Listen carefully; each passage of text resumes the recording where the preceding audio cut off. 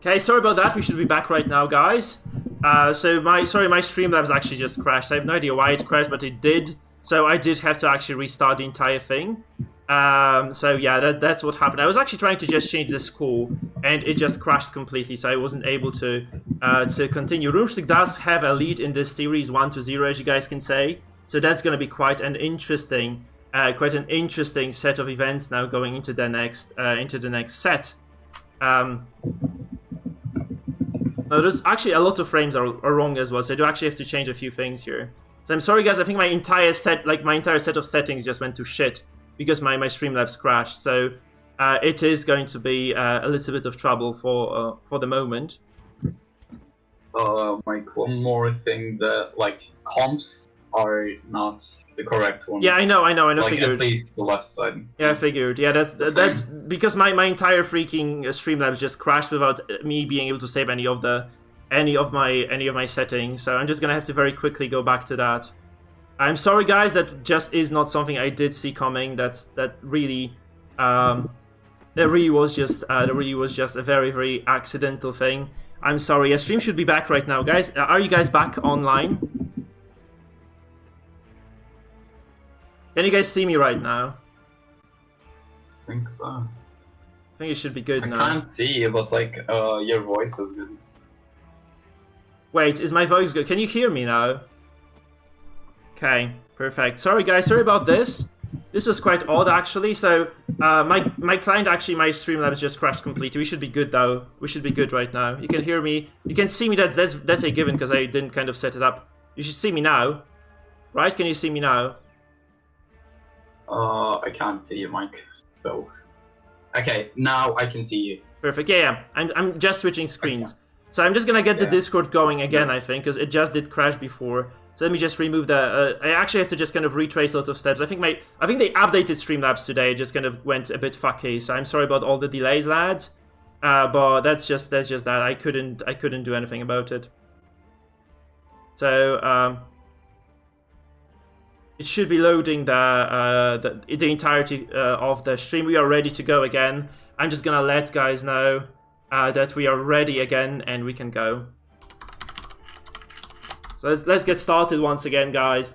I'm so sorry about that, about that little hiccup at the start. We are back online. We're back on the track. The players are trickling back into the game. I think we're gonna get started momentarily. I'm letting the boys know that we are indeed ready and good to go. Perfect, perfect. I'm sorry, but again, I have no control over this. If something crashes, it just crashes. It's kind of a shame because we did have like 50 people on the stream, so it's gonna be a bit more messy now. Yeah, they'll come back. Yeah, they'll definitely come back, guys. We're going back into the game between Rumstick and. Okay, again, I can't see the freaking thing for some reason. So go ahead, take it away, man, because I do need to actually. Okay. So the coin toss is for Rumstick, and Rumstick will go first. J-Man comes out with his deadly mark comp, but Rumstick starts to shut it down from the beginning by stunning the bounty hunter. Yeah. So. That's the thing that I would be scared if I were scared of if I were Rumstick, right? If he's to lose to any composition, this is the one that he's gonna lose to. The thing is, however, this comp is very, very volatile, so it either wins or it loses very quickly. It can run out of steam very fast because you have no tanks, there's no front line here, there's really very little control as well. There's like a single stun available on the Houndmaster, that's it. So if you do actually make a few mistakes or like a very poor start, this can really snowball out of control for your opponent. And if Rumstick can control this well enough, I think that's just gonna be it, right? There's gonna be quite a lot of trouble then for J-Man. So Rumstick I think Rumstick has it right now, has what it takes to just advance right away, just eliminate our previous champion, J-Man, in the very first game of the day. But J-Man has multiple marks, which is a threat to Rumstick's Arbalest. Yeah. I mean, actually, Rumstick's Arbalest can cleanse them, so unless she just dies straight away, she can always just get rid of those marks, just kind of get the control back. But, yeah, again, that's the question of how well Rumstick is able to control this. Rumstick's just going for dots, but The Yeah. double miss on That's it. the harvest is sad. And it's 22 also quite. damage. Big. Mm-hmm. Sorry, go on. There's also a very, very low sniper shot damage from Jamin though, so this could have just done substantially more damage. Yeah. Which means still there is no real threat on this Arbalest in the very back row, unless you just shoot her right now, which is probably gonna happen. And I think this just might be a kill very soon. I don't think he might just lose her, because I think he has no way of just sustaining her for long enough. I'd say it definitely is. I'd say Rumstick should go for a blind shot, but Oh, that's a very 22 high press heal, heal. yeah. This That's might pretty actually much. do it. This might actually do it. You do have... I think this is gonna still be enough damage. He has like double offensive items. This is 21 damage! 1 HP left. Oh my god, that's Sad. crazy. Super lucky for Rumstick. The crit and then 1 HP left. Oh, Okay? big dodge. Guys, let me just kind of... I think there is a question in the chat about the rules of the tournament. So as we go, the rules are as follows. You have to pick 4 decks, and you can basically compose a deck out of any character there is in the Butcher Circus, but you can only use one character twice across all your decks. So you are limited in this regard. And then you have like basically 4 decks. Your opponent bans one of them, and every single time you win with your deck, you also cannot play that deck again. So that's why you have this kind of dynamic going on. It's basically Conquest format from Hearthstone, I believe. Back to the game though, we have a pool on this Arbalest of Rumstick. She is in a very precarious position, and the worst bit of this entire thing is that she's just dead to rights. There's like no way you can save her. I'm actually surprised he didn't heal her with the Crusader. I think you can still rally to the flame from 4th, right? Oh no. You should have just gone for a kill, J-Man. Yeah. I mean, let's still rally to the flame on the cards for Rumstick. I mean, I think Jamin just doesn't want to lose a character the finale there. I think that's what he was afraid of. But this Jester doesn't have that much damage on himself right now, because he did actually fumble the first attack. He doesn't have like 80% damage bonus that he would have had. So It has just plus 40% damage and 8% crit, which is not good enough.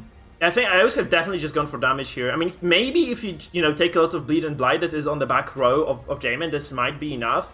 I would say the problem for Jamin is there's this extremely sturdy flagellant in the very front, and you cannot really target the flagellant with the Arbalest or the Musketeer. So this lad is just gonna obliterate you unless you just play this extremely well. This is also a miss on this Jester. I think this Justice served for Jamin, who I think just kind of got relatively lucky previously in the game with the BA just missing the spot, right, with that finish him. So this is 1 for 1 here. Tit for tat. I think this is basically. Okay, maybe Jamin was a bit more likely to miss than Rumstick was actually as well, because that Jester does have like a substantial amount of dodge. And there's no finisher bonus here either, right? Because there's no. This Jester was kind of high on HP, so maybe this is kind of actually quite likely to miss. Could have been quite a bad call actually from Rumstick, because. Sorry, from Jamin, because he could have potentially just taken out the Arbalest, and now he's not gonna do it, right? There's again like gonna be a heal. And this composition of Jamin is just going to run out of steam, and so will Jamin's chances of making it through this round, I think. Drumstick is just playing they're both excellent game taking today. incredible risks right now. Rumstick doesn't heal with Rally to the flame, and then J-Man goes for a heal on his Musketeer, then shoots the enemy Arbalest. Yeah. Which might be a kill. Never mind. No. But I'm actually surprised he didn't go for healing here. I would have definitely healed this Arbalest. Like, if you're Rumstick, you're just kind of trying to buy yourself some time, because this is a dead Arbalest. I mean, a character short, completely unnecessary, by the way. If you would have just kept this character alive just by healing her several times, you can just kind of buy yourself lots of time, just keep using Drain of Sorrows, and this is a death blow actually in return, very unexpected. J-Man is in a bad situation. He cannot cure the bleeds anymore, and like the Arbalest to Arbalest trade is more beneficial to Rumstick. Yeah. But Rumstick's deck is totally shuffled, which might take some time to fit back into position again. Yeah. I mean, you have to say that, Flagellant is the bane of Marcoms. There's no stans available on Jamin, so unless you just take this character down within a singular turn, you're just in a lot of trouble. This Jester also has the finale available. It's looking so grim for Jamin at this point. You don't even have to finale this. You can just deck stab. This doesn't kill you now. Unnecessary risk, I'd say. I think you're okay. Yeah, maybe you could have actually finale'd this. Actually, that's true. You could have just potentially finale'd this, but You're like, Jamin is so all in, he's just playing on the edge. I don't think he has a chance of winning this if he keeps doing like those very risky plays. What can he do actually? Yeah. That Jester still has his finale. Yeah. That's a like big threat. There's still ammo in the Jester gun. Absolutely, and this Flagellant is just never gonna run out of steam at this point. Like, you have to control the Flag if you're running a Markham to kill him, right? You just need to land a stun, do enough damage to take him to 0 HP, and kill him in a single round. Otherwise, you're just gonna lose. Might be good enough to control him. Oh, yeah, but I don't think that's gonna cut it, though. You just move him to the front, he's just gonna reset. You just keep resetting if you're Rumstick at this point. I think you're just happy to keep doing this, and you're just probably gonna win at some point, you know? You're basically a single dodge away from just taking away a single character of Jamin, and that's just gonna kind of keep going from bad to worse.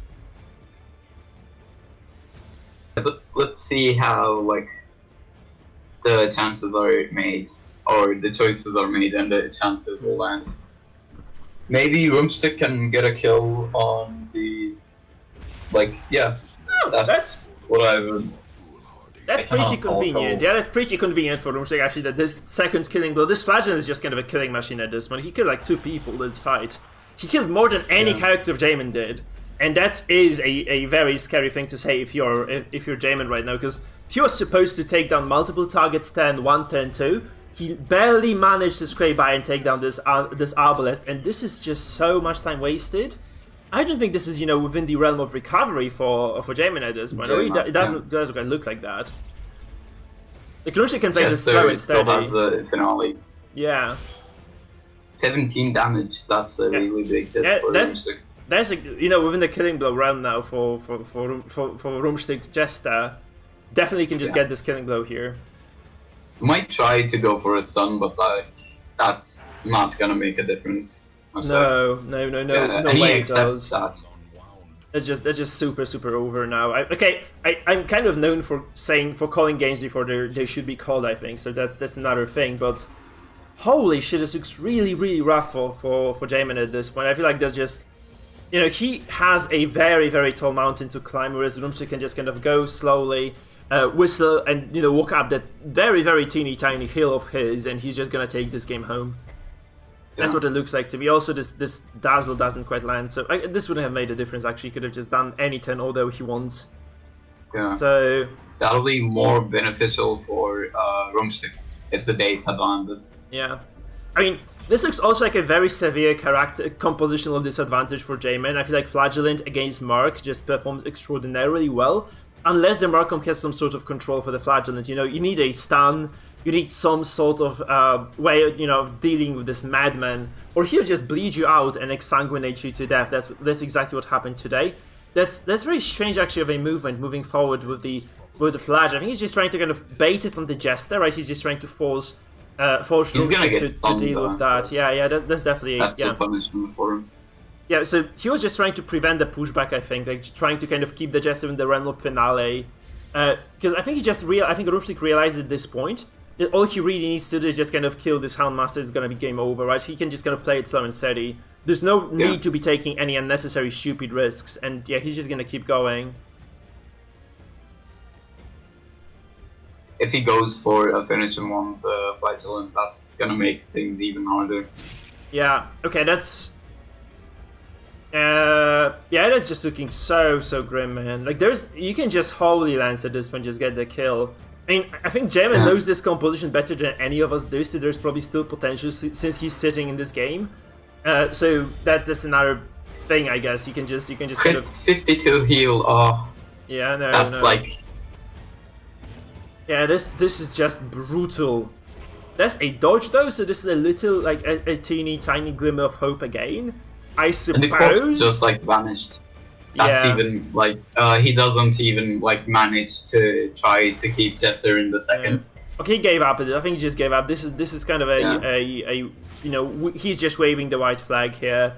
Because whatever you do if you're Jamin now, you can just always heal this thing up with the Crusader. I think there is no damage you cannot heal through, and this actually means there's going to be the finale landing on this Houndmaster.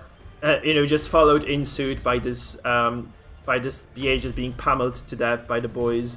I think that's what just kind of we're gonna see here. There's nothing else you can. There's nothing you can do if you are Jamin.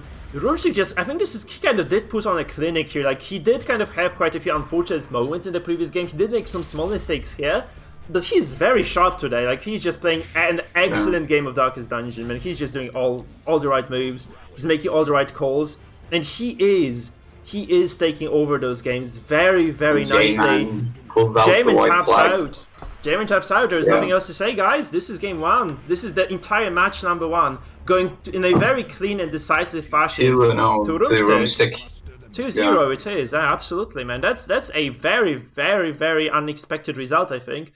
Nobody saw that coming, so this very first game goes in favor of Rumstik indeed. And this actually means that, we have another game in our hands.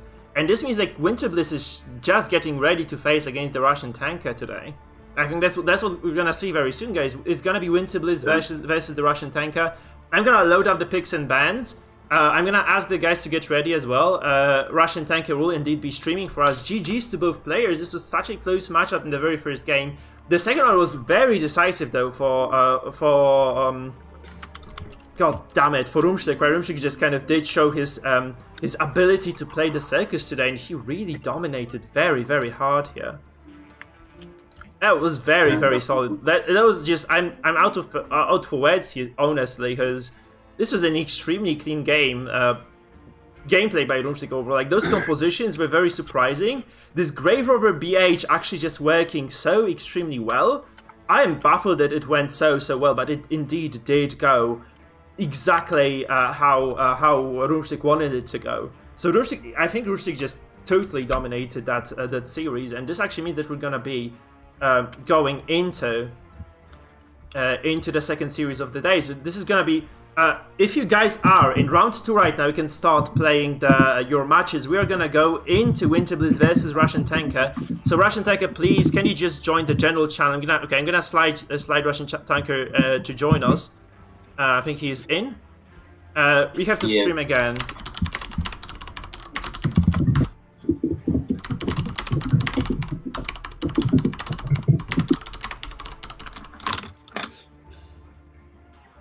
I'm gonna ask Winter Bliss for the same. We're gonna look at the bans.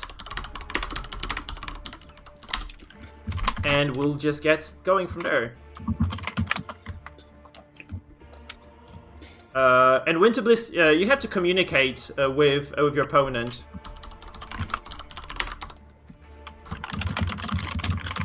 Okay, as far as the cast goes, by the way, because I also have the cast to sword, I think it is going to be a change in the cast right now. So, Dino, you're playing a game right now, so thank you for casting alongside me, by the way. And we're thank you for having me, dude. I think, okay, I hope you don't come back, because this would mean you're winning the tournament. It's going to be Sis joining me right now, so Sis, you can join me if you want to. Oh shit, I'm on open mic, I just realised. You are. You are. Sorry. Yeah, you are. You're just kind of grumbling in the background for like the last 20 seconds. Guys. Hello. Hey there, Sis. Hey there, Sis. How are you doing? How is it going after this series? That was a fantastic game, Mike, and I cannot wait to cast this next one with you. Got an absolute killer matchup right now, brother. Yeah, that was just absolutely nuts, man. That was just absolutely nuts. I just became able to report. I've just become able to report the results, so I'm just gonna submit the score. You guys can have a look at the. By the way, you can always look at our standings at our ranking table over here. I just posted it on the chat. You can just go there and check the bracket out. Dino just did that as well. So as we can see, Dino is gonna face Rumstik. He knows his opponent now because he did watch the game. He commented this game with me. Oh.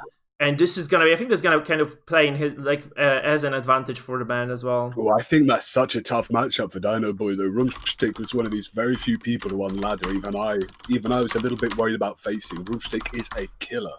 So yeah, Dino absolutely. Boy, David versus Goliath. We should call him David Boy. Oh, I would say, yeah.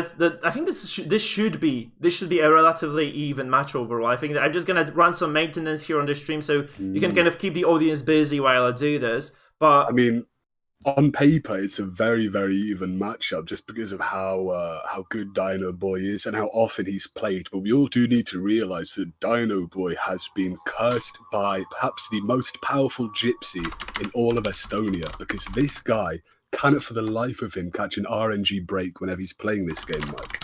It is so brutal for him. Yeah. And against a player like Rumstick, he really will not have that opportunity. If there is too much bad RNG, Rumstick, boom, he's going for him. He's going to bounty hunt him. He's going to Arbalest snipe him, something along those lines. Very punishing gameplay. Yeah.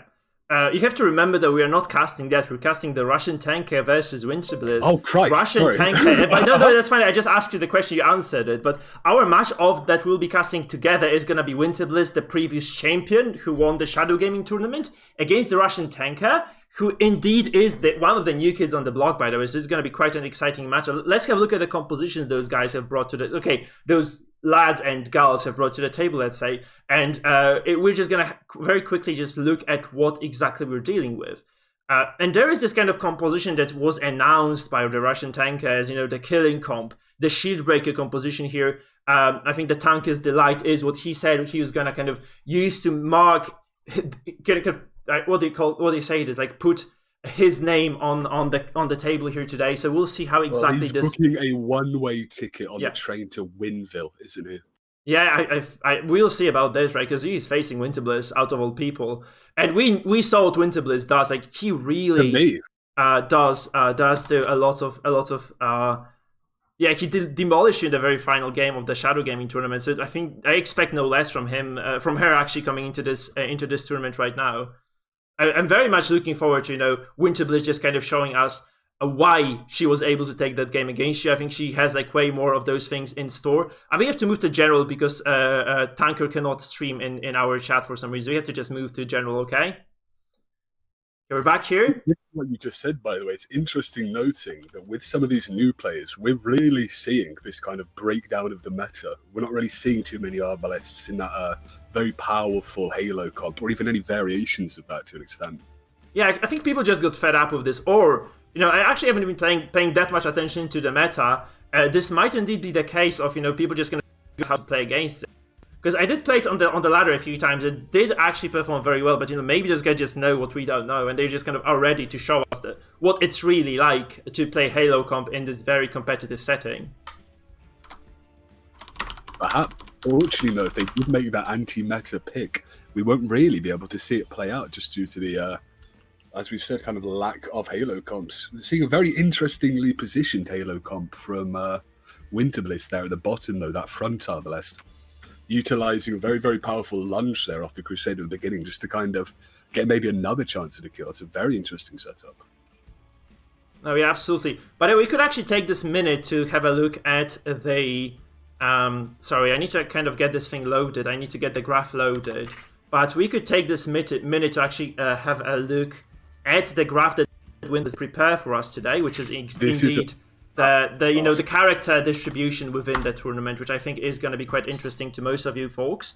So just kind of very quickly have a look at that while the lads are setting up for the thing. Sorry, this is not the right thing. Worth noting again, very, very quickly, is the fact that these players are able to change their character positions and trinkets in between games. So they can actually anticipate what's happening later rounds. Exactly, yeah. If you get lucky and counterpick someone, you can very easily target a certain comp.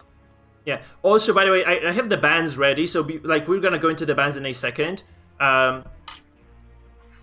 it's gonna be okay. Let's just have a look at the graph, shall we? Or should we just go to the bands before we do? Let's have a look at the graph first, then. Okay. So the graph, as you can see, guys, this is something quite interesting.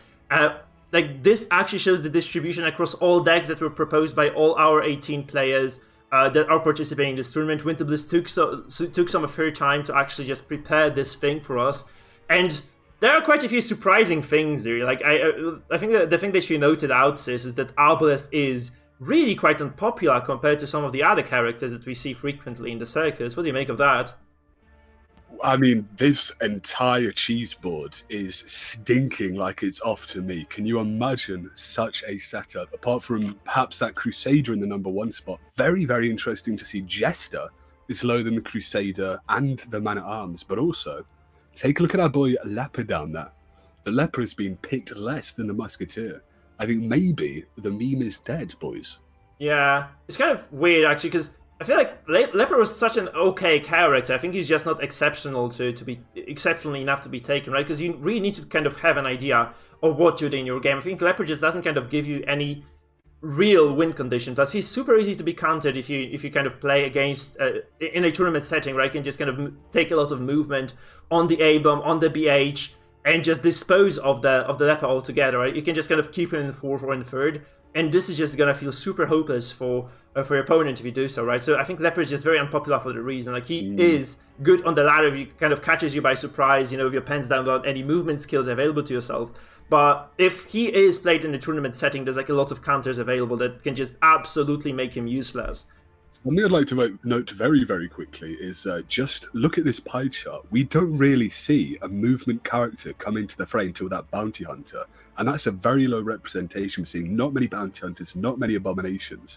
So really, that plague doctor there, only positioned at 2, only 2 people taking it. Really, that could have been an awful lot high, and it probably would have paid an awful lot of dividends, Mike. Yeah, sure. So, Sis, I think without any further ado, I think the guys are getting ready for the fight. I'm just gonna ask them if they are indeed ready to go. I think they seem to be in the lobby. So we're gonna go and get going with the fight. So let's just kind of have a look at the bans very quickly now. So let's just go there. And we have the Tanker's Delight ban actually for Winterless, so we might not actually see this setup at all. And I think it's going to be the Grave Warbear as well. This is the comp that made Winterbliss famous in the first place. This is the comp that she dominated the previous tournament with, actually gone from the setup as well. And this means actually there's a very funky setup for Winterbliss there. You know, the Hellion returns. I have not seen a Hellion for a very long time. I mean, the penultimate tournament that we played, like the previous Butcher's League tournament, had like quite a few Hellions there. I really don't think any of those Hellion comps did actually perform that well. So that's something that you kind of have to keep in mind if you're playing now. So that's kind of a weird thing, actually. I'm just gonna let the guys know that, you know, that they should get started with their picks and get into the game. Did you say that Grave Wobber is? Yeah, that is a very, very powerful team there. That Jester being banned out. Obviously seeing just a one Jester there on the Russian tanker side. But Winterbliss here, taking 2, even with 1 banned out, still has that 1 Halo comp with a remarkable, remarkable pressure rate. Easily can rely on that for at least a single win. Yeah. Okay, I'm baffled by that Hellion comp. What the hell is this? This is like a straight up DOT comp that just kills you or dies. I think that is exactly that. Yeah, I'd imagine so. So there might be like a lot of repos that might come into play later, I guess. I really don't know. I have no idea what we're getting ourselves into at this point. I'm really looking forward to seeing this in action. I think they're in the game, actually. I think we're in the game. So we're just going to pull up this on the main screen, guys. We're going to have our go at casting. Russian tank on the left-hand side and Winterbliss on the right-hand side coming to the Sinister area right away. How long has it been before we've been able to tell that coin toss going there to Winterbliss first? Very, very, very good news for Winterbliss. That's a Halo comp that went through the bands. Oh my god, that's just going to be brutal, I feel. And now we've got the stunning blow here. Quite interesting. Could have went with a bounty hunter here. Pull for and that's stun resisted. Again on the man at arms. 70% base resist, I believe. Very, very high. It's actually very important that he does resist it, because you actually kind of do lose out a lot if you do not use your first turn on this MA8. Look at that crit and heavy crit as well, yeah. This is going the opposite of how we expected here. Yeah.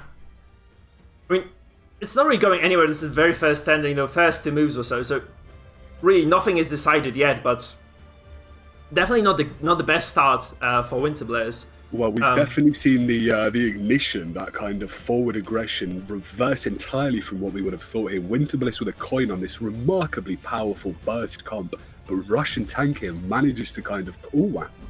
That is a blinding powder, or a flash powder, I believe.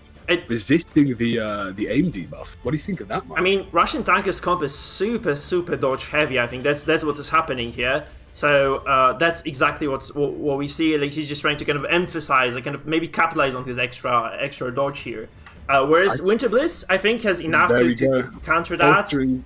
Wow, not even choosing to bolster there. That would have increased the dodge, like you said, and instead choosing to, if he's got the right trinket, he'll be able to go right through that exactly. This is what you get when you don't read your opponent's trinket choices.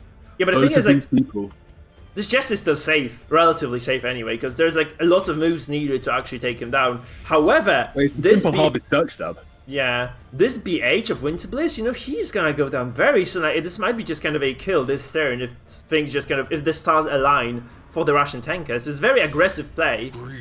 Obviously, Winterbliss pays back in kind. He actually does penetrate this block with multiple characters, and this might be very scary. We might see a Caltrops here take him out. I believe a Caltrops here. Or a sniper shot, actually. Both of those are very, very much capable of actually killing the Jester. The turn is reset. The thing is, you have to do it now, because if you do activate this BH and he doesn't get the kill confirmed on this Jester right now, he's just dead to rights from that finale. Well, I mean, I think you take it. The only chance he really had at 100% kill was that Jester's finale. There we go. Death blow. That is so punishing for the Russian tanker. Yeah, that was a very educated decision. This was a small gamble, but it was an educated gamble nonetheless. He takes it. She takes it. Actually, Winterbliss takes it. She does get the kill on this Jester. And this is looking very, very, very solid right now for Winter.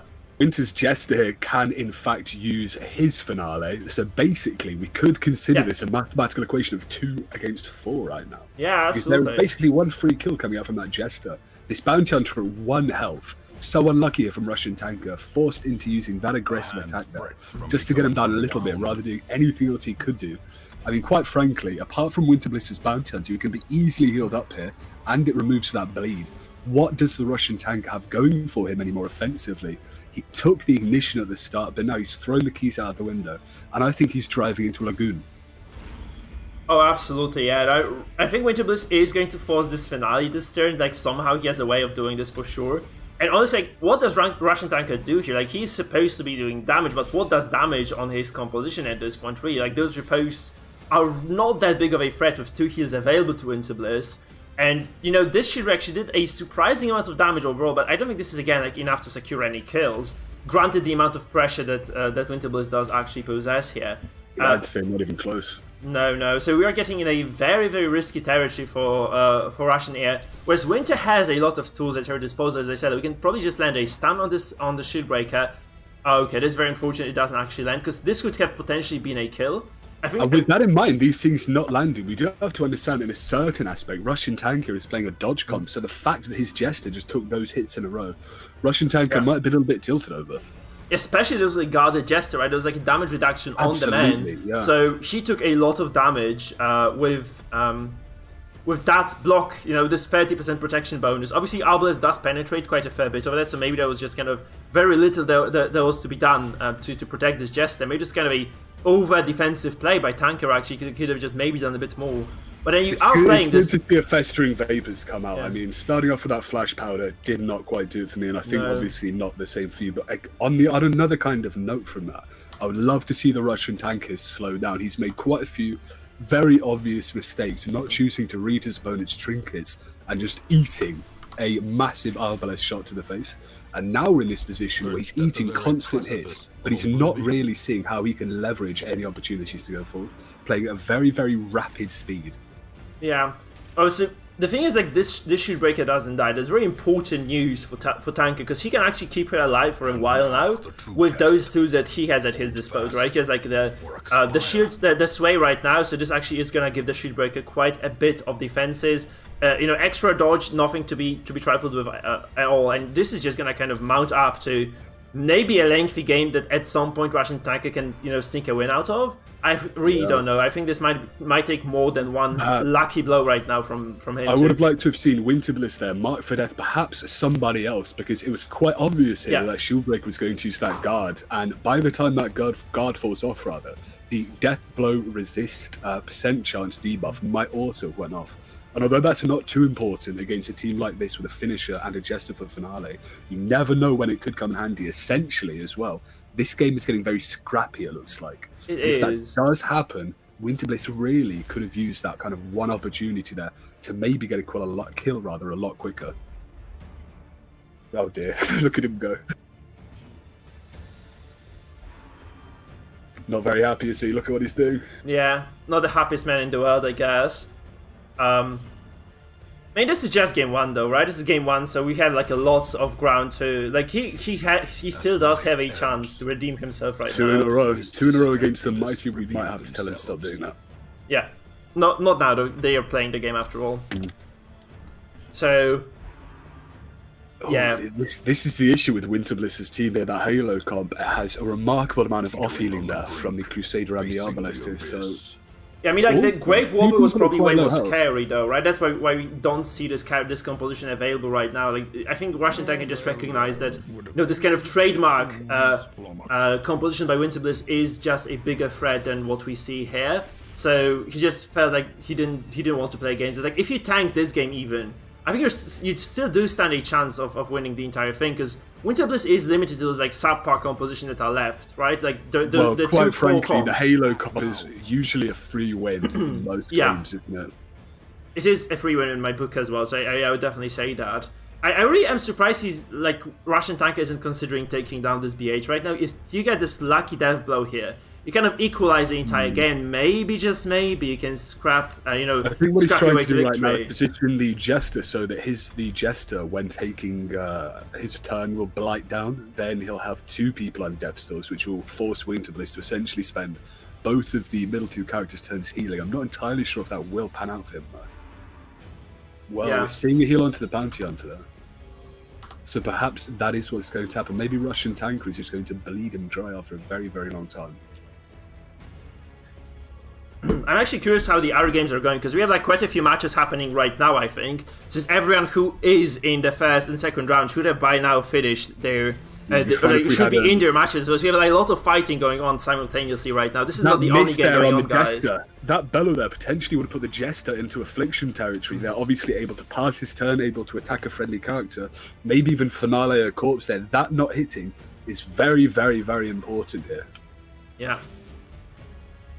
Man, this is looking very dire for Russian. It's like this became a very slow game because of all those kind of very early, all this kind of early pressure that went down. Now, like, I think both players are just trying to stabilize, right? I think that's what's happening. Just that Winterbliss has more characters to stabilize with, and I really don't know if Russian Tanker is going to be able to kind of go through all this stabilization, we could say, and maybe make something happen. This antiquarian heal, we need to understand, has been somewhat negated by that Caltrops, I believe, hitting for 2 and healing for 3. So this will only heal you 1 per turn, which is enough to get you out of Death's Door. But if you have any other bleeds on you, be it from the Jester or be it from anything else, you're not going to get healed out of Death's Door. And now we're seeing a mark on the antiquarian there, Mike. She's going to go down soon, isn't she? I'm actually very surprised that Russian Tanker hasn't gone for any attempts to kill this BH. He had like several right now. He had like 3 at the very least. And I think one of them could have actually decided this entire game potentially. Right now, this is very, very rough. I mean, she doesn't even get the movement back from it. Really, the kind of given consensus on how you use that ability is after you get pulled in, you'd use it. But that stun could still gone through. So essentially dead for 1 turn now, that shield breaker taking that stun. Choosing to guard a character with a block available. Yeah. What do you make of that, Mike? So I think Russian Tanker does the right thing. He just recognized that if he loses this character, he's just out. So he needs to keep her alive as long as he needs to kind of stack those regions on her. So maybe there's gonna be enough. I'm not really sure, but also we have to kind of take into consideration this Jester hasn't been quite stuck in the finale the way he was supposed to, because he has actually missed quite a few of the previous blows. So maybe there's still okay. There's still enough. 160 is enough, Mike. I'd say that's enough to kill the Man-at-Arms right now. Yeah, okay, that's true. Okay, and I wouldn't say this is enough to kill the MAA, but it is getting within the territory. Like, if you shoot him first, then you can definitely take him down. Doing perhaps triple damage soon. Yeah, but he's guarding as well. He has extra protection, and the Jester doesn't have the protection penetration, right? So it's kind of 30% extra. Exactly. But you, at this point, given how many resources have been pushed into the defense of this shield breaker, I would have liked Winterbliss, and I've said this before, when Winterbliss marked for death the shield breaker, I would have rather have seen that on the Man-at-Arms. Try and kill that Man-at-Arms first.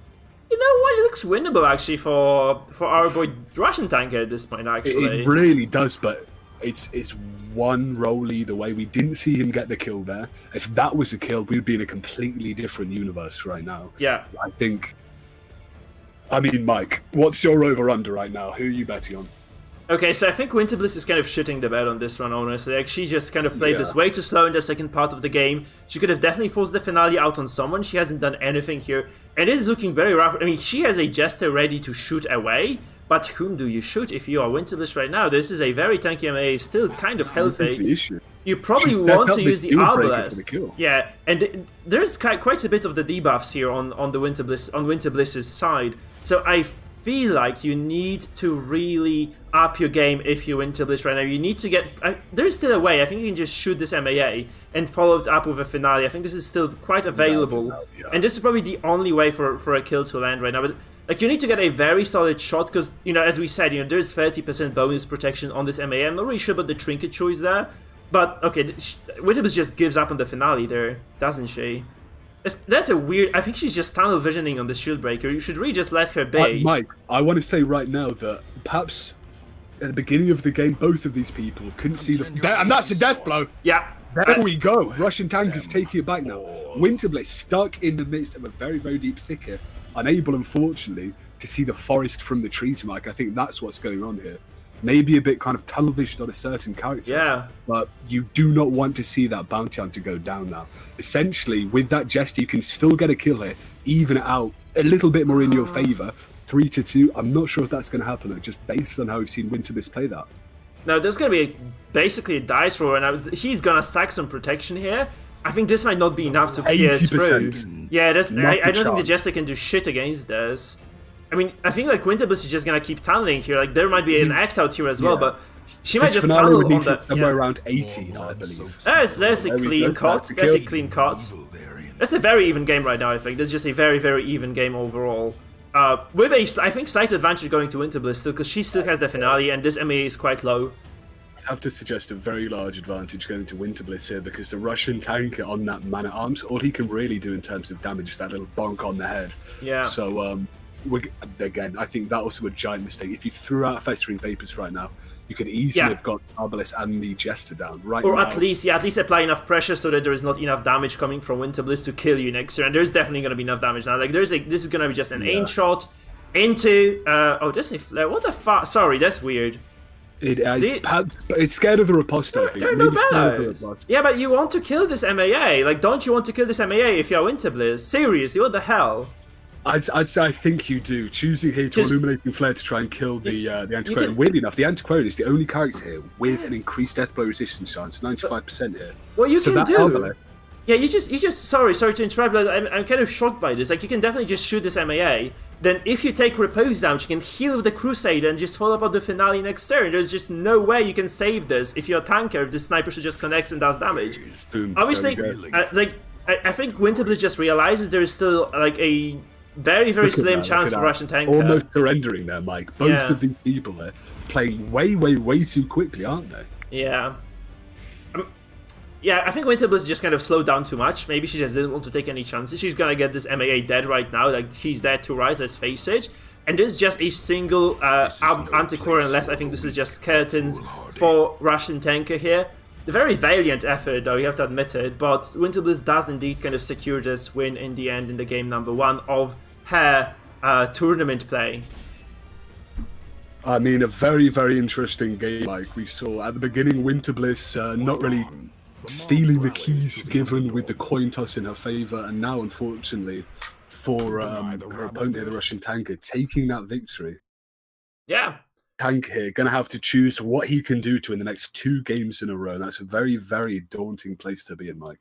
So, I mean, you probably know what you're going to be facing now. I mean, okay, you don't know because it is Winterbliss, let's face it, but you have a Helion DOT comp, crazy, crazy amount of dots, or the staple Zenith comp, as we call it, which is the, Crusader, MAA, Abomination, and the Houndmaster. So, this being said, I really don't know if Winterbliss... If I were Winterbliss, I'd just go for the safe comp now. You can just kind of probably get a win with the Zenith if you have played enough of that, and you have enough experience. I think Winterbliss does indeed have enough experience to dominate. And then you're a Russian tanker, and you have like a lot of those comps that you are probably willing to play anyway. There's like this crazy aggressive Mark comp, the critical thinking one. There's this Virtue comp, which is kind of the slow DOT comp. Very awesome. And then you do have the Slav Gamble MK2, which is another shield breaker comp that we just saw played right now. And you can just come back to this if you feel comfortable on that, right? If you feel comfy on that. Quite frankly, Michael of Surffield, I really believe this match, these next 2 games potentially, won't really come down to kind of intense critical thinking while you're, I don't know, kind of in this position. I think really they need to kind of understand that they are playing far too fast let that rope burn down a bit, because there are so many very, very simple and obvious mistakes. Even here, we saw the Russian tanker choose to not even read Winterbliss's trinkets.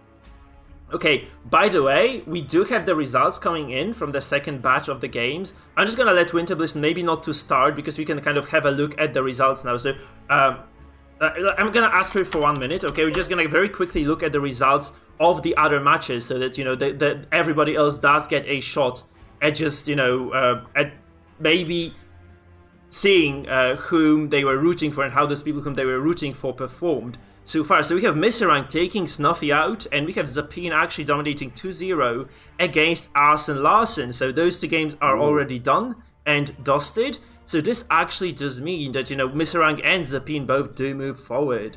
And we probably will be casting Misserang in the next round. It's looking quite interesting, because that's going to be the winner of this game against Misserang. So whoever wins this matchup is indeed going to be facing Misserang himself. Let's see how it goes. Okay, I think I'm just going to tell the players we're ready.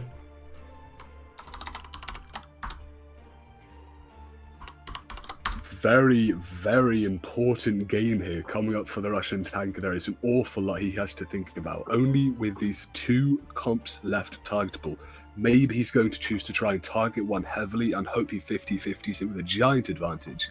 Maybe he's just going to choose the strongest comp he has and go for this kind of all-comers, all-field approach. Who knows? But regardless, a very, very important game here for the Russian tanker. It needs to 2-0 now.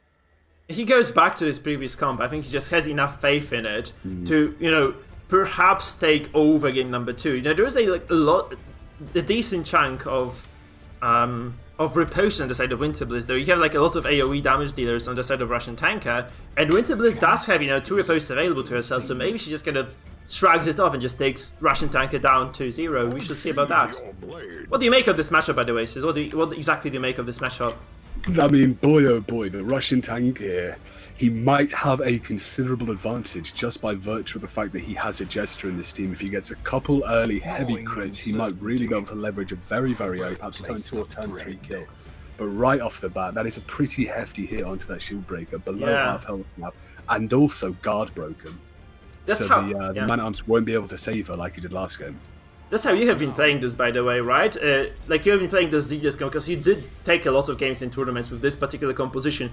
You are playing this as a semi-damage comp, because this means you can have, like, 2 avenues of killing your opponents. One is stress, obviously, if the game goes long enough, but you still do enough damage with this Abomination if you use him correctly, and you can take over those matches before they even start. Like, this looks very rough all of a sudden for Russian tanker. A-bomb can just knock off 50% of your enemy character's HP if they're a squishy target, and this was a squishy target indeed. This was, however, a very risky move, I think, from Winterbliss, because this is a very, very high dodge shield breaker, whereas this A-bomb, probably this was basically a coin toss, whether she was gonna actually get that or no. And the difference between this game and the last one, which is in the Russian tank's favor, is the Russian tanker has a very, very high dodge comp, and last game, Winterbliss was playing a composition that kind of ignored that. Very high base accuracy, Bounty Hunter and Arbalest there, able really to hit you regardless of how much dodge you have, at a pretty reasonable rate, maybe 70 to 80 on a 60 dodge character. So right now the Russian tanker does have, we can say his dodge aspect isn't being completely negated, so in some way that is, you know, in his favour, but really Winterbliss starting off already with that heavy damage. Little bits of stress coming out here and there, but again, don't really need stress to win this game against a team like the Russian tankers here. Not much healing on it. Yeah, there's a question in the chat, by the way, why those matches, some of the matches are done off stream, because this tournament would have taken like 3 times as long otherwise. So this is just basically not feasible for us to cast every single game, or you'd be just spending either 2 days, 2 days on casting this, which, you know, is just our 3 evenings in the week. And also and nobody's paying us to do this, right? And also it is quite inconvenient, again, for, you know, a lot of people, casters, and also the players to book 2 evenings in the week. So that's why we're trying to kind of wrap this thing up in a single day. 20 games is a bit too much for anyone, but that beast bile coming down there, very impactful. Bleeding and blighting both the middle characters here for Russian tanker. 2 of the kind of softer characters there. The DOTs, obviously, you can't block with your Serpents and Sway. So the Russian tanker here really, really needs to start perhaps thinking about just shitting out those heals. But even then, you just got the AoE rejuvenation from Antiquarian there. and I don't think that will be able to kind of overact the heavy DOTs he's got him. Man, look at that. Yeah, Winterbliss is just going slow and steady at this one, really. Like, she's just making all the correct steps. There are very few dodges, by the way, on the side of Russian tank, as it was noted by someone messaging. I think Seta was the person who messaged the Russian tanker, but honestly, this is looking very rough, because, like, this stress comp by Winterbliss is taking over in terms of damage, in terms of stress, in terms of pressure, and really there is nothing that Winterbliss has to worry about at this point. She's just kind of taking over this game completely. There's like a lot of stress. Turn 2, 3 characters almost resolve broken on the very first turn. This is not looking too hot. You'd usually expect this to happen around turn 5, turn 4, that's the normal break point. I'd say this is about a turn 4 or 5 game state right now. I mean, the Russian tanker, we say quite often that dodge teams are unreliable, and that's perhaps why we don't often see them in tournament play, but I think this is why, Mike. Yeah, that's why, because you basically don't want to be rolling the dice or tossing the coin in a tournament match. That's why people kind of prefer the Halo comp, for instance, because it just secures killing blow after killing blow. It is very reliable. Like, every single Jester comp, by the same token, does perform extremely well, simply because the Jester does provide additional accuracy. I mean, Mike, it's make or break right now, and it's completely out of Russian tanker's hands. No, it is. Like, I really don't feel he has a way of back into this. Like, Winterbliss is just demolishing him right now. Like, look at this, 3 characters resolve broken, I think, is gonna be the case right now. And Winterbliss hasn't even finished turn 3, she's just started it. Like, this is gonna be so much stress. You didn't get to see that Virtue LOL comp, isn't it, Mike? Yeah, like, I think Winterbliss recognized that she doesn't really need to control anybody on this squad, right? She can just kind of keep dishing out those zealous accusations, those hound rushes. The Aeon can just do his thing as well. And there's, like, so much riposte as well, you know, for Winterbliss. Like, it's kind of scary to be hitting those characters in the first place. You know, the Jester is completely disabled, because every time he tries to do something, he gets, like, spat in the face. If the Antiquarian tries to use the Vapor, same fate again for her, right? There's just a lot of damage coming through. And this is also stress that is a win condition for Winterbliss. And you have to remember those DOTs also are ticking down on both sides, but Tanker is in a very, very, very dire spot in terms of the affliction. We would need to see a finale very, very, very soon. I've almost slept on the fact that there's a Jester in this team, just due to the fact that there's a lot of spread damage going out right now, but none of these people are really in finale range. Yeah, but especially because there's that Beast Bile there, so you can't even harvest without getting hit in the face. There is solo, there is no direct stuff there. He just has the solo on this character. I'm kind of surprised this is indeed the case. Like, is it just for the bonus dodge? Because I mean, this is bad. I think you want to take solo or battle ballad, not both. And the lack of direct stab there is quite punishing. This finale here might not even kill anyone next turn, quite frankly. So 120, Winterbliss can heal a little bit. Can heal, obviously, on the Handmarks himself, the Abomination himself, and the Crusader can heal either one of them. But still, I think that should be enough to keep Winterbliss safe for this one turn. And I mean, this Dago dropped into kill range. One turn. Dago is definitely in kill range for the Jester, though. Yeah. So maybe, you know, it's like there are actually going to be quite a few characters who are going to be low now. That's a dodge as well, so we see that those. That is a dodge, finally. Yeah, that's very important actually for the Russian tanker. Obviously, though, there is the second shot that Winterbliss hesitated. Like, next turn, she will indeed be able to kind of try to deal with this Jester once again. But if she doesn't get that stun, which is absolutely crucial right now, she is going to lose a character, maybe a vital one as well. And this game may very, very well go Russian tanker's way still, actually. We did cross him out, and we should have probably not done this, because there's like a lot of DOTs on Winterbliss's comp. Oh. There's a lot of dodge. From Russian tanker is a bit brutal. You do want to have to guard that Jester right now. Yeah. Can be what I'd really like to see, and what Winter, I think, the most ripe cherry on the table, Mike, and I'm sure you see this. Transform and slam, yeah. Exactly, look at that. She's just gonna go for it, and this is a coin toss, really. This is as coin tossy as it gets. There's like a lot of extra dodge on this Jester. And it goes through. This goes through, though. This was a very, very narrow coin toss, because you have to remember solo does give you an additional bit of dodge. Right? I think it's quite a bit of that. 15, yeah. So, and the Jester has 40 dodge as a baseline, so I'm not really sure if the bolster did drop this game, but this was a very, very unlucky. Okay, this was a coin toss again for this Jester, and it didn't indeed go in Russian tanker's favor. I think we can all agree that the Russian tanker has got his fair share of being beaten over the head with a fucking RNG stick, quite frankly. Yeah, sure, but you know, Winterbliss is playing impeccable game here. Like, she hasn't made any mistakes. This is a strong game. I mean, I wouldn't say impeccable. We could have seen perhaps more stringent target picking this spread damage, whilst obviously very oppressive rather, isn't perhaps getting anyone killed just yet. Choosing to rely now on, I think, what will basically just be Hounds Harrys and maybe some zealous accusations on the front row. But still, this Jester perhaps could have been dead a little bit sooner. Russian tank here is being given an opportunity, no matter how slim it is, to try and kill someone now and then kill someone else with the finale. If that does happen, we could be seeing the Russian tank here take it home, but I really don't think it will. I mean, Winterbliss's Bellows coming out right now will have stacked up quite heavily. So there are like so many kill chances on this Jester, you know. The stuns aside, you don't really need to stun this Jester anymore. You can just control him by killing him. That's probably what Winterbliss is going to be aiming for right now.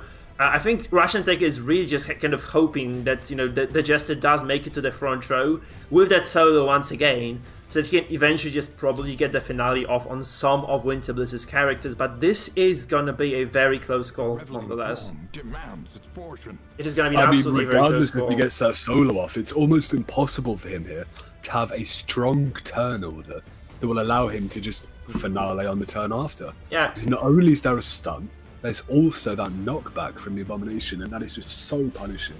We would need to see more control out of Russian Tanker just to allow him to finale, and I don't think we're going to see that, Mike. I think even the finale goes through, it's still kind of sketchy. Like, I do believe that Winterbliss, even if he loses the Houndmaster now, she is still gonna be like able to take over this game anyway, because she has done so much stress as it is and so much damage as like everyone is at 0 HP basically, that even if the finale does succeed, it still might not be enough.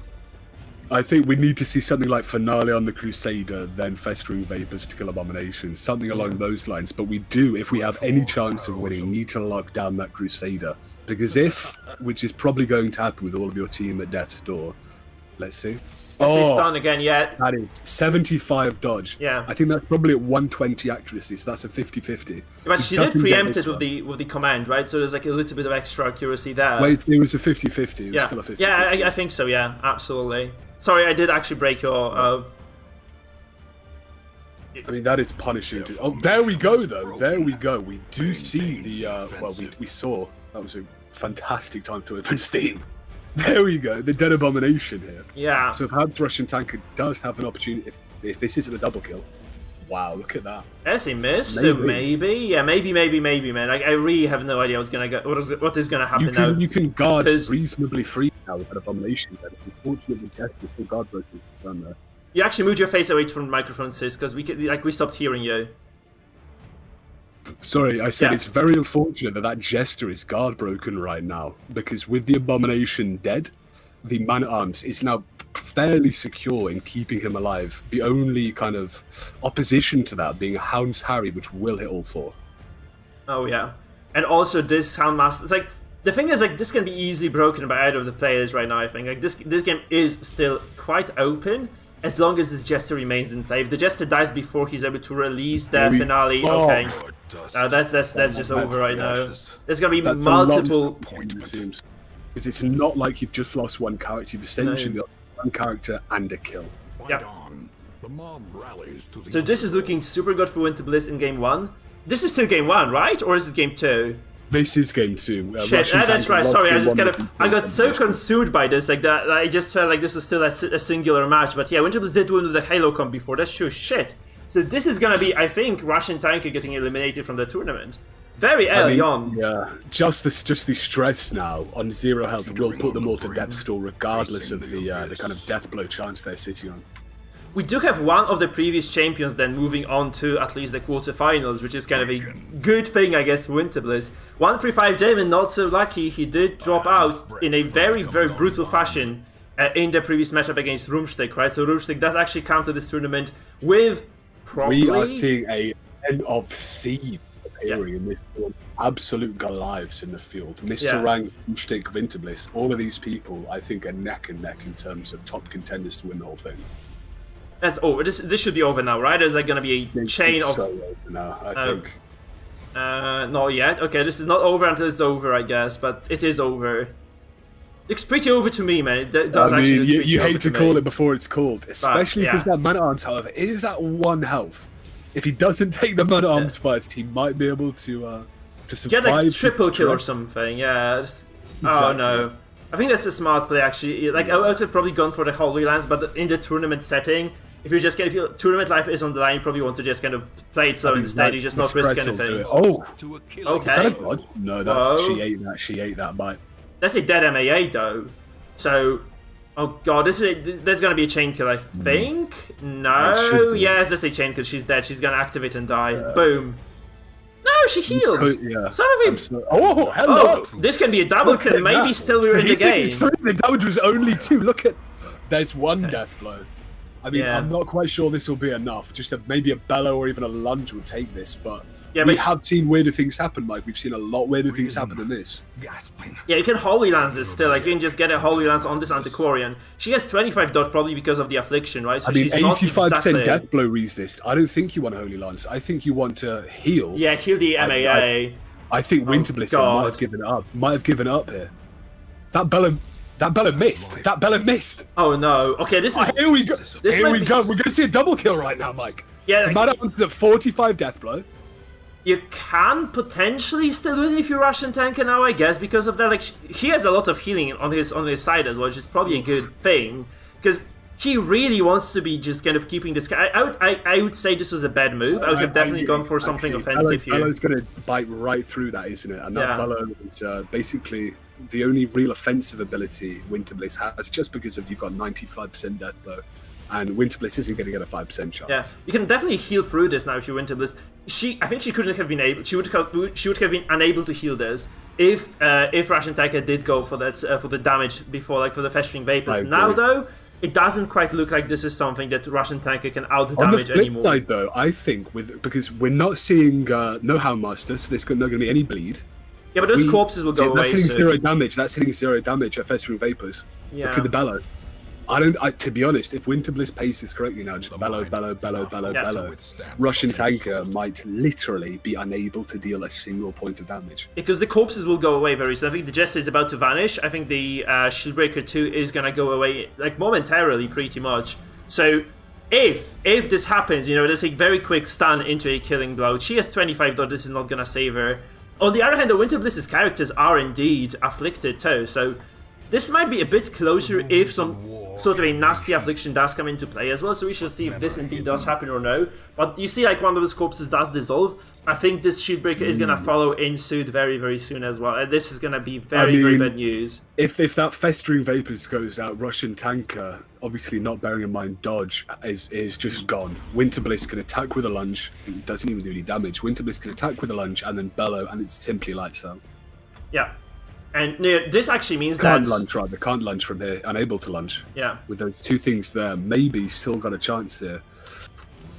I would have liked to have seen a heal there, just because heals run out, and look at these Death's Door nows. You take that character, won't be able to heal back.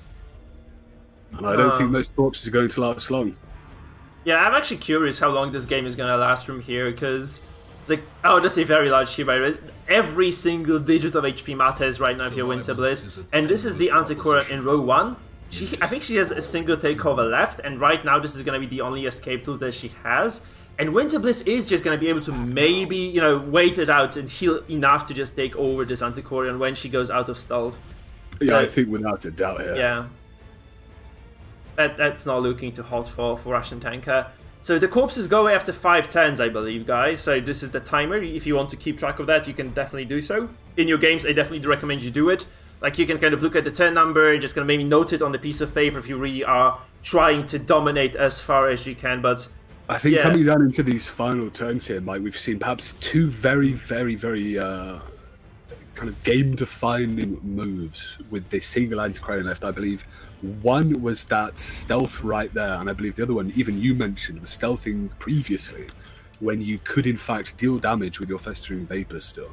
I think maybe Festering Vapors earlier, perhaps a heal here or there, could have won Russian Tanker this game, especially considering Winter Bliss is afflicted.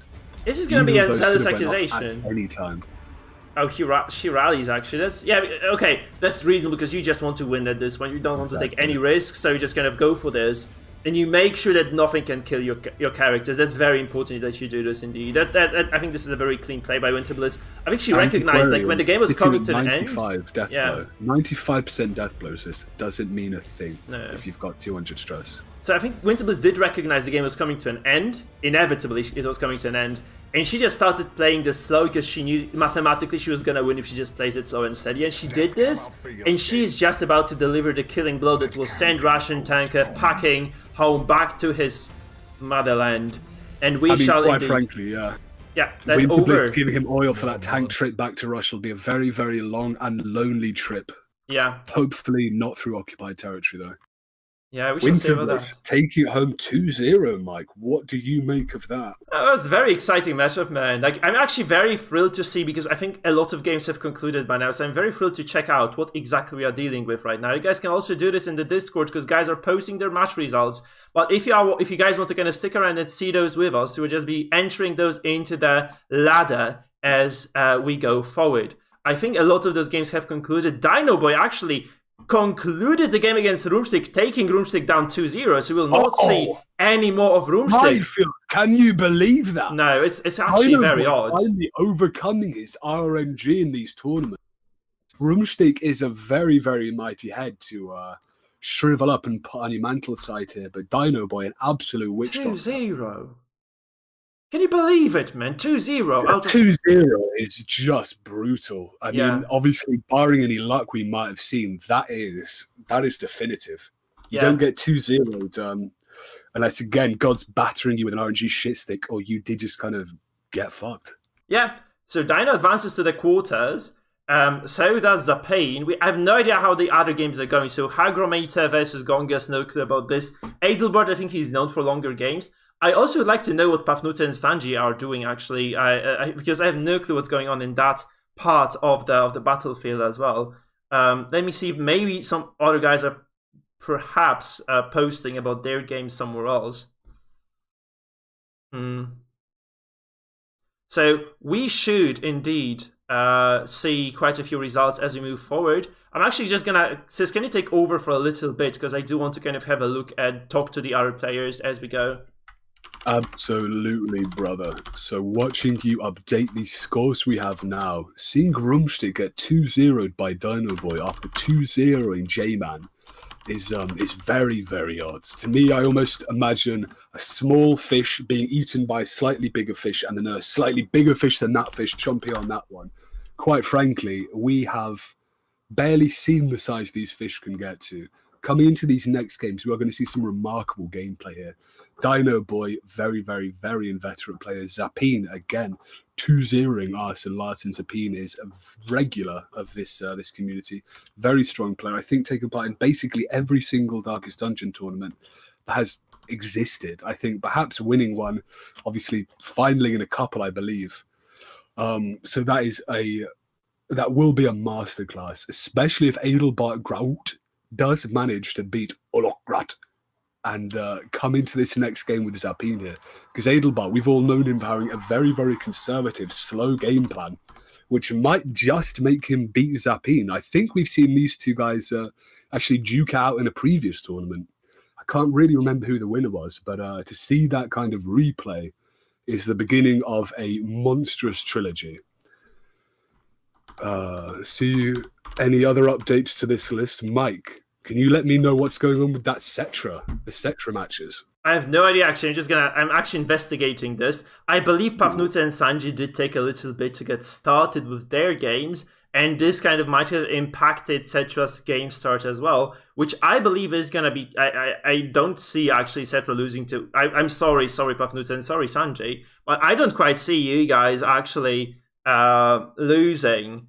actually winning against Cetra, so we shall see if Cetra is going to wipe the floor with them, or whether we have some new guys in the block actually taking over. This being said, it's kind of interesting that, we might see some newer players actually coming in. So Hygrometer and Gongas also fighting it out still, I believe. So those guys, one of them will be facing Dino very soon. That's going to be quite an interesting matchup. And Dino does have a very real chance of getting to the quarters today. That's another quite a big deal, actually. I'm really loving the way this leaderboard is panning up right now. We have got Hygrometer and Gongas both, I believe, very, very newcomers to the tournament, joining the community just for this tournament. So to see either of those go up against Dino Boy, a veteran community player, will be a very, very, very interesting game.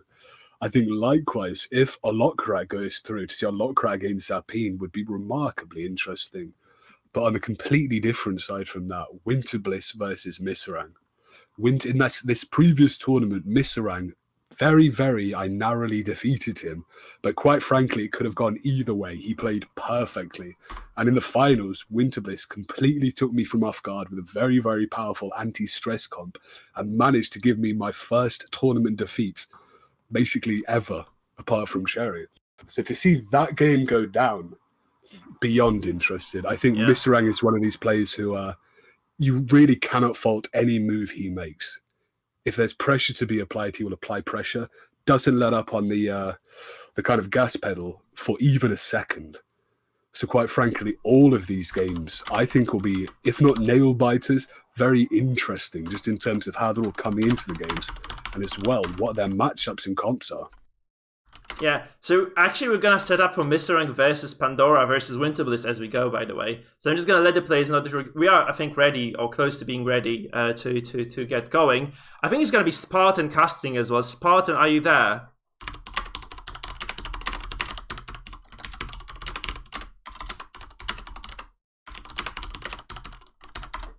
Perhaps the only person who still uses Skype in the world, Mike. What do you mean, once again? You are perhaps the only person in the world who uses Skype. I'm not using Skype, am I?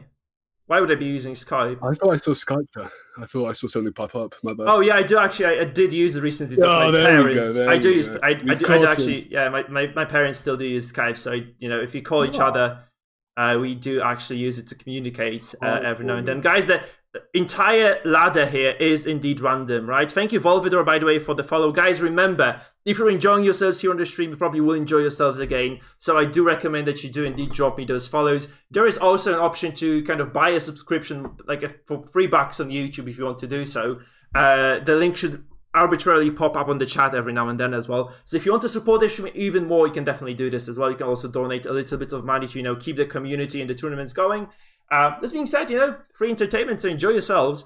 We're going to continue now. We're going to set up with Winter Bliss versus Misrang. Misrang, by the way, is a person who did fund this tournament, guys, because he did indeed donate $25 for the prize pool. He did want to give us more. We declined. He wanted to give us $100. Yeah, I mean, Misrang is the Bill Gates of the Darkest Dungeon community. Absolutely. Everyone involved needs to give him, I'd say, a hand, and I mean clapping, not anything else, you dirty, dirty bold. Yeah. Misrang is probably the person who the ancestors sought out to get more funding for his excavations. Oh, that's very likely. Hello there, real Spartan. So we have our caster now, caster number 2, Sis. You will be co-casting with the real Spartan in this matchup. I'll just sit back and relax. I need my voice and my vocal cords to rest for a little bit, because I've actually been teaching for the entirety of the previous week as well, so I do need to kind of get a breather now, it is quite straining on me, on my voice, vocal cords, in fact. So guys, you can take over. I'll just very quickly set up the guys. I'll actually ask them to get the bands going as well. And you can take over. So I'm just gonna mute myself for now, and you guys can actually just take over, start introducing our players, and maybe talk about the picks and bans a little bit, because I'm just gonna pull them up on the screen momentarily. Okay. The real Spartan, my brother. I have only one question for you. What is your profession? My profession is making videos of... Well, it used to be just Darkest Dungeon, but then I branched out. And I am currently doing a, goldless run through the game, but I'll be going back to doing more Circus as soon as Season 3 hits and the balance changes. So. That is a beautiful answer. I was, in fact, just referencing the 300 movie, but I prefer that answer. Are you looking forward to this game, though, my friend? Misrang versus Winter Bliss. What is going on? I'm surprised at what, Actually, no, that's the wrong word. I'm anticipating what's happening here. It's very strange, and you gonna put up the proper thing on stream, Mike?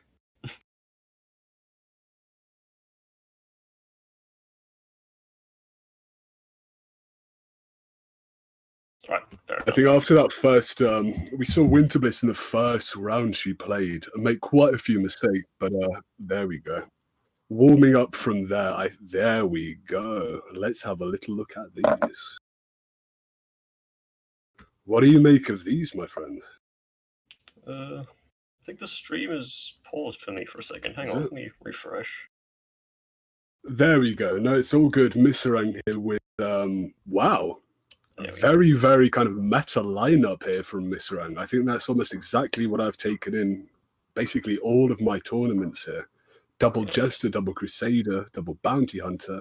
Not only that, but two of the parties are running, Arbalist combined with Jester and Bounty Hunter. The only thing swapped out is the Crusader and the Flagellant here. I think they call that a force multiplier. That Arbalest there on side. This will be, if nothing else, an explosive couple of games. Yes, Winterbliss needs to play very cautiously around this combination, although she can, in theory, just ban one of them and only have to deal with one set. Well, I'd say caution begins in this stage right now, though. If you are Winterbliss, you can just say, listen, I'll ban none of your Jester comps, and I'll focus towards countering a Jester as much as is humanly possible. But on the flip side, something that Winterbliss did last tournament to great effect is countering these stress teams. Two very, very ripe and juicy stress teams here. And I think either of them could just be abused. That's very true. I noticed that, Winterbliss has some great potential to counter the classic come hither sniper shot combo with things such as Hellion in slot 4, which can, when pulled, of course, break through into slot 1 and dodge the sniper shot, and Antiquarian can just take cover and get into stealth. We are seeing that Hellion Returns comp being a very, very, perhaps if not so on paper counter, just in terms of how the movement works, could really throw a spanner in Misserang's foundry here. But I'm not really sure if that is if that's the team you want to ban. Here we're seeing the bans come through, and Grave Wobber banned again. I'm really not sure about that, seeing the Grave Wobber banned instead of that Halo comp here. You see, Winterbliss here, perhaps they're on caution side, choosing to ban out the Halo comp from Misserang. Well, Misserang is bringing some fairly, I guess you could say, protection heavy, with both Freakshow and the Unlikely Tetrate, if I'm pronouncing that word correctly, has, one of them has 2 guards, the other one has 1. So dots would be fairly effective against them, and Grave Robber has the potential to deal out amazing amounts of damage over time through Antiquarian, Jester, and of course Flagellant. I think that is perhaps something that the Misserang was anticipating here. But quite frankly, looking at these matchups, I'd say it's anyone's game. Obviously, Misserang does have what we would consider more meta-focused comps, but Winterbliss here might just be hard to counteract in this kind of tournament setting. The thing is, Misserang's comps are all fairly similar, while Winterbliss has a wide array of units. Exactly. I think the thing about... Oh, there we go, here we go. Oh, right. The advantage is yours. J-Max goes first. That's Misserang. Oh, sorry, Misserang going first here. Very, very impactful here on this team, actually. Getting to transform and do a knockback here. If he wants to knock back that Crusader, unable to stun. Breakneck speed these guys are playing at. Doesn't push. I mean, what do you even make of that decision to hit the BH instead of the Crusader? It's very confusing, but, perhaps you could be thinking about preventing the Bounty Hunter from using a finish him by sticking him in slot 4. Well, given that in mind, Winterbliss can just use the Arbalest to push back here. So I think that was perhaps J-Mard's, Misserang, playing far too quickly, not actually taking his time to think here. Now we've got this Vessel in position too. Very, very vulnerable, quite frankly, because there's no rampart to push her back out, so she will be sat there until she's moved or actually just uses that forced movement. Good idea to stun here and not get pulled into first where she would be completely useless. The only downside to this is if he does, in fact, get hit by a very deadly sniper shot here, he has no way to heal this off, because the Vestal is his only healer that can actually heal someone else. Exactly. This is this turn order thing that we talk about, perhaps even turn economy we could call it. Choosing to use your only external healer first off against such a powerful team is very, very scary. One Arbalest crit unmarked there. That would have been a Death's Door. I mean, how many times do you need to see this? A very odd choice to not use the sniper shot immediately and follow up with a Dirk Stab, but to potentially kill. Don't forget, Dirk Stab ignores guards. And has a 10% death blow modifier. I believe Winterbliss here might even be taking the finisher on that Jester as well, so that's 35%. It's pretty good.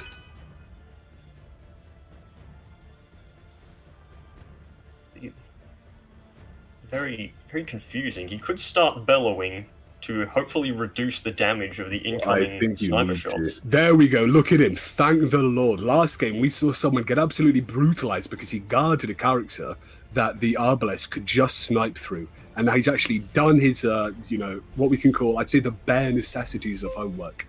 Looked at the trinket and realized, okay, if I choose to guard this vessel right now, she'll just be shot down to Death's Door, and then a simple Caltrops or Zealous accusation would kill her. Instead, choosing that is monstrous. Look at that. That's why you always sniper shot.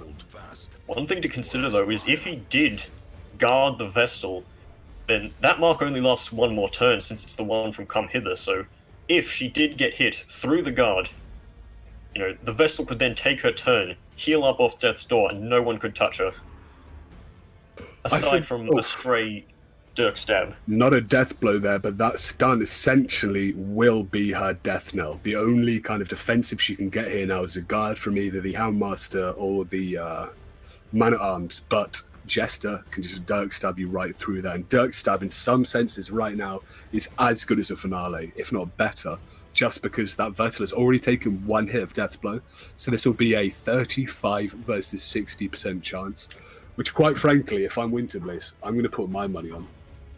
Indeed, and he'd have to eat that resist twice. You need to get 2 resists in a row, considering that Vestal is not going to have an opportunity to heal herself anytime soon. I mean, this is such a brutal opener. This is what the Halo comp is. There we go, exactly. It plays. This is one of these great things about the Halo comp. Unless you get just fucked out of all proportion, it's a very, very simple game plan. And quite frankly, he's just done that right now. Taken out that Vestal on turn 2 without even using a Finale. That is absolutely fantastic gameplay right now. And I think Winterbliss essentially can stack that Finale up and get an easy second kill. Really finish this game. Do you see any way for Misrang to take it back? This is an amazingly commanding lead. However, it's not entirely over, as you can see, Winterbliss is about to break in terms of resolves, and some bad act-outs can screw especially the Jester over. If the Jester gets a really bad act-out and bursts Finale himself before you get an opportunity to use it, you can straight up lose a match right off the back of that. You know what, brother? I think Misrang actually has every opportunity to take this back. That Vestal, I've often spoke about a sacrificial character in this stress comp. That Vestal has played her role perfectly. Turn 3, apart from that Houndmaster who's just been shot now, everyone was at full health. These afflictions are about to go. Look at this now. With a little bit of luck in Misrang's favour here, we will have 4 afflictions across the board, and we're going to start seeing an awful lot of act-outs if, RNG is slightly in our favour. Of course, there goes the Sacred Blade. The only virtue chance that Winterbliss has is now gone. Thank the Lord for that, quite frankly. I'm not a fan of seeing a 30% chance kind of decide a game, and I'm not sure you are either, pal. Indeed. Dino Boy is spinning in his grave right now.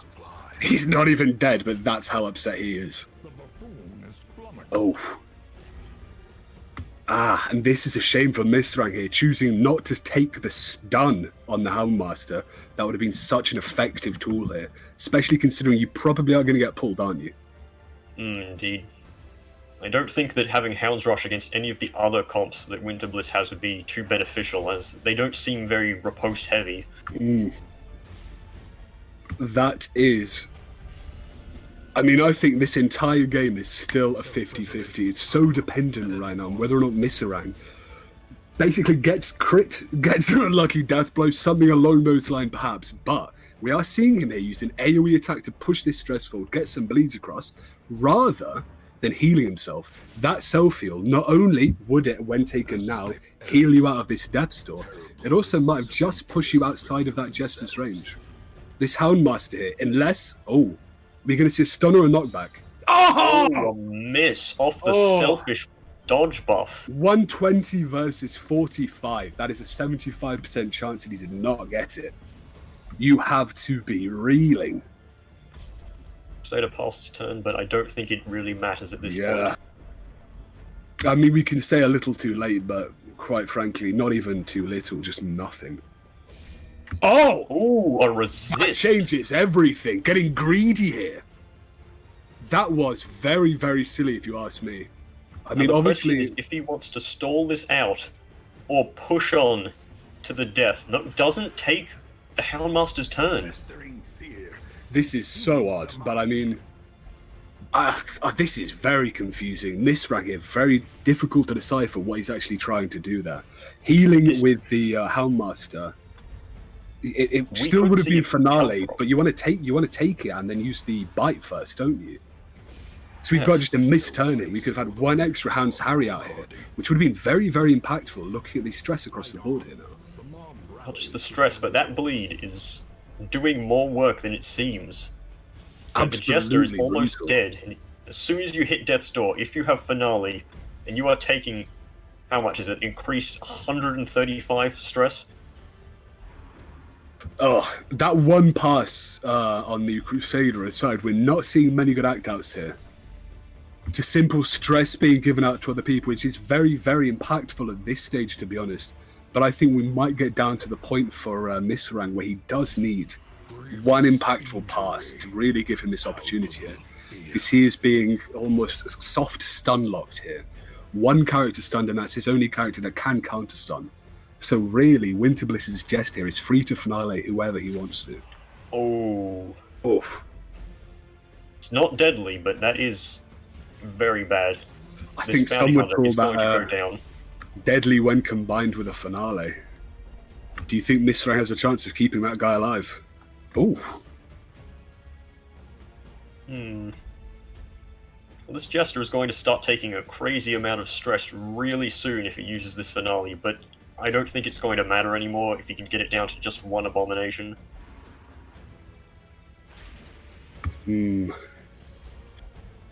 That was a pretty... I don't know. I think... These act-outs are beginning to stack up. Yeah. I think you really needed to be a little bit more aggressive there, because it doesn't need much damage to... let's say the Arbalest instead shot the marked man-at-arms. That probably would have put him down to Death's Door. And then you only need one more damage. Could have ended this, though. Look at that. He's going to go into Death's Door as soon as he activates it now. The Man-at-Arms has no way of dealing physical damage, though. Cannot put the Jester on Death's Door to kill him. I mean, quite frankly, I'm not sure you'll need it right now. Look at that. One act out is all you really need. If one of them's got abusive, takes it, one little hit on anyone else, and they are dead. He has no abusives, though. That was a... Arbalest could have killed herself there, but that crit heal. That is very, very impactful here. Unless... What are we going to see here? Go for a stun, or maybe go for a knockback on that abomination? I don't even know. He's going to finale this, surely. Look at that. No bellow. No. Oh! 12 exact damage. You hate to see it. If you're Misrang, you love to see it. Can you believe that? Taking that bellow there just to clear up the finale, and it doesn't even hit the minimum roll. And this could be the bellow that ends the game. I think it will be. Yeah, that Arbalest is dead. We are going to see some chain heart attacks here. We have seen Lady Luck take down her drawers with a big shit on and that's it. Face. Meisterring wins. Absolutely. You see that remarkable combo, that kind of stress death blow combo, all off that low roll there. So ridiculous. Insane result. I don't think anyone saw that coming. I mean, I think quite frankly, from when that Vestal died, as soon as you kind of reposition that, kind of recontextualize that death, you understood that Misarang had a very, very good chance of winning this. I think that finale there, though, was just ball-busting, quite frankly. Indeed. Apparently, according to the chat, that was, in fact, a literal minimum roll. It was. That was a ball-busting minimum roll. In this next game now, Winterbliss has to win it and then win again. And against someone like Misarang, that is a world of hurt. Obviously, Misarang unable to use this team again, but this wasn't the strongest team in his setup. That's the team I would try and just get a win on, rather than what I'd be comfortable with winning on. And, I mean, Misarang's remaining lineup, just incredible. Guys, what a game it was. Holy moly, that ending was just really keeping me on the edge of my seat. Good job on casting this one. You guys obviously stay for 2 more games. And wow, that was just absolutely crazy. Oh, I actually did mark wrong ban, by the way. This is I did mark the ban on the unhealthy territory. This was indeed the freak show. I didn't notice the Aben was there as well. Hey, so there's gonna be, actually, Misarang has to play against Halo again, I believe. Like, there is no way that Winterbliss just decides not to play Halo once more. I think this is just a given almost. How do you guys feel? I actually just heard that the Russian tanker subscribed to your Mike fan club, so big round of applause for him. Guys, huge cheers to Russian tanker. He did actually buy a membership for our YouTube channel, which means that indeed it is quite a bit. It's a remarkably big deal for us all. He is in an elite club. An elite club. Well, absolutely. We're going into our game, guys. They are not waiting for anything. They did not hesitate. We are in game number 2. Take it away. Spartan, Misarang here got the coin. What do you think is going to happen here, brother? To the same Halo comp. You've got to get a win on it now. Winterbliss is thinking, I got screwed over in that first game. I'm not going to make the same mistakes I did last time. I don't think I've ever seen anyone lose twice in a row with a Halo comp, but against this kind of Halo flag comp, this Halo flag comp is almost specifically designed just to really mess with this Halo comp. Question is Misarang bringing the one cure? Nope, he is not. He is not bringing Suffer, so he cannot remove that mark. I really don't think you even need Suffer in this matchup. What you want to do is start Rain of... Oh! Oh, bad dodge. Awful. 95 accuracy, I believe that was with. You had the +10 from the Gauntlet. That is so punishing. And I was stunned coming out of this Arbalest. Gauntlet of Absolution, that is, which does not grant accuracy, but Winterbliss, of course, does have the 15 dodge for going second. Still, though, you hate to see it miss twice. That's nowhere near a 50% accuracy, probably somewhere closer to the region. Might see a Battle Ballad come down here now. I think given that first miss, you might want to just drop down a Battle Ballad, even though this isn't a very dodge-heavy team. Some poor luck here. That Arbalest has gone to rank 1. This is going to take her a while to get back to the back ranks. Oh, if she even can with that crit, brother. The most punishing thing about this is the kind of substitution, the Crusader for the Flagellant. This Flagellant here, unable to actually heal the Arbalest. The Arbalest in the first row will not be able to heal for, 2 turns conservatively. If Misarang wants to waste a movement turn on his Jester or Bounty Hunter, he can push her out into healing range quicker than that. There we go. Goes for the move, valuing the speed over the damage done by Bowler. I think you've got to do it, quite frankly. This is such an awful position, and you really... Moving is just nothing. It's so painful. Oh! Big crit. I think this game has been taken from Misarang before it's even begun.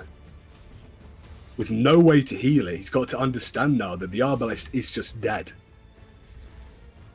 He needs to get extremely lucky for this Bounty Hunter to not land a hit. It is only a 50-50 to land the kill.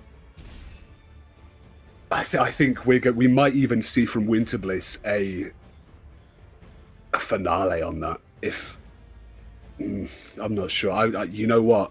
I wouldn't even mind move backwards from the Bounty Hunter finale on the Jester, because that Arbalest is so impactful. The Halo comp is completely focused on being in the aggressive seat. And if he gives that up even once, come hit again. Very, very greedy. Very greedy, but it does indeed pay off here. Did not even use the Caltrops. And another big crit from Winterbliss. I really can't see a way here that Misrang takes this back. I mean, that Flagellant, although he is one hell of a solo powerhouse, he's just taking no damage here. Turn 3 at 28 out of 36, no way near the 40 threshold. Finally actually landing something. And we can all agree that we're happy he actually landed something now on turn 3. But still, not quite sure that will be enough. Goes for another stun on the Bounty Hunter. Gets through the 50 stun resist from being stunned last round. That's what you'll do if you've got 2 stun trinkets on you. Is nasty. I mean, Winterbliss here is going to leverage that 1 stun to essentially make this a 2v4. Dodging on that Jest there, just insult to injury. We could see a finale here, and this Bounty Hunter would just leave. Yeah, I'd see it. Why is Winterbliss so greedy? Can you imagine this? Still not seeing a finale yet. Oh, we've got to finish him coming up, obviously. Not real greed at all. Yes, this Bounty Hunter is not going to miss. This is what happens if you're a man down against the Halo comp. They can leverage turn order in that singular stun to not even need finale. Now, that finale is safe, just a one-shot, either the Jester or the Flagellant. That Flagellant is someone who you would like to finale, quite frankly. I often say getting that Flagellant down right at the start with the finale is a good decision, just because of this amount of damage he puts out now, but this late into the game, I don't think he'll be able to leverage it. Not even that double crit would have saved him. That is an amazing amount of dot, but sadly a bit too late to matter. The operant word in damage over time is indeed time, and Misrang here is like a boy with no watch.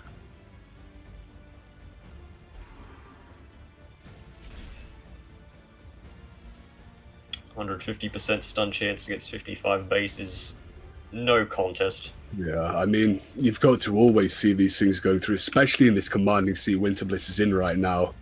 Another dodge there. Jester.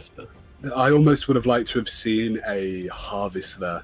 Because, I mean, maybe that finale is just trying to make this a 3 versus 2. Oh, that crit, that is just punishing. You really don't want your Flagellant to be taken from above foot. Oh! Misrang knows that he can't win anymore.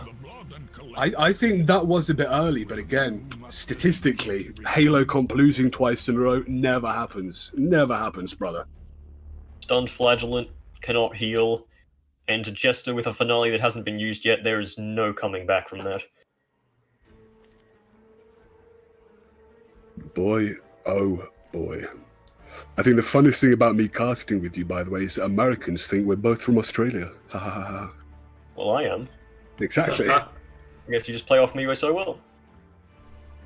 What do you think? Actually, who do you think needs to make these game-defining decisions right now? If you are either one of these people, do you think you're changing your trinkets around, changing around what character positions you've got in the teams?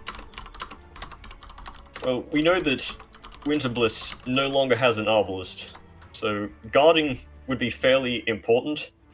Well, actually, no, never mind. There is that shield breaker there. I mean, even with that shield breaker, we've got lots of AoE coming out. I wouldn't mind even, this is so far out that perhaps we could even see someone take the trinket that gives you debuff, bleed and blight resist. Can't quite remember. Secure for those 40% dot resistances would absolutely destroy Hellion returns here. It would be very powerful against that, but even against Pineapple Pizza here, you're going to be constantly faced with the bleed from the Houndmaster, and also we saw last game, maybe a couple games ago even, the Beast's Bile come out and to be remarkably effective. If you've got the Rancid Cure-All on, they'll be dealing, 1 damage? Not, you know what I mean, kind of evened out with the returns you'll get from the dodging. Yeah. Just 1 damage over time resist on something even as low as Hound's Harry's, just 6 HP healed. And considering that you'll be resisting quite a few, it may be good. Misrang might even decide to run Suffer on his Diamond Dogs combo. to siphon that dot into the flagellant and get faster healing. Oh. You know what? I wouldn't mind seeing that, but it would have to be in a very, very heavily kind of altered comp. What I even wouldn't mind seeing it, and what Winter Bliss is kind of known for now, is just going... You've got a box. She doesn't know what a fucking box is. Like, who cares? We saw her just go mental with these skills and trinkets last game. Take a anti-stress Houndmaster. Perhaps... Oh... This is good play from Misrang here, though. Look at those two teams left alive. There's some very powerful heroes. It's a stress comp and a damage comp. So Misrang here has really not let Winterbliss target a stress comp with the Houndmaster. Got to be lots of interesting mind games going on right now, brother. Mm. If you were Winterbliss or Misrang, what trinkets would you decide to swap out from a regular composition to counter them? Well, brother, I mean, this is... you've got so many different mindsets going into it about how you can trinket swap. I, for one, believe you should never take hard counter trinkets, things like the Rancid Curel or the Nepenthe. I believe you should rather just take trinkets that let you actively perform to the best of your composition's abilities, be they aggressive or be they stress or kind of defensive. But given that in mind, I think Riposte from Winterbliss here would just break the back of, I'd say, a couple of Misrang's teams here. If he can position his characters properly with a Riposte Abomination and a Riposte Man-at-Arms, maybe have the Abomination in third there, every single attack that is leveraged, every single AoE attack, be it back to or front to, will get hit with the Riposte. Guys, just a small update, if I might just butt in for a second. We do have some extra results as well. So Zapi right now is going to be playing against Adelbert Gravo, who did win against Ola, whereas Dino facing Hygrometer, who did take his game against Gongras in the previous lineup.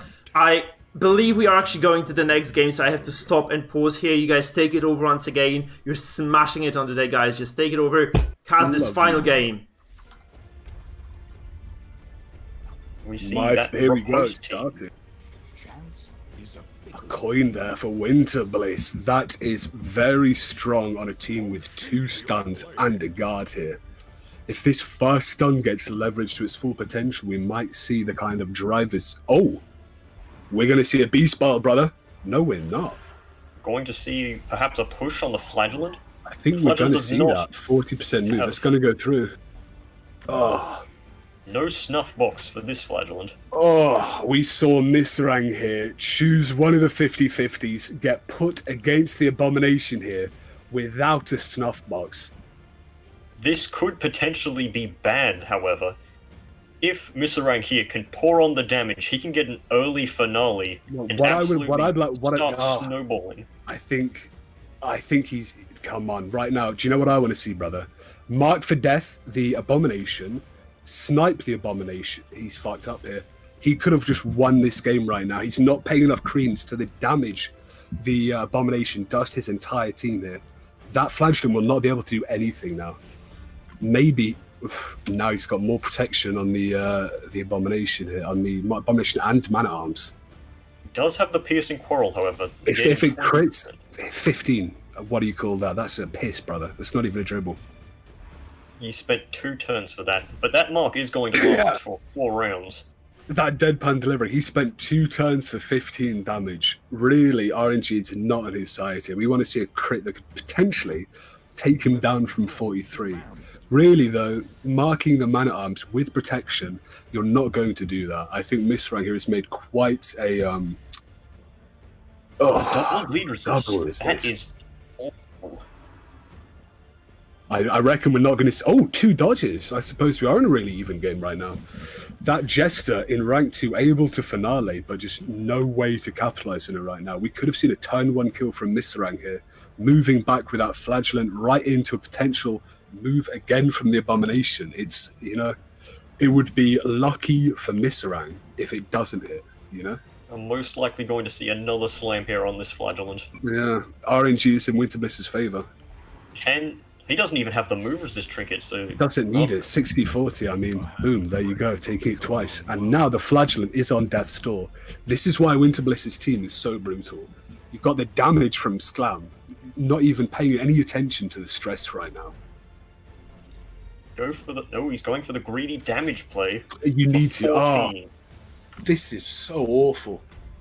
Man-at-Arms is immortal. He's undying. He's sitting at 60% protection right now, and this is why you've got to just kind of say, listen, I can't kill the Man-at-Arms right now. He can guard someone else, but I've got more than one turn to mark. I can mark and then snipe in the same turn and not be able to be guarded like that. But really... Absolutely.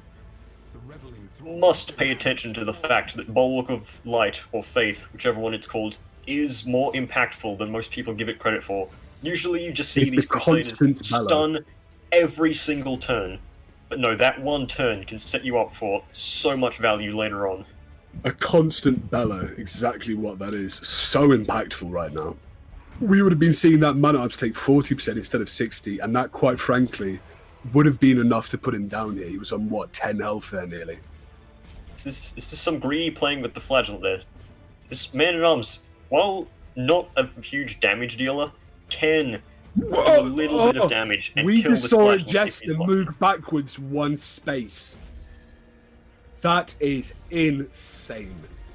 Moving that Jester back one space doesn't give you any finale buff, but it also means you can't use your Flagellant just to kind of use the big fist up double heal rather than the single target heal. Choosing to hit the Crusader, 70% bleed. Lucky he gets that through, to be honest. Very lucky play. Crusader's not the guy you want to throw it on. I would have thrown it on the Man-at-Arms there with high prot. I'd throw it on the Abomination rather. Goes to the Man-at-Arms. He's got high prot, so that bleed would have paid absolute revenue for him. He probably didn't want to risk getting killed by the riposte before he got the heal off, however. I think right now you've got to risk it, don't you, though? Ooh. There we go. That's good. First big hit. You can't guard yourself, big boy. Are we going to see a finale go down on him? He Even did if we take don't. the Crusader's turn first, which was a big mistake, considering it's its only healing. Oh, that guard dog, big mistake if you ask me. He can Dirk Stab right through. What I would have liked to have seen there, perhaps, Dirk Stab goes through, Rain of Sorrows goes through. This Dirk Stab has got 35% death blow modifier. Oh. Again, it would have been lucky for Misrang to get that, but pretty high percentage chance to get that. I think if you were Winterbliss there, that perhaps could have been the end of your game right off the bat. It was for the fight again. Absolutely. I mean, why at this point would you even go for the Flagellant with a slam? Surely you could have just used that on someone else. This Flagellant's going to be dying anyway from this kind of incidental damage. Maybe you just want to split it out, let him use up these healing things he's got. Right now, in third, Flagellant only able to move. But really, what can Winterbliss do to kill the Flagellant right now? Is he going to bellow him to death? I don't think so. Puts him in the back ranks. Get the Flagellant to have his turn faster. Will he resist this retribution hit? We've seen. No, he won't. I mean, if you have to spend 2 characters' movements by turn 4, you've got to expect someone to die. So unfortunate for Misrang here that he does queue into this Abomination team and doesn't take a snuff box. Still, though, not over. Dirk Stab, man, doesn't kill. 75%.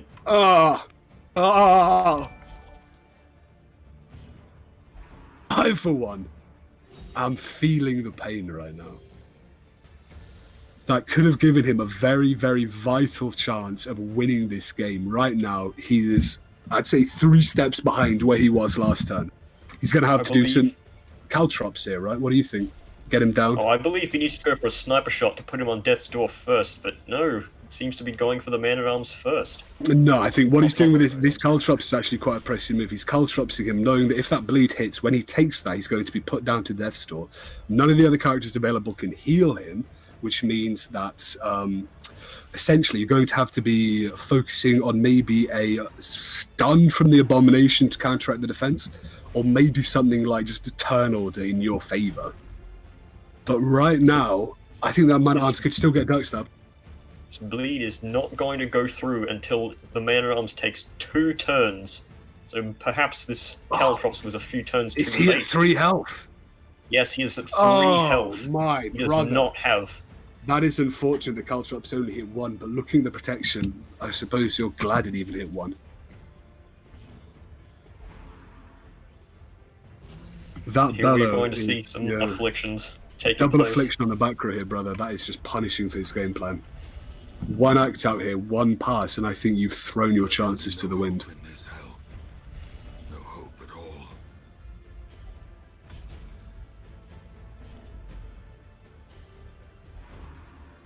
I've not checked the Houndmaster's full skills, but an irrational Arbalist hitting a friendly unit does mark them.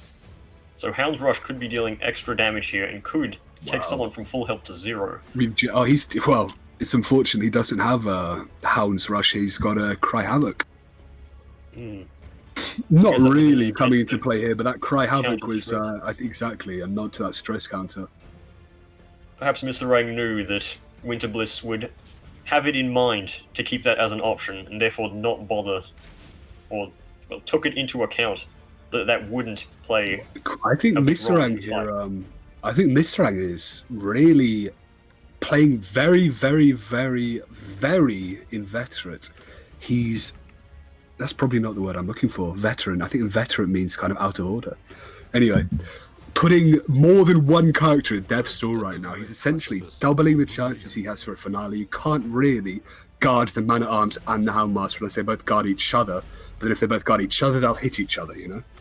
So, I mean, Misrang might have it here. He's not really taken much damage. The stress is piling up. But again, if there aren't any major act-outs or afflictions, boom! Oh, only That's 7. 7. Even with the extra damage versus Yeah. Dazed, that Bellow debuff is crushing. Not only the Bellow debuff, he's sitting at 40% protection. This Crusader's at 55 protection. Have you ever seen such protection in your life? Well, I have tried personally a full protection comp, and it is ugly to play against. I believe our good friend Cloak to Goliath played against it on stream. Love You can that ask guy. him how it Everyone went. loves that guy. And now the And test. I think, Well, quite frankly, Winter Bliss right now is Trojan triple XL. this is Dr. Mantis Toboggan's level of fucked. That transform there, going into a pushback slam. on the Jester. The boldest gate. Gets hit.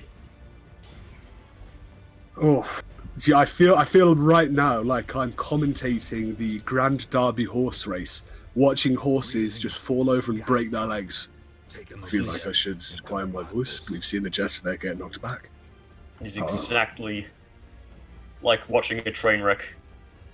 We've seen the 2-2 to Manchester derail. Unfortunately, Misrang's Flagellant was on board there. Yes, the final score seems to be Manchester United 0, Winter Bliss loads. And there is the Jester moving back, denying the harvest. The only way for him to Beyond do denying the damage. harvest, it's making you take 2 turns to use your Dirk Stab there. I mean, 2 turns to use your finale. You need to Dirk Stab twice into a finale here. We are seeing lots of bleeds across the board here. The Man-at-Arms at low health, but I mean, we've got Crusader heal to counteract the Bounty Hunters. Woo. That's one way to do it, I suppose. We don't have a Caltrops available, I think. Houndmaster can heal himself, so I guess if you have one unit guard the other, it would be the Houndmaster. Act now.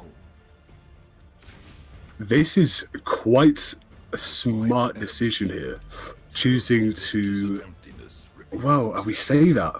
I mean, this is anyone's game to such an extent. For Misrang to lose that Flagellant so early and just to survive this far really pays credence to the fact that Winter Bliss's team is actually a stress team. Got a couple lucky crits with the, I believe, a slam and a knockback early, really just crunching this Flagellant down to that disgraceful corpse. You see that? And J-Mart's here, Misrang, really has got every opportunity to take this game back here. If he throws that hook in, he's got the Arbalest to counter it, even with that mighty 11 health he's got there, even with that rejuvenation countered, still will easily do enough damage. The problem is that Winter Bliss can wait. He does not enough damage over time on him to counteract that regen buff. So as soon as he gets hit, Houndmaster can just take his turn and heal right back off Death's Door, get back into action, and start harrying. You're going to want to see maybe even a finale coming out here very, very quickly then, aren't you? Look at the position this Jester's in, constantly pushed back. The Abomination, a one-man army in this game, completely changing the tides. The Abomination's one main weakness is either getting focused down by an entire team or getting stressed out, because he is taking... You can notice that the Abomination has much more stress than everyone else, despite the fact that there is no stress on Misarang's team. Perhaps teching in something like the infamous Visage would have been good in this match. I'd have to say that definitely would not have been, just based on the... what I would say is the grappling mitts here. Perhaps not the best idea. What I would have liked to have seen from Misarang here, probably not given the opportunity though, is... Well, he's taken the mitts but not taken the uppercut. Very interesting. This uppercut would have been destroying this Abomination. Exactly. I mean, that's not only really... for the move. If you're not going to take the snuff box, you take the uppercut to counter Abomination, don't you? Yes. It's the... You know, popularity of units is based on how flexible they are and how powerful. The Abomination sees a lot of play despite the fact that he is mostly useless in slot 4. It's, yeah, if you get an Abomination to slot 4, if you get a Leopard to slot 4, Flagellant to slot 4, things like these are all very, very punishing. But when you're playing an Abomination, if he gets to slot 4, you've probably done something wrong. Abomination has that ability where he can move forward 1, but not if he's in 4th. So this uppercut, especially considering Winterbliss started the Abomination in the 2nd rank, or perhaps in the 3rd rank where he could go in for a push, would have been absolutely game-defining here. Would have given Misarang at least a 1-1 chance here, but right now, I think barring incredible RNG, we're going to a 2-0. Yes. Brings out the Beast Bile, making the Abomination mostly untargetable at this point of the game, as the riposte stress will most likely kill whoever attacks him. Boom. First heart attack of the day. Or second, probably, actually, but that is just unfortunate. That bellow here, probably going to kill both of them. Will not kill the horror will. Oh! There we go. You hate to see a man fall on his sword, but as a Spartan, you must be used to it. You deny the rabble their sport and fuel their frustration. Winterbliss here, takes such a dominating performance. Especially after that last game and the victory she took in the previous tournament. Got to be looking out for this person. It's someone that you really will need to spend a little bit more time theorizing against. Maybe even try and counter some of her comps. Yeah, so this being said, we do have our first semi-finalist, so Winterbliss does move on, as we probably have suspected from the very beginning, and has her eyes on the prize. It was a 2-1, very well played by both parties. I feel like Winterbliss actually played this final matchup very well, like, being able to draw a lot of pressure from Misarang. He was not really able to deliver that much damage for the fight, really. Like, that's kind of impressive feat if you're going against any sort of Halo-esque composition, if you play, this kind of straightforward stress, which Winterbliss was indeed doing, to pull off such a clean victory after all. It's a very, very fascinating game to watch, actually. Guys, so if you could talk for a little bit more about those games. I'm going to be trying to pull some more results on board as you, keep the audience occupied, if that's fine by you, of course. Spartan, my Greek brother, have a look at Dino Boy Hygrometer's Apine Adelbart. Who do you think is going to be facing Winterbliss here? And perhaps the finals. I mean, we do have these semis to contend with first, but it looks like no one can stop Winterbliss.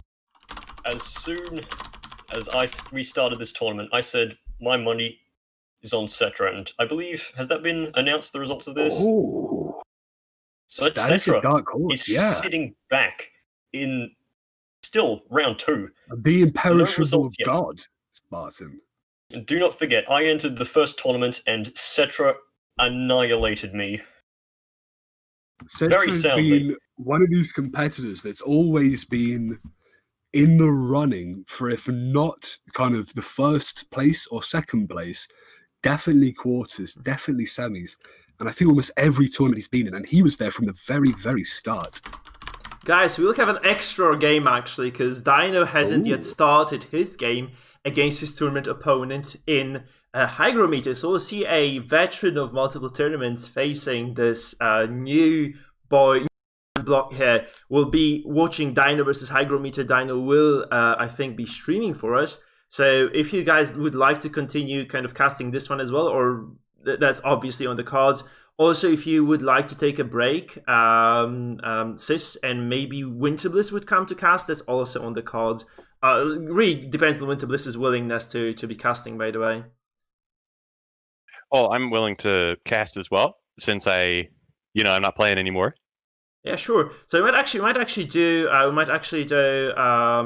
think we might do Winterbliss and you if Winterbliss does agree, and otherwise if Winter doesn't want to cast now, because I think she asked me to be able to cast something. If this doesn't work out, we'll just duo cast this crazy game together, if that's fine by you.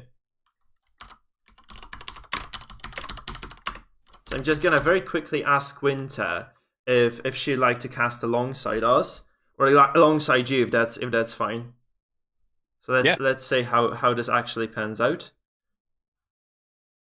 Yeah, let's say. So let's get Winterbliss join us here on the cast. I think Dino is setting up this stream, guys. It's gonna be like a single bonus extra game as well. Remember, if anyone hasn't still finished any game that isn't a semi-final game, you're not supposed to play semi-finals, but everybody else still has to finish the game. So Zapine versus Adelbart, you guys should be playing. Aureli versus whoever wins. Cetra versus Sanji also should be playing. We will be casting Dino versus Hygrometer. I think Winter just kind of did a very decent speedrun through the bracket here. Look at this, like she actually just ran over all the opponents on the way to the throne here, running, destroying Russian tank affairs, then taking down Miserang in a very even fight, but taking him down nonetheless. So we have like another hero story, I think, building up for us. That's just kind of a fairly exciting thing. I think Sis does need to rest a little bit, so it's gonna be Winter and you, I think, if you're fine with casting with Winter, and they'll probably switch. Maybe, yeah, we'll just probably make some switches. So I'm just gonna ask Winter to join in. If you have need of me to commentate, I am free to continue. Sure. So please do continue, because I'm gonna admit it. My voice is I'm a bit sore. Right, my throat is a bit sore right now. So if you guys could indeed just kind of go into that one, it would be very, very much appreciated. I'm gonna just very quickly set up the bracket for you. I think Winter should be joining us momentarily. She should have the right to join the cast. So we'll be just waiting for her now. Oh, she's here. Hey, guys, take it away. Hey there, Winter. Hello. Right, I'll leave you two to it then, for now. It should be okay. So it's gonna be me and Winterbliss maybe for game one. Then you could switch with me later, Spartan. It's up to you. Or do you want to cast? Right. I was asking you to cast the first game if you wanna. Oh, you want me to cast this game? Yeah. Because I'd prefer to take like a little bit of a breather still, if that's fine by you. Yes, but I believe Miserang wanted to cast this one. Oh, Miserang does. Okay, sure, awesome. Yeah, Miserang, you there still? All right. Okay, awesome. Can you cast alongside Winterbliss then? That would be actually quite awesome. Yeah, sure. So yeah, do take it away then. I'll just very quickly make this changes to the UI in the meantime, because I do need to kind of get the frames going. I wasn't quite ready for another cast in this stage of the tournament yet. So do take it away. Keep the guys busy while I fix the bracket. Sure. Okay, who's competing next? It's gonna be Dino Boy and Hygrometer. So Dino Boy's there. I should be just kind of getting the Dino Boy's deck on board as of now, and then obviously the second will be following closely in suit, I believe. So do give me a minute though, because it is a bit messy, running production for which we're not totally ready for in this case. So guys, do take it away.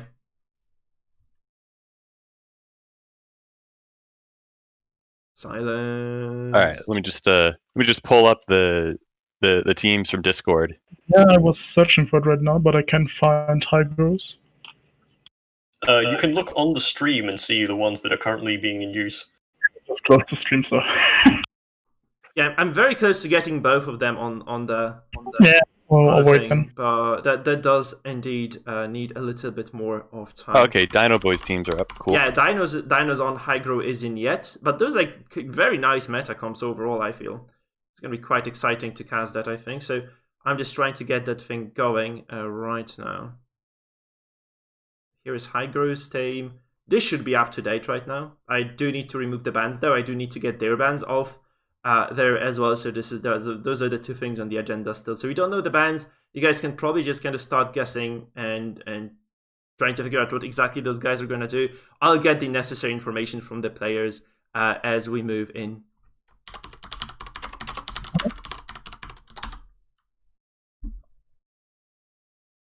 Oh, I do have bans as well, actually. So I mean, I personally don't have to guess the ban on Dino's side, like the ban Dino's getting, but I'm not sure about Hygro. Okay, it seems like Hygro, so this is the ban here, and Hygro did ban the Mark Pressure Comp. Wait, what is going on? Is it wrong? Did I pull on the wrong thing? No, this is Dino's comp, definitely. I don't know what he's banning, actually.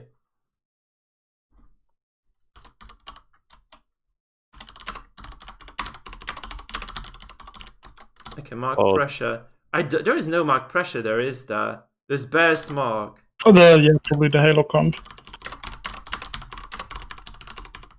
Yeah, that's what I would guess, but obviously you got to make sure. Yeah, that would be kind of unfortunate if you were to kind of ban a wrong thing, or if I were to make like some silly mistake alongside. Okay, so I'm guessing it looks like at least that Hygro has 2 stress teams and I believe riposte team. Yeah, so yeah, the burst mark is gone, guys. So this is indeed what we're dealing with right now. Those are the comps for today that you'll be working with. So do take it away, please. I'm just gonna get Dino to start streaming. I hope he does indeed set it up. So Dino has 2 like AoE DOT comps. So both seems pretty strong. I mean, depends on which team he's facing. I mean, he probably would have. I mean, if he's playing against Minefields, I believe, Minefield, he's probably going to have a lot of trouble with either of those. Because he could possibly do a triple riposte.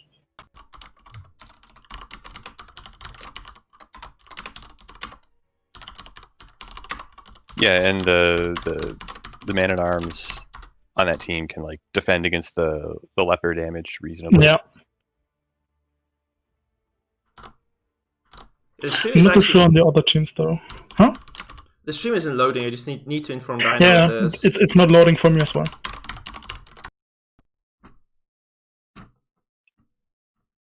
We might actually get Omni to insert some Ancestor Core during the cast. That might be interesting. We'll see how it pans out for us, guys.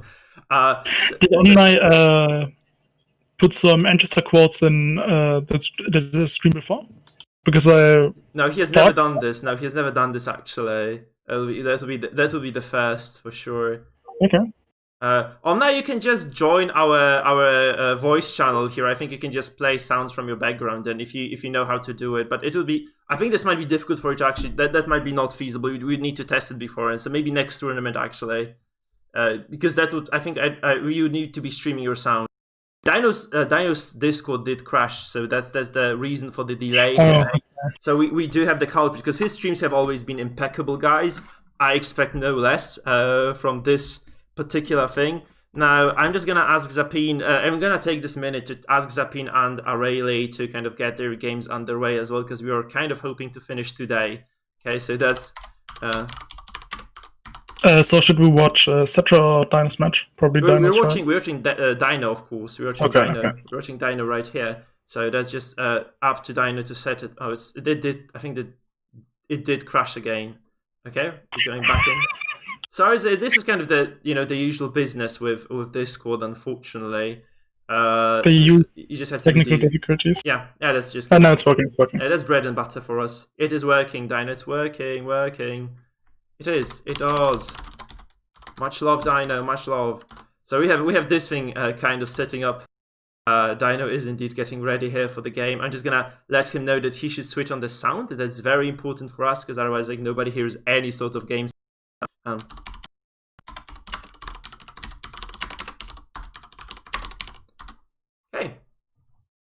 I'm just gonna ask Dino to, get the sound going, and we will. I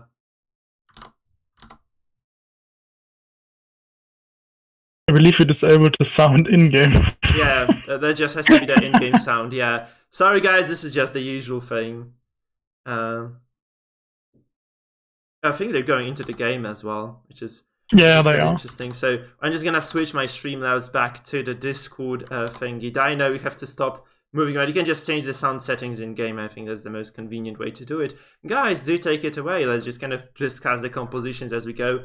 If it is indeed that okay, Omna, you can join. You can try to stream in something. You can just join the general chat and do your thing. You're very much invited to so. Yeah, he can probably just make the change. Dino, what the hell are you doing? Oh my technical difficulties. Yeah, that's the usual thing though. I'm going to get Dino gets the coin. I'm gonna play some music in the background if this doesn't work, sure. guys, so that's not a problem for us at all. We've dealt with way worse than this, we've dealt with way worse stuff. Guys, take it away, please. I'm not gonna interrupt you anymore. Okay, so you started off with Beast Bile to get the ripples going. It's an interesting choice putting the Actually, the Houndmaster has the stress heal trinket. And I believe it's a stress team, at least from Dino's side.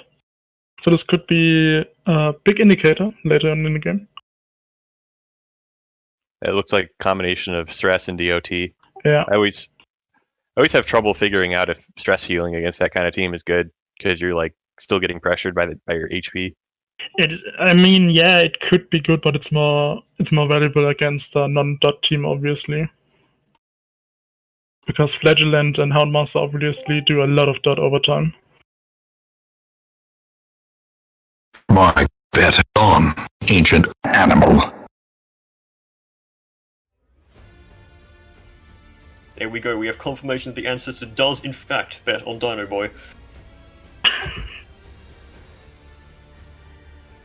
I don't know, but the Ancestor doesn't have the best track record of making good decisions, so it still remains to be seen. Okay, stun for the Abomination. Yeah, that's nice. It's like denying. That's true. Yeah, it's like denying 1.5 turns because of the stun and the riposte going away.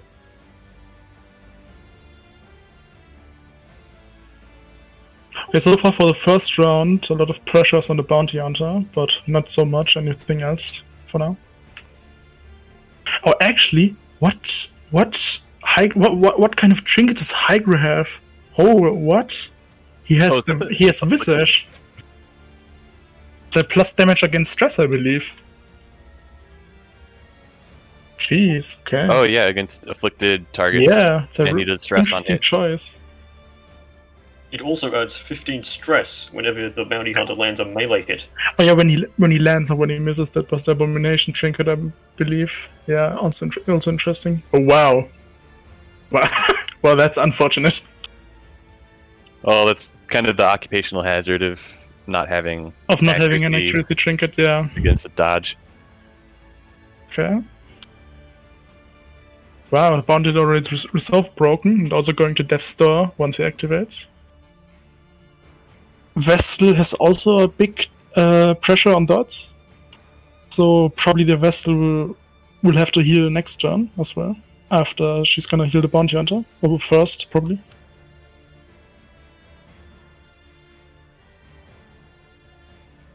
Has the Grave Robber used anything yet? I believe like the Grave Robber hasn't done anything yet besides the one hit on the Bounty Hunter.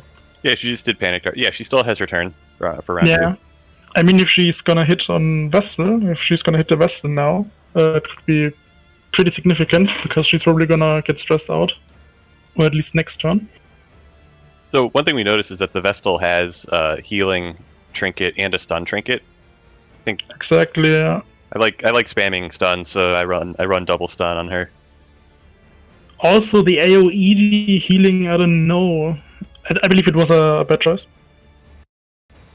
Because why would you heal the Flagellant? It would just play against you. He should have healed the Bounty Hunter.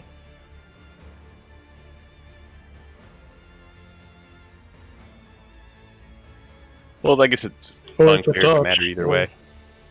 Yeah, it's looking pretty bad for Hydro right now.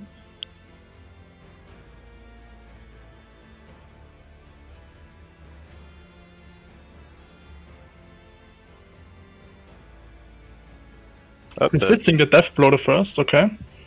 there's a 50 With a finisher. With the finisher. Yeah. Oh, no. The counter attack and... Oh, a death blow. Oh, wow. This Well, changes a lot of stuff. So maybe the Abomination could even it out now? No, actually not. The Bounty Hunter's gonna heart attack pretty soon, most likely, so... Yeah, but it's still gonna take some turns, which maybe would be wise to spend otherwise. Is That's a problem. Predator now.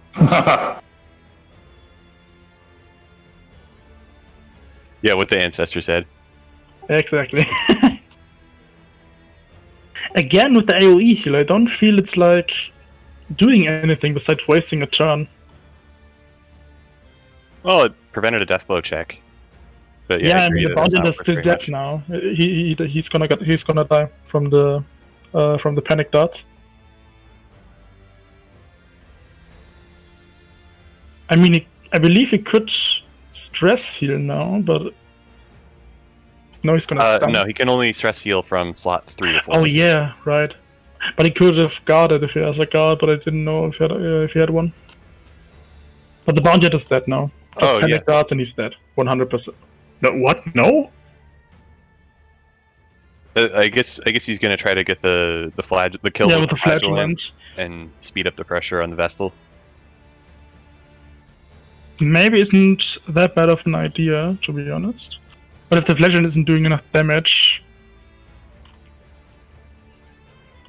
it could probably play against it. How much dot does the flagellant have? Is it just 2? I think he's gonna go below 40. I believe Then he get does the damage too, buff. yeah. I think he'll do enough because of the below 40% buff.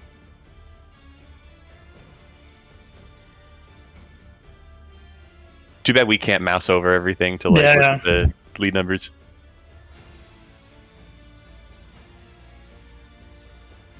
Oh wow, wow, the double crit is a real wow, okay. It's actually critting really close between both of them. The Bounty Hunter are still alive, making it a lot of more difficult. Well, that flagellant better kill the bounty hunter right now. Yeah, if not, he's in deep trouble. It's probably over then. Actually, he could heal, but it's probably, yeah. It's more wise to kill him now. The Vestal could probably kill or stun at least the Abomination right now. And the Houndmaster could probably hit both as well. And since the Grave Robber can't heal herself, it's probably gonna be at least one death blow. Well, actually not even getting the turn. Yeah, It's unfortunate. yeah. And now maybe getting the stun off on the Abomination. Actually, maybe even a heal. Yeah.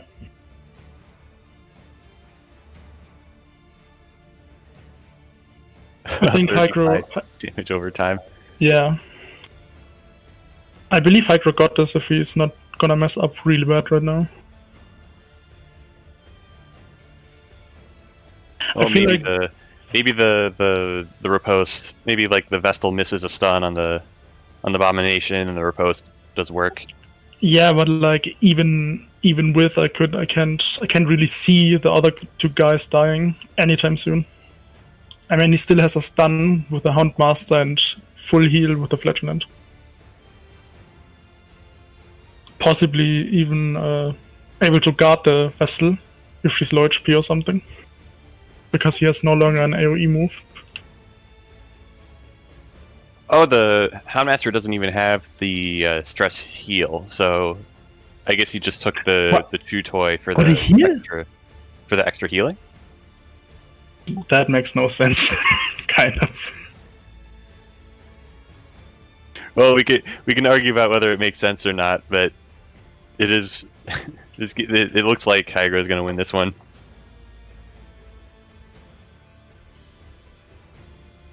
Yeah, probably a punish if it's going enough damage. Or actually not enough damage, okay. Probably gonna heal.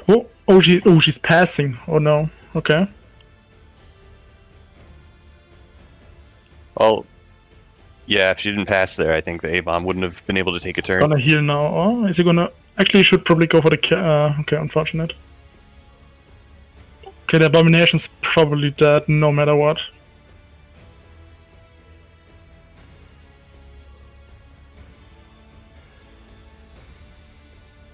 Literally any character could finish it right now, either with stress or damage. Oh, okay. Again with the AoE heal, I don't feel like it's a good idea to AoE heal with a flagellant in the team. It's just delaying the flagellant's usefulness a lot. Well, I think the flagellant's going to go below 40 right now anyway. That's not my issue with the heal. My issue with the heal is that he's not stunning the Abomination. Yeah, as well the heal is not... No, he's not. It's actually not a... Oh, okay, he is. Never mind. Oh, wow. Wow. That was a crit. Holy hell. Yeah, this looks pretty much over now. The only way for Dinoboy to win right now would be if for some reason surrenders. I need my gold back. I agree. Seems the Ancestor is going to have to sacrifice another village waif. Compensate for his losses on this match. You should just do a dark run with an Antiquarian instead. I think that'd be better. I mean, yeah.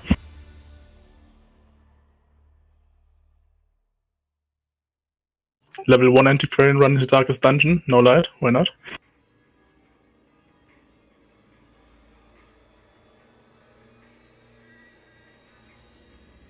So he should probably stun the Flagellant right now. Go, If she animal. Yeah, if she heals, it's going to take the Flagellant off of 40%. Yeah, exactly. And then she's going to take more stress when she gets Death Lord again. This, I don't know. If the Flagellant's gonna crit right now, it's gonna be real close for the Vestal. If he's going to punish.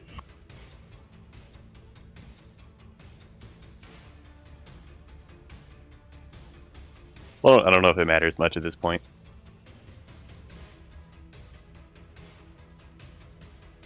Okay, the guard is questionable.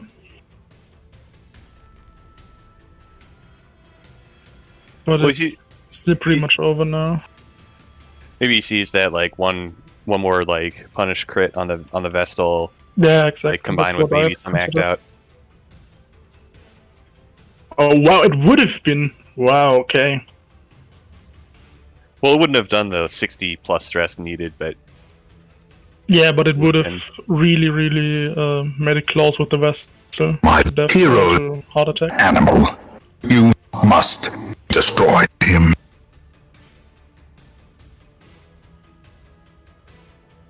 Oh, wow, she passed. Okay.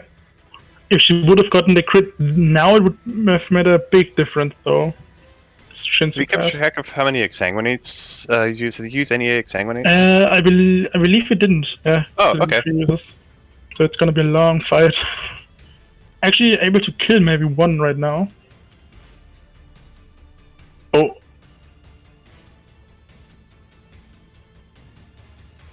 Yeah, exsanguinating the Hound going for pretty good. This is maybe a bad decision.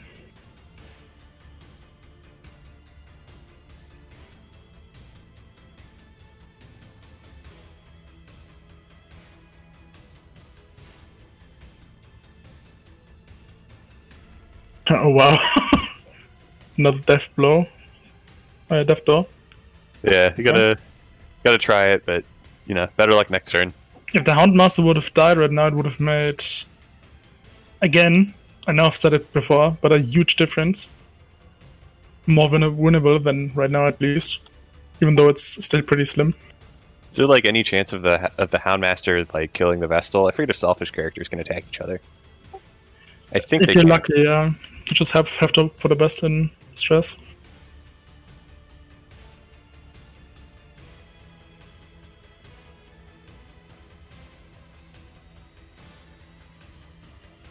Yeah, the Flagellant only has 55 stun resist, and the Vessel has 130 stun chance. Yeah. Should be using the stun more.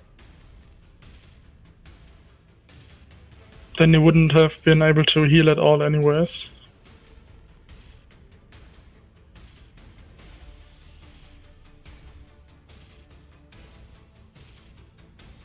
Wait, does the Flagellant also have no accuracy trinket on Hygro's side? He has the plus damage against bleed, right? And the hook, I believe. I think the plus damage against bleed also gives 6 accuracy, I want to say. Not as much as the Crown of Thorns. Could be, yeah. Yes, it gives a minor amount of accuracy. I still feel like it's a weird trinket choice from Hygro on 2 to 3 characters. Okay, so Hygro still takes the first game. All will hear of your victories. For a time, all things have their season.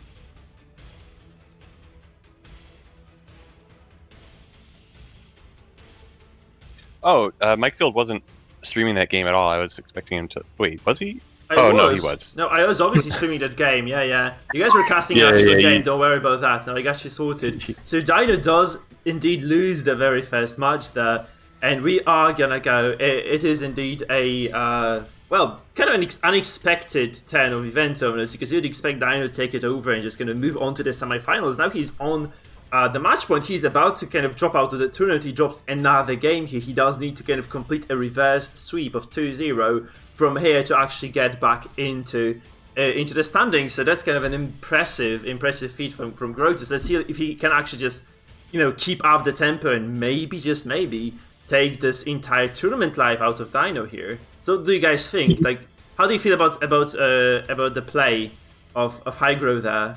It was a lot questionable choices, I believe, especially the trinkets. I probably consider you saw them as well. It was weird, I believe. I believe, though, that Dino's in big trouble right now, since he has still a lot of AoE comms, and Hygro still has the probably heavy riposte team. Guys, there are some news, so we'll have to wait a little bit. I'm just gonna let Dino know that he has to wait now, because we have some really big news as far as the standings go. This is big news to take, and it's gonna be quite difficult for some people to kind of accept this as well, because Cetra is out, guys. Cetra was taken down by Sanji 2-0. Yeah, that's it. Okay. This is the end of tournament life for Cetra at all. So it's Sanji versus. It's actually gonna. I'm just gonna pull up the. Give me a second. I'm gonna pull up the ladder here. But this is Sanji taking Cetra 2-0. And this is actually the end of Cetra's tournament life altogether. It's gonna be Cetra versus Aurelie, so that's kind of or you might know Aurelie as a Limian from the chat. And that's that, guys. That's it for him. Whereas Adelbot versus Zapine has also been concluded, and Adelbot has been eliminated too. So the winner of this particular fight is going to indeed go up. I think it's 2-1, right? Yeah. Is gonna go up against Zapine, who is in the quarterfinals. In the semifinals. Now we have 4 people. We have 2 people waiting all the way up there, which is quite an impressive thing, actually. We have Zapine and Winterbliss, and whoever takes those other 2 games is going to be facing up against them. I think Dino or Hygrometer will straight up start the next match against Zapine, since I think Aurelie versus Sanji might take a little bit more time to conclude. Guys, take it away. I think Dino should be setting up the stream momentarily, and this means we will indeed go into the second game of the matchup.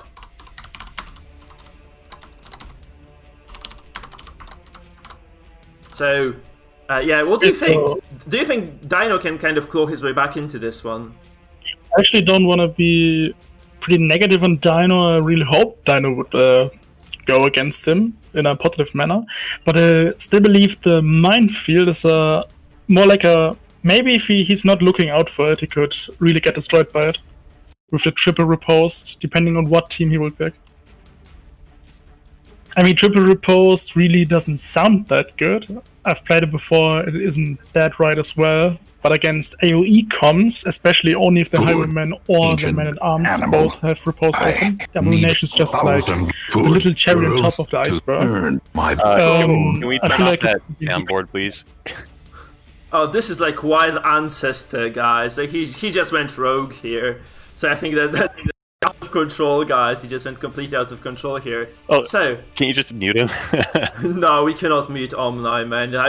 How dare you suggest that? Sorry about the interruption, though. Obviously, I think Omni just miscalculated. He had like a little bit of science. He saw the window of opportunity and he pounced on that.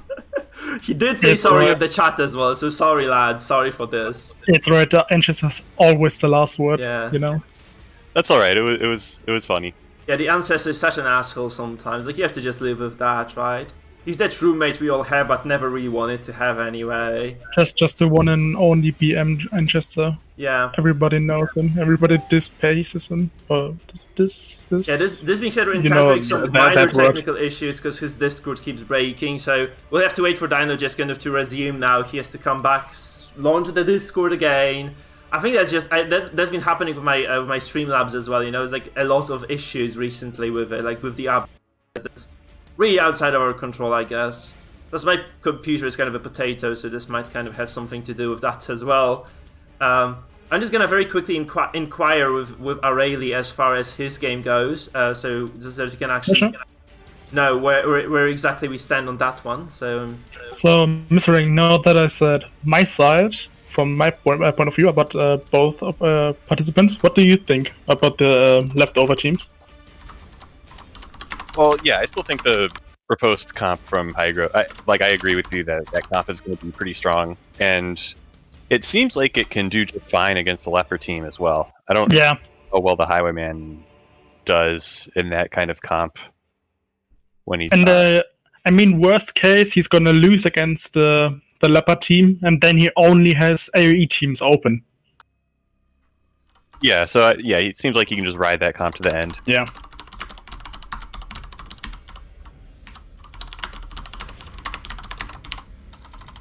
Yeah, so Sis, I didn't call you an asshole. I didn't call Omni an asshole either. I said that the ancestor is an asshole today. He's being like a small cunt. So that's it. That's it. I didn't call anyone else an asshole. This is just our boy ancestor, you know, playing his tricks once again, summoning the demons and what the fuck ever not.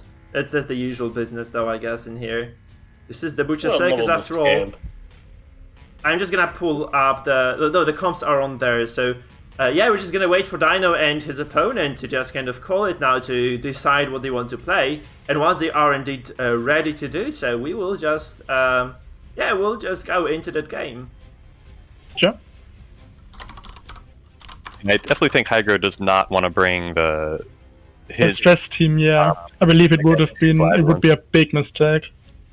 Both those teams can be played as stress, though. You know, both Mikefield and the newer stress. Oh, you know, they can actually play Highwayman with as a stress character with moderate success, obviously. I guess. We have actually seen this happen quite a bit. I think SBRH was one of those people who did actually pull it off on the stage and, you know, took games away from people, like legitimately took games off people's hands. But, you know, SBRH was really skilled with, like, I think, like, it's unfortunate he's not here with us this time around. He said, like, he couldn't make it. But he was really making it, like, leaving his mark with this Highwayman there, so... Yeah, indeed, yeah. It was like very weird playstyle. He was kind of mixing and matching, you know, damage and stress. He was actually doing equal amounts of both, you know, slowly bleeding his opponents out while, you know, this massive number of riposts. You have to remember, like, Minefield Comp has 3 riposts there, right? There's the MAA, there's the Highwayman, and there is the Abomination. This is something that can really catch you off guard, right? It can really demolish you if you eat, like, a single crit there at the very early stages of the game. So it is looking like, you know, one of those guys will probably pick those comps and move forward with this. I mean, if you would be in Hygrometer's shoes right now, Mike, would you pick Minefield as well and play it hopefully against an AoE team with the hopes of riposting them to Oblivion? I mean, I think he knows that Dino knows. That he knows, right? Yeah, probably. I know. I was like, I'm obviously kidding, but yeah, this might happen. Yeah, that he just kind of goes. I don't think Dino goes with the kind of massive AoE comp into this. Like, he realizes that this is probably going to be his demise if he does so. We can obviously see this. I have the feeling, this inkling that Dino will just kind of go with the Leper boys here. I do feel like if I were Dino, I would definitely go with the Leper because it feels like this is a comp that can probably do some really bad, nasty stuff especially to the repose comp there. And I know I'd probably go Minefield if I were Hygrometer, so this might actually be kind of rock, paper, scissors situation there, because I really don't think like you can manage Leper with what Minefield composition has on the table there. Obviously, that on the other hand, you don't really have any sort of debuff removal, so this might indeed be trouble, but it really does all hinge upon... I think we actually went into the game, so sorry about this. Oh. But yeah, we are actually in the game. So guys, take it away. Yeah. This is the Leper comp. I knew it. I knew Dino did this, actually. I knew Dino would do it. I expected the Abomination to start in slot 3 because of the riposte and... Yeah, Abomination 4th is really weird. Oh wait, no. Did he purge? Yeah, he purged. Okay. And also the riposte comp, like the Abomination can't riposte from slot 1. Yeah. Is it a riposte comp though? He has riposte. Could be, right? It could be, guys. Can I co-cast with you, by the way? Is it okay? Sure. Join in. Okay, yeah, it is Men at Arms as the riposte item. Yeah, so it's like, it could be triple repose, but do you have anything to repose against? Like, you leave this Leper for 2 turns, he's just gonna smash you to pieces, right? Also, A-bomb landing in 4th isn't good for Hydra at all. And dodge, okay. Yeah, I mean, Hyman is also quite exposed, right? He's like in the first slot here now. He can just definitely get smashed twice and just die straight away. The Leper can easily just crit and follow. This can be followed by the Jester finale, and that's just the curtain call. He's gonna Rampart instead of the riposte. Okay, that's not a bad call at all, I guess, right? Because this actually give him some sort of a breathing room in case the Leper should get a crit next turn. Yeah. That's a decent opening. Especially this A-bomb is just semi-useless right now. I think you would really love to use this A-bomb if you are high grow, but you just can't. I still feel like you should have used the riposte right now. So if the Leper decides to use Hue, he's gonna take massive damage. But do you want to heal this, or would you actually prefer to just go get the grave or the Highwayman actually? That's the point. Right now I would Hue, but if he would have double riposted, I would have not Hued. Oh, actually he's gonna I think I would have just chopped. I would have just straight away chopped that Highwayman, honestly, because this is such a juicy target. You get a single crit. What a strange... By the way, look at this Leper's trinkets. Oh, this yeah. This is actually the net, Rach's net, and the snuff. So this is like heavy counter to any sort of movement. Well, actually, it does actually carry quite a lot of movement ability himself. So this is probably designed to deal with this Abomination. It's going to get a decent advantage very early on, which he kind of did get in the end. But this is not that much damage. Like, he doesn't get the revenge. So those hits do not hurt even remotely as much as they should. I do like the Aegis. Chance to take my gold back. So I do actually like the Aegis choice from Dino, right? He does get like a significant portion of damage reduced over the course of this game. And Hygro's team is relatively low damage overall, so this might mean that Dino isn't gonna die to damage, he might just die to stress at best at this point. I guess I think we're in for a long one. This looks like a potentially very long game. Yeah. Because, I really don't say NUA for Hygro to kind of snowball this game out of control of those characters, right? I mean, granted, A-bomb does have a lot of single target damage, but this is mostly nullified by this Aegis and, the constant stuns that, Dino is throwing out. So it feels like Dino has a lot of control in this game with this Leper composition. Again? Oh, wow. Yeah, that's a lot of the double crit. Goliath would be proud. I think Goliath would be proud. Granted, this is not the Arbalest sitting in the back row, it is the Vestal, but I feel like Goliath would still be quite happy if you were to see this composition, running around and just smacking people on the head. It looks certainly like Dino is gonna be at a very advantageous position coming into round 3 and 4. I mean, Leper is really, really rare in this, especially in this journey. Musket is even above it. It's pretty surprising, to be honest. So I believe Goliath would be even more proud that anyone's actually playing Leper, and actually, it seems like, for right now, succeeding with it. Yeah, we'll see about that though, right? Because it does take a lot of motions and movements now from Dino to claim the win here. It's a long way to go. And he really should be kind of considerate with every single turn, because if he makes a big mistake somewhere along the way, he's just going to be out of it, right? He's just going to be out of contention. So he probably would like to avoid making a silly mistake that cost him the entire tournament life. he does need to claim 2 wins in a row at this point. Even if he wins this one, it's still going to be a very, very difficult journey. Really focusing the Jester. Yeah. So I think that's the right thing to do, right? It's like Leper and Jester are this kind of pairing of characters that can really just suddenly take you down. And with a lot of those stuns coming down right now, I think this was the only choice he had, because if you do actually allow this Jester to take a 10 when, both those kind of movement characters are potentially stunned, because I feel like the A-bomb is going to get stunned as well, this spell is bad news for you most of the time, right? So this doesn't quite look too great. This is a move on this Highwayman. I'm really not sure what this is supposed to achieve. Is it just because, like, if the A-bomb moves forward now, he's gonna... I really don't know, actually. Is he aiming for this Vestal there?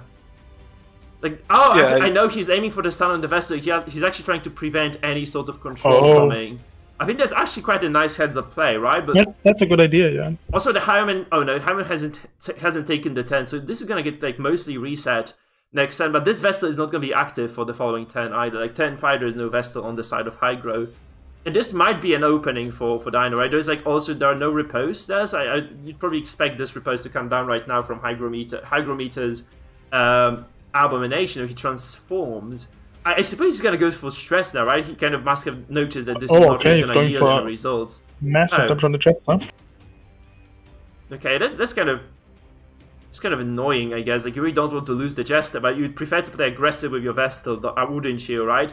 That's kind of going to be an issue, I suppose, for Dino. I really don't think you can restun the Vestal. Like, I think Hygro is just going to be smart enough to move the Highwayman first, get him, into the third, and then just use the Vestal to activate her and just remove the stun. I don't think there is, like, any other good course of action. That's a very big heal, though. This is a good heal, yeah. Yeah, that's a very big one. It kind of matches the previous double crit heal from Hygro. That kind of equalizes the health count. Like, this is turn 5. Probably... They should be out to hurt each other, right? They're really not doing much to one another at this point. Like, they haven't done that much damage. It's like, feels like even if this Crusader goes to 0, it's kind of going to be a long way for the man to kind of go to Brazil. So he's not going to fly away with the battlefield anytime soon. This Leper is, like, untouched in row 1. I think Dino is kind of wishing he had taken the Revenge at this point, because, like, the Leper here, like, with Revenge buff, he would be just obliterating people left and right. I really feel like he could have done a lot more with this Leper. When I see adversity, man, my bone is rising. That's very nice controlled play by Dino. He forces the guard. At the same time, this doesn't actually guarantee that his A-bomb lives. It's going to be a 65% chance to kill for the Jester, right? Correct me if I'm wrong. It's 65%, so. Isn't it? So that's going to be plus like 10, plus 25. He's bolstering. Yeah, this is a really, really, really very freaking dead A-bomb. Oh, okay, never mind. He actually does survive. So that's painful. But if you're Hygro, what the hell do you do? I think you stun the Jester, right? If you're Hygro, you just take this Vestal. Or Rampart, yeah, Rampart. I really don't think you have the time to do Rampart this. won't work. Because if you Rampart this, you still do have to somehow deal with the health on the A-bomb later, right? So you probably would prefer to just heal it. Yeah, but you have to consider that that's in finale right now. This is the worst move possible, I think, for Hygro, right? Because it's just a finale on the A-bomb. I mean, he might have just forced the finale there, I suppose, right? Maybe he just wanted to do that. That's actually kind of decent for Dino, too, because he can actually just go... I think he can Holy Lance the A-bomb, and then just follow with the Dark Side. It's definitely going to be a kill, then. He goes for a double stun. That's a lot of control, actually. I think Dino is doing the right stuff here. Like, he's actually getting... I feel he just kind of didn't want to spend the finale yet. He decided against it, so he kind of opt into doing damage instead. It's going quite well. I feel like he could go for the Man-at-Arms kill right now with the finale if the Leper is gonna do a decent chunk of damage. Yeah, it really depends. I think Hugh into Dirkstad is what he's like trying to plan, and he just wanted to prevent the guard from messing that up. Yeah, okay, that might be a finale now. You're right. Yeah, that might be a finale on this MAA. Like, you can actually, the thing is, you can probably postpone it a little bit. Like, that is gonna be one of those very few turns on which the Jester is not actually being stunned. So I think this might be just one of those very few shots he gets. Actually, not 75. Okay, yeah. Yeah, this goes through. So I think there's almost a given that it would. But this actually means that the Jester's finale is going to be postponed a little bit more, and this is actually down to the damage of the Jester, damage of the Leper, the pressure that he can exert on Hygro's characters. And this might actually decide whether this leper does get to, whether this jester does get to finale, because Vessel might just be forced to heal someone. I think that's basically what's gonna kind of decide or define the next few turns, whether the leper is actually capable of getting anybody to the death's door, given the heals of the Vestal, and then if Dino is gonna be able to capitalize on this. I think this is an opening for Dino to actually finale the MAA. Yeah, he should probably finale right now. There is no guard, there's no extra protection. I think this is definitely an opening. He's gonna try to play this. I really don't agree with this. I'd really love to see the finale, because the stun comes down now. It's gonna be again almost a reset of the fight. Because this is gonna take a long time for. Oh, does he stun? Yeah. Okay. That's just that. So right now, I think Dino just has to do a lot of damage. It doesn't look that great for him, honestly. I would have definitely tried to finale it. Okay, maybe he just doesn't want to kind of ruin his chances. Maybe he kind of. He did the super turbo. He might have done the maths there, right? He might have kind of decided that this is just not gonna be enough damage, not worth my effort. And he just went for the safer play. That's a possibility, I suppose. Yeah, this is 200% finale. It's this is 15%. I think he would have got it. Was extremely likely for him to actually get that kill over there. That actually doesn't kill. It does stun, however. So this is the MAA out of commission for the following turn. But the MA is probably dead this turn now. No, there's gonna be a big heal from the Vestal. She does have the Idol of Purity, I think. So that's a significant portion of healing coming down. But I think the leper could take it away again. Yeah, you can still probably do it with the leper with the. Oh, that's unfortunate. You can still probably manage to do it with the Crusader leper and then the Jester finale, right? That's probably something that's still on the cards. Might not even be necessary to use the finale at this point. I guess this is just a controlled fight from Dino. The Kyrie is just gonna take a little bit of time to bleed out, but it's not gonna be... point blank now, if it hits. Well, okay, no. not really that significant. Actually, I believe it would have been it is a smart choice, I believe, if he's gonna go for Purge instead of the normal hit, because the corpse would have been gone away. Yeah, and his vessel could have stunned his vessel. Yeah, that would have exposed the vessel indeed, yeah. So now we go for the Dex up here. This is a confirmed killing blow as well, very fortunate. And now I think Hygro should just step out. There's Dino's playing this game beautifully now. He's controlling every single turn. He didn't really leave, he kind of put the foot on the gas pedal, just demolished Hygro here. I feel like this is just the pedigree and the experience of Dino showing up in here. Just completely and absolutely dominating this one. I really feel like Dino just kind of played this perfectly from the start to the end. Indeed, yeah. Yeah, and there's nothing Hygro can do. This is, I think, comfort zone for Dino. He's really showing this in every single inch of this battle here. This is just perfect control, and there's nothing else you can say. The finale is probably gonna come through next turn. Yeah, it's it is super hopeless for Hygro, isn't it? This is just an absolutely freaking done deal. I think he might just kind of even go as far as not to finale this Hyomen, just to keep it alive or keep it going for the Vestal later down the line. This is 18 to 33 damage. Yeah, he's gonna go for it. Yeah, there's this is guaranteed to take down this character. And with this solo Vestal, there's nothing he can do here. He should just step out and just leave it. There's really nothing this character can do in a 1v4. Next turn, the Abomination's body is probably gonna go away as well. Yeah. So she's gonna be the third and just stunnable.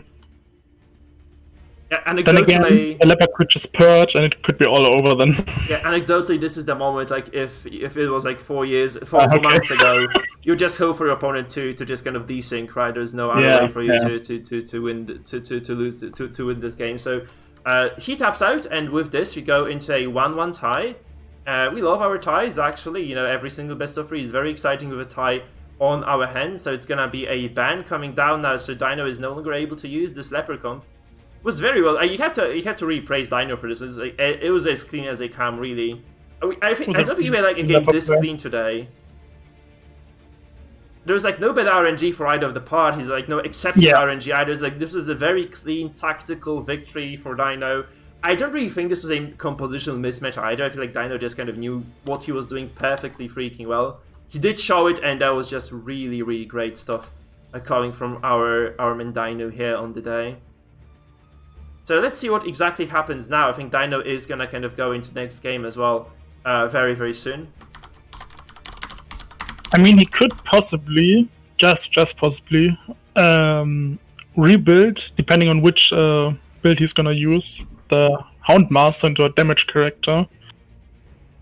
Yeah. The Antiquarian maybe into a debuff character, so she's still gonna do stress, but debuffing as well.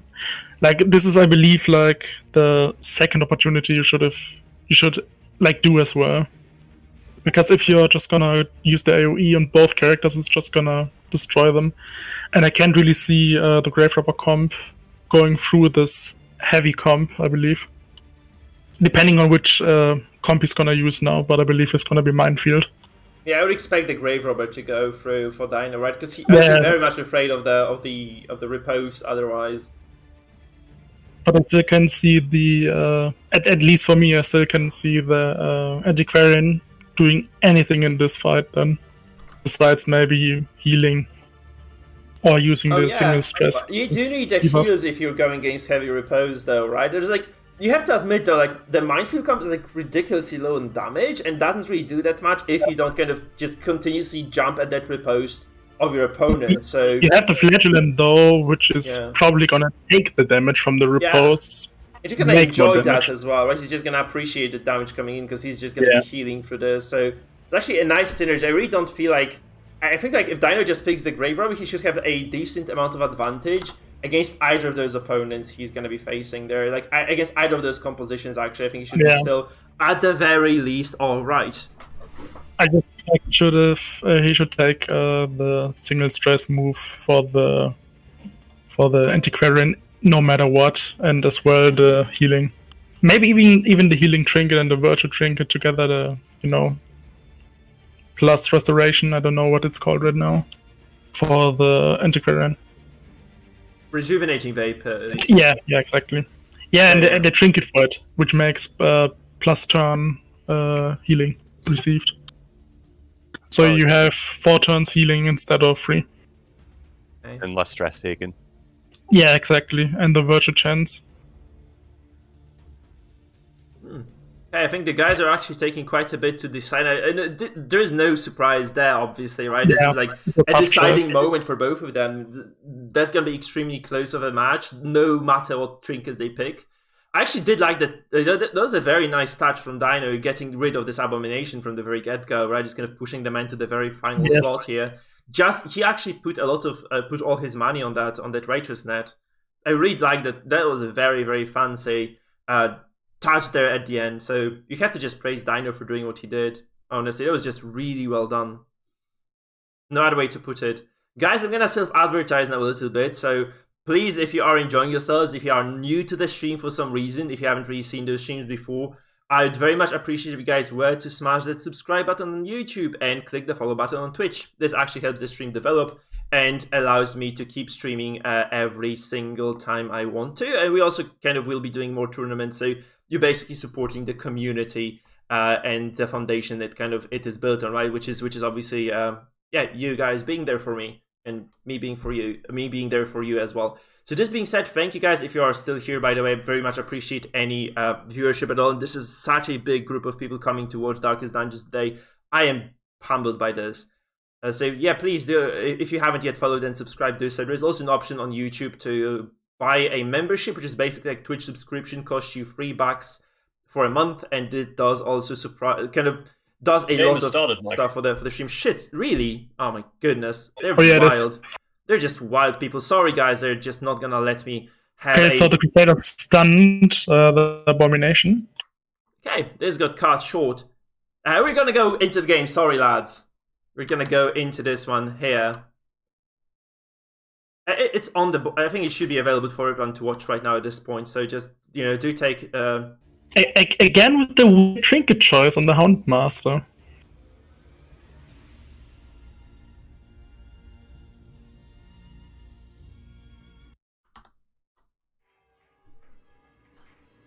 Okay, this.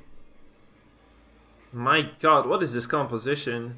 So yeah, as we kind of had anticipated, this is the Grave Robber from Dino, right? But oh yeah, I'm just realizing it now. He's actually taking the other comp. Why? I mean, Hygro took the new stress comp. Why? Yeah. maybe he feels he has a chance. I feel like the DOTs have such a huge advantage against Stress, though. So he might have just shot himself on the foot right there. Yeah, exactly. So that does look quite poor. Quite a decent disadvantage. Obviously, there's like lots of control actually on the side of Hydra. I would have thought this Houndmaster was going to just use the stun there. But frankly, man, this looks very, very, very bad for Hydra here. Because those DOTs, they don't look like they're doing much right now. Give this thing a 10 or 2, it's just gonna absolutely take over the game. Indeed, yeah. And probably, I really don't think that Dino wants to be slamming. I don't like that at all. What do you guys make of it? I would really love to see him rage here, because you just kind of, if you do this like this, you take away the opening for this Abomination to actually get the repose on it. You probably really want to have the repose available all the time, because, you know, there's... Yeah, okay. This is the... Holy shit, it's like a stress healing card. Why is he stress healing? He's playing against DOTs. Yeah, why is this... I mean, he cleared the horror, but... That's a bit weird. Honestly, I'd really love... I think like this might have been like a major blunder from Dino, because he really wants to be stacking DOTs across the board. If he doesn't get all in on that, if he doesn't double up on those DOTs right now, I feel like those rejuvenating vapors might at some point just overwhelm him. He might just not be able to do any damage. I've been there really with this specific composition that we see. I've actually been in the very position where the enemy Antiquarian was actually able to out-heal me to such a degree that I was really not able to do any damage whatsoever. The Antiquarian also packing the trinket, which I mentioned, for another turn of healing, so it actually could really out-heal. So... But coming back to the Abomination, I agree he should have used Rage, but if he would have slammed, I believe he should have slammed the Crusader, not the Houndmaster. There's also quite a significant portion of stress damage across the body. It's like Dino has been doing both of those things that Hydro, I think, aims to do in the end. No, I see where this is going. This is going to be a long and frustrating game to cast, guys. This is going to be... Because Hydro is playing this annoying approach, which is just going to try to stress heal and out heal and slowly build an advantage. Guys, this is the Adelbard and Sticky Blood combined into one person. This is the avatar of Sticky Blood, guys. I mean, it could have been... I mean, it would have been not too bad of an idea, but as mentioned, why does the Houndmaster not have the stress heal with the stress heal trinket? I have no idea. I don't get it. The stream just froze, by the way. Oh, yeah. Because it's frozen for you lads as well. So we might not see the end of this game. We might never see the end of this game, because those are the games that's kind of... It's gonna go and finish. This might be trademarked by Sticky Blood on the right hand side of the board. Looks like we see the trademark there, guys. I have to let Dino know that his stream did indeed crash there. Shit, that's very unfortunate. Don't worry, as soon as the stream comes back, there will be no difference to the board state. Yeah, no. Oh yes, someone just mentioned in the chat, the Crusader doesn't even have Holy Lands. What? Tom 1080, thank you for the follow, my man. Welcome to Dungeon. The Crusader does have the move resist trinket, so like you might not even bother trying to shuffle him. Yeah. Dino, go back into the game, man. What are you doing? Jesus fuck. Sorry, guys. That's just Dino for his own. I think his Discord is just really playing up tonight, so that's why. Oh my goodness, Dino, back into the game. My goodness. He DC'd, shit. He DC'd? Yeah, he DC'd, apparently. Who DC'd? Dino, did you DC or did your opponent DC? It said opponent left. Okay. I think he DC'd, yeah. Yeah, shit, unfortunate then. So that's why it kind of cut off, okay. Yeah. I mean... We'll be remaking this, right? Just make sure you guys don't change anything in your decks, then I think we'll just remake it. Yeah. That's the only reasonable thing. And this might probably mean that we'll just do like one semi-final cast and then the finals, because this is just kind of weighing heavy on the clock right now. Okay. We'll see about that. So let's just kind of see, because I was hoping that this game would at some point conclude and we just move into the finals, but I think this is just not gonna happen for us guys tonight. That's just gonna be a little bit of an experience, I'm afraid. Okay, Oh, that's we're great, gonna because- remake in a second. That's great because watching these games is fun. So if we're watching it for longer, we're having fun for longer. So no. we're having more fun. No. No. Like that's You've spread your fun too thin. yeah. It's like getting a cold drink, and just letting it stand in the sun. It's not getting better or colder. I'm gonna message Grotus and see what's happening. Dino, did you contact your opponent, by the way? Dino muted himself again. You can hear him. Shit. You have to write him. It's like if your piece of bread is too big and you don't have enough peanut butter or whatever. Oh no. I did contact my opponent. It was a bit delayed, but I'm on the stream. I'll open the stream again in a bit. Okay. I think So Hygro just DC'd there, like legitimately No. DC'd. So yeah, I don't know if you two catched it, but the Crusader does not have Holy Lands. Guys, we were into the game actually, we just remade that, so they're like really wild with those starts, so we are just gonna start streaming the game again. Sorry lads. There's no more chit chat, we're just gonna go right into the matchup. So it's like gonna be a repeat of the previous game, I feel like. There's like, since we had like no crazy RNG, I think this is just not a decided game at all. Like, it was just kind of straightforward. Yeah. Maybe slightly favoring Dino overall, but still like there was just a lot of I mean, like, it looks mostly equal, right? Like I feel like Hydro could have definitely healed through that. Maybe he. I mean, the problem should be it should not look equal because Hydro's comp is just literally, I don't want to say garbage, but it's inferior. really, It is really, inferior, really, yeah. I think it absolutely is inferior if you play it right. But at the very same time, it's like Dino did make some small mistakes with that abomination, I think. But Hygro is trying to control it, right? So he's trying to kind of lay those stands down on the Abe and just try to make sure that this character never gets to actually act. Might go fine for him, actually. There are like 2 stands available, so this might indeed... Oh, that's kind of surprising. Do you think this is something that you should be doing? I really feel like almost 50% resist on this Houndmaster. I mean, if it would have gotten through, the Houndmaster would have been pretty much useless, considering he has no accuracy trinket. Yeah, that's true, but at the same time, like, you're really trying to do DOT here, not trying to stress anybody, so I do feel like this is mostly a wasted 10. You really want to be just applying pressure on your opponent, because I think Hydro can just start healing now. He's going to probably out-heal this entire thing. Yeah, and all Dino did this turn was literally 4 damage on the Antiquarian from Third Boys. That's just very unfortunate. It looks like a very bad opening for Dino now. Obviously, yeah, that is just that. It's just a very, very bad opening for Dino. He should have used Grave Robber first before the Antiquarian. Yeah. And then probably, yeah, that's that. And also just, he should definitely use the Vapors there. Like the Festering Vapors would have definitely done way more. Overall, like, this is just a lot of DOT that they just kind of apply across the board. It's really nothing to scuff her, right? So I feel like Hygro just goes on the offensive now. It's something that he didn't do in the previous fight, so he actually he seizes the day, you could say. I'd definitely go for the Beast Bile here, because this does prevent a lot of damage. I'd go for the push. I mean, if you push the Crusader, he's useless.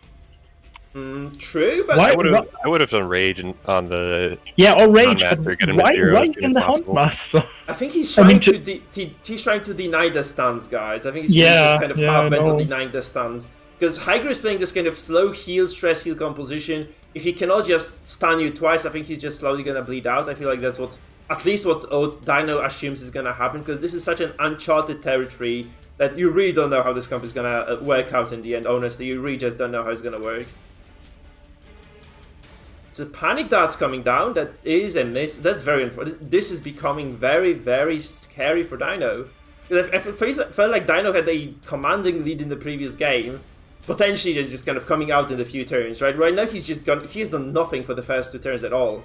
Like, he did a little bit of damage, he pushed the Houndmaster, sure, but there's like 0 DOTs laid down by Dino. It's kind of going from bad to worse at this point. He failed to... Yeah, go ahead. Oh, okay. That's a point where I have such an aggressive dot comp. I feel like most dot comps, especially Mangle's dot comp with the Grave Robber as well as the Abomination, are pretty defensive. For the Abomination's dot to shine, you actually have to hit the Abomination, Or for the Houndmaster to shine, you actually have to hit a lot with the Houndmaster in a dot comp to make a significant dot. Man, I think Dino's in trouble now, isn't he? A lot, yes. It's He looks to looking be really bad. severely behind. Like the previous game was mostly equal, or just with a slight advantage for Dino coming turn 3, with a lot of DOTs being laid down. But right now, it's like there's 0 bleeding on this Antiquaria, and there is literally 6 or 8 damage over time there on the Doggo. And he's making more .s and not .comp. Yeah, this is a 0 damage comp at this point. Seriously, Yeah. It's very unfortunate. Like, look at this. The Antiquarian does dodge that again. Obviously, there's like a little bit of DOT on the Houndmaster. Man, this is just looking super scary. And Hyrule can actually start playing aggressive. Like, he can actually start applying the DOTs of his own. Right, he's actually doing so much damage across the board. It doesn't feel like DOT versus stress. It feels like a really crazy damage comp versus like nothing comp at this point. Like Dino is he hasn't managed to accomplish anything for those 3 turns. Probably even if you would have practiced against the bot, it would have done more right now. At least it feels like it. The Grave Robber right now being like the only real move I feel like that did something for now. Putting some pressure on the Houndmaster. But it's probably gonna get healed. Yeah. Oh, I just got the news that the chat just said this, but this Crusader doesn't have the Holy Lance. So if you do move him back to the third... Oh shit, I actually just gonna slip my mind completely, sorry man. So yeah, that's just indeed the case. Like if you just push him once, he's just completely screwed, yeah. The Mikefield is flummoxed. Yeah, that's not me. That's why I said that it's literally completely stupid to move the Houndmaster instead of the Crusader. If the Crusader's moved, he can't do anything besides healing. Yeah. You'd have to waste 1 or 2 turns to move him back just for him to get moved again. Like, does this Abram ever get to that point at all? Because he's like stunned at 0 HP. He's never gonna get to actually transfer and push now. He might just die very, very soon, right? It's kind of a scary, scary position to be in for the man. Maybe, yeah. So Dino's just slowly bleeding out, man. We see Hygro just I think he's just gonna take it to the quarters, to the semis. That's kind of scary for Dino. Oh. That's a death blow on the very first shot. Man, this is basically curtains for Dino. Son of a bitch, that's very sad. Oh, and Dino is just not destined to make it to the finals, I think, ever. And Hygro obviously just kind of playing his heart out here. No wonder there, but seriously, this is looking so skewed towards Hygro at this point. Seriously, this game is just not going Dino's way at all. We have to guys, you have to drop some Fs for Dino in the chat for this one. He definitely does deserve them. He just unwillingly is gonna drop out of this tournament. I really don't, we cannot blame Dino for doing this. He's just kind of the sacrificial lamb. He's gonna go extinct again. We have to see the bright side. Dino is an excellent caster, so he might just get into the casting desk right now. You'll just probably casting games with Sis later. So he probably will be casting the semi-final. Yeah, we all hope so, that he will indeed just kind of join us, but holy crap, man. That really feels like this game is almost decided at this point.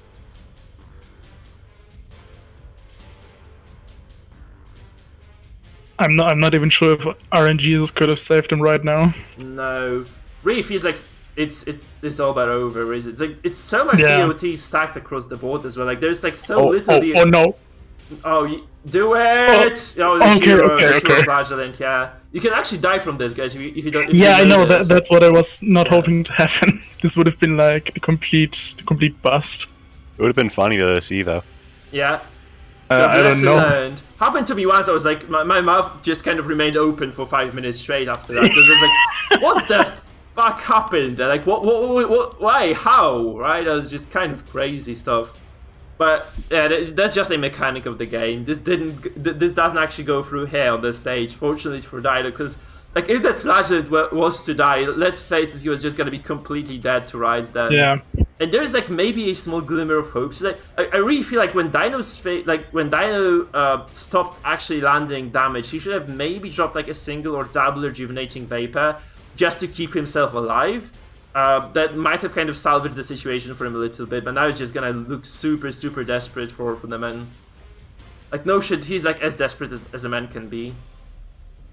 It's just really bad. It's really bad. There's just double afflicted characters on top of everything. It's like a single bad act out is probably just gonna send you packing, and Dino is gonna be forced to join us on the casting desk. Okay, at least no actor. Yeah, that doesn't kill him. Okay. Like, whatever doesn't kill you makes you stronger, unless you're dead. I don't know if it makes you stronger if a death blow goes down. Yeah, no, it doesn't. So there's probably gonna be a stun on the Flagellum. I'd probably just go for the stun there. This Flagellum is just, I think he has Inspiring Cry. Why? Why? It doesn't heal. My good lord, why? Yeah, I really don't understand this. Like, this could be a very dead Antiquorn, let's face it. This Antiquorn is just kind of dead to rights at this point. If she gets unlucky. No, she does get actually... She makes it through the death blow check, fortunately for herself. Actually, maybe Hygro made thinking mistake, because in the normal base game, the stress and horror clear heal does also heal a small amount of damage. Yeah, it doesn't. That's the only thing I could think of right now. I think Hygro is like darkest one though, so you'd probably expect him to know this sort of stuff, right? What? Oh no, that could be really bad right now. It could be a double kill, right? It's like a single kill would probably mean the end of Dino. This is the end of Dino, guys. It is, yeah. I hate to call it like that. This is like the point at which, the doctor just checks the patient, checks for the pulse. There is no pulse there. He's gonna go extinct like a fellow dinosaur. Yeah. Oh my fucking hell. Poor Dino. Why are you doing... Stop making the Dino jokes. Man, he taps out. This is it. I hate to see Dino go, honestly. This is also a focus on the corner. It's sort of a bitch. This is like the triple nail to the coffin. Oh my god, that was crazy. That was like the most disrespectful. It was like she was like, "Oh come on, guys, here's my lantern." Stop. Oh my god, this is the exit moment. This was the most epic exit for anybody. Sorry, Dino, this really sucks for you, man. Grotus does actually move, so Hygro actually does move to the next stage. I believe this might actually mean Dino will join us. I mean, I believe he's gotta swallow that defeat right now. Yeah, that was very unfortunate. That was very, very unfortunate. Dino did fight super valiantly there. He fell in the end. We guys update the... Now we're gonna probably decide on the following cast. I'm gonna get Sis. Yeah, Sis on board as well. Maybe Sis and Dino or something could make it work. I can do one more before I get brain dead from being awake for too long. Okay, so I think the next series is booked for Sis and Dino, and then you can just join Dino maybe, okay? We'll be just kind of trading around it, that's fine by you. Alright? Alright. I think Sis did request the on-air time, if that's fine. Okay, Dino does want to cast. So you can okay. Hey there, Sis. Yeah.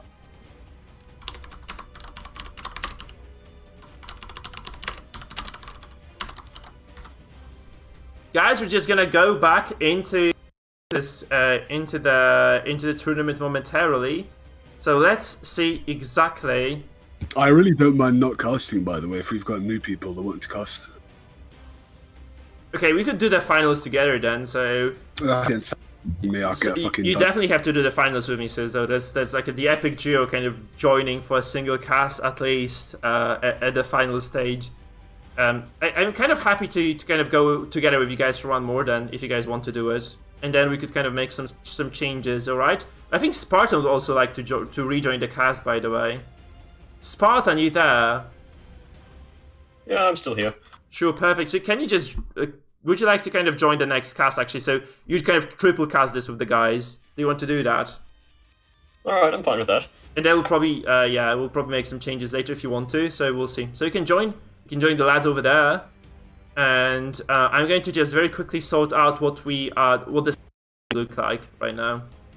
I really feels bad for Dino though. It's Aurelie actually advancing, by the way. So I was actually kind of hoping to see Sanji play on stage, but he got eliminated before he was able to do so. So it's going to be Aurelie moving into.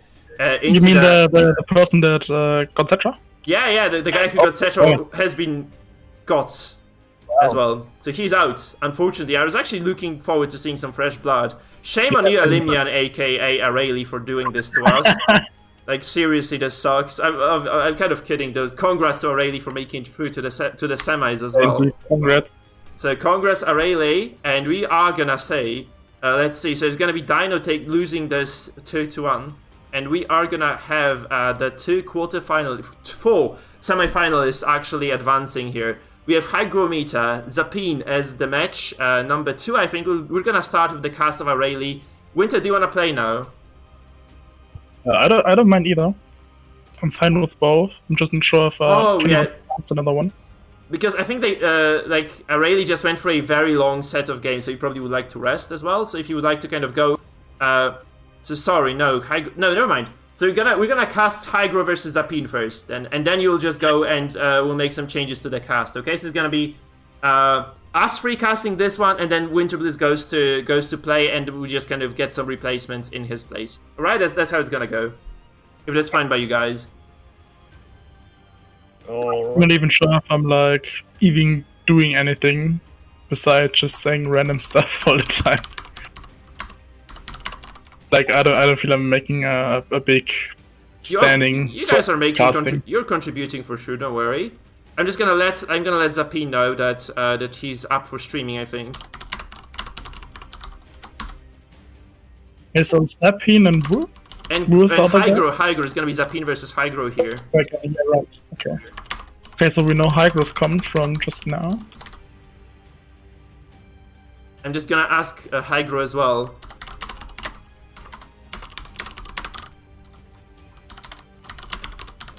And I do need to download the compositions for Zapine as well, because I don't have that one noted. Okay. Okay, so we see another leper comp from Zapine. So the second leper comp of today, at least from the stream point of view. Okay, we got another Mark Pressure. Probably, obviously, it was pretty obvious that there's another, probably. Got a Shield Breaker team. I'm not sure if this is the Mangle Shield Breaker team. And a Stress team with a Dressler? Okay. I'm going to wait until the are up on the screen to properly analyze them. I actually obviously. The problem is I really don't know who's going to be streaming. Have you contacted both yet? Yeah, I'm actually trying to establish who is going to stream for us, because Zapine says like his computer is kind of a potato as well. So I know that feeling. Yeah, we all do, right? I mean, it's not even a computer. It's just Discord literally hating me. You've seen for yourself what Discord is doing to me.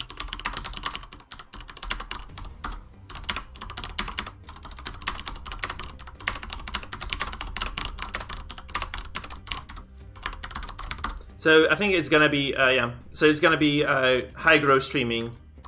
Okay. And this, I think this should work. We're just gonna very quickly test it, okay? And if it does work, we're just gonna ask Zapine, who says he can stream, but it's gonna have like severe consequences for the live stream of his computer. So I guess we'll all like kind of prefer to avoid damaging other people's hardware. So we're gonna try to cast like both series. Then I think we should have time, unless something just very unexpected crops up. We should have the time to cast both series. Man, it's gonna be such just don't run full protection party, and we should be all right. Yeah.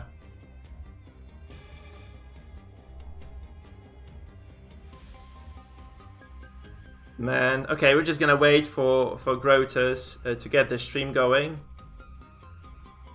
Oh, Grotus is Grotus is Hygro, okay. Yeah, he's Hygro. Yeah, okay. So that makes sense why I couldn't find deck before.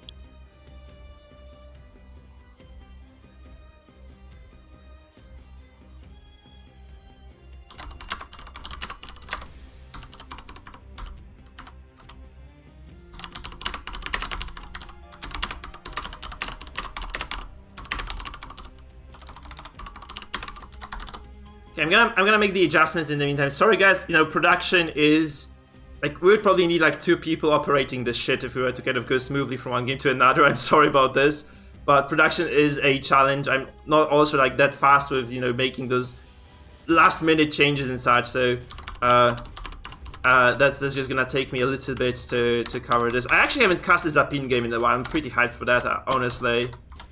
Oh, you guys! I'm actually not casting this shit. You guys are gonna be casting Zapine game. Shit. Okay, that's unfortunate. So that's gonna be kind of a long break for me from Zapine then.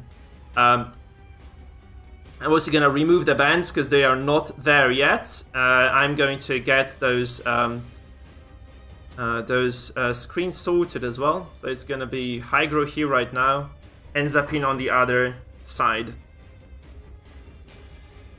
Okay, it seems like the stream is working. It is working, perfect. I'm just gonna let them in now. I'm just gonna make those switches first, though. And Zapin has uploaded like huge resolution of the picture, and to kind of make this a bit smaller, guys, so that you guys don't get overwhelmed by that. Oh yeah, now that you say it, holy shit, it's actually pretty high resolution now. It was humongous. He must be using a really huge monitor. Yeah. That's why his computer is failing. I actually had this issue. I bought like a very nice fancy screen, and it kind of caused my graphics card to just die on me within like a few days. Literally, it was just dead within days. Yeah, it's really insane if you upgrade. If you don't have a really good computer, if you just upgrade for a better monitor, how much it actually impacts the overall. Okay.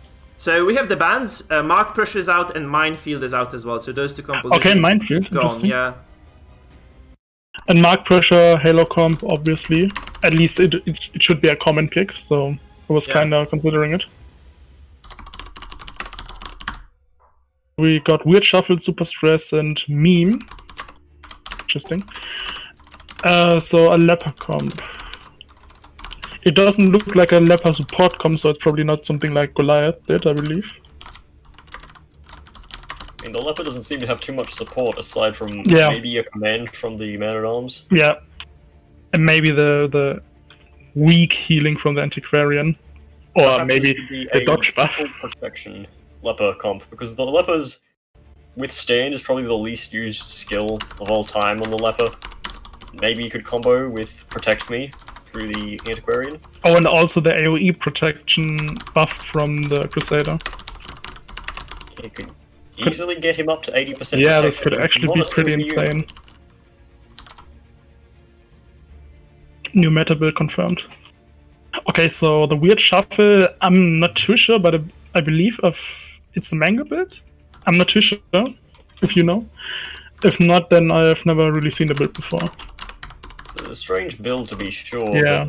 It seems to be just based off of getting a lunge on the first turn and then shuffling the Grave Robber back with the Shield Breaker.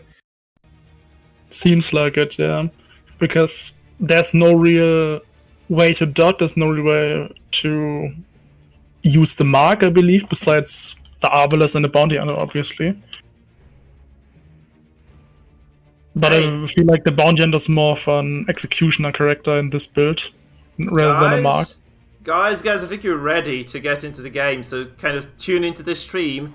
It's gonna be the real Spartan, Winter Bliss, and and Misrang, right, casting this game. So guys, take it away. Yep. Okay. Alright, let's start. That's semi-finals, by the way. I'm gonna mute myself for now. I need to kind of rest a bit again. Sure. Have a good rest. Have we seen what Zapin's bringing yet? Hygro's bringing the Mark comp, right? Not sure. Yeah. No, we don't know what Zapin's bringing yet. It's actually pretty long when it comes to the load right now. Yes, it's an oddly long load time. Yeah, it's a loading simulator. Okay. Ooh, okay, that's a super stress one. That is some chunky frames right there. Okay, it looks like it looks like a dot bird. Ooh. Oh well, it's actually Flagellant with snuff. Okay, Flagellant with no accuracy buff, so it probably needs a jester. We might make a switch, into coming into the second game perhaps, since this is kind of low quality. We have to stick to this though. Maybe he should just make a quality lower.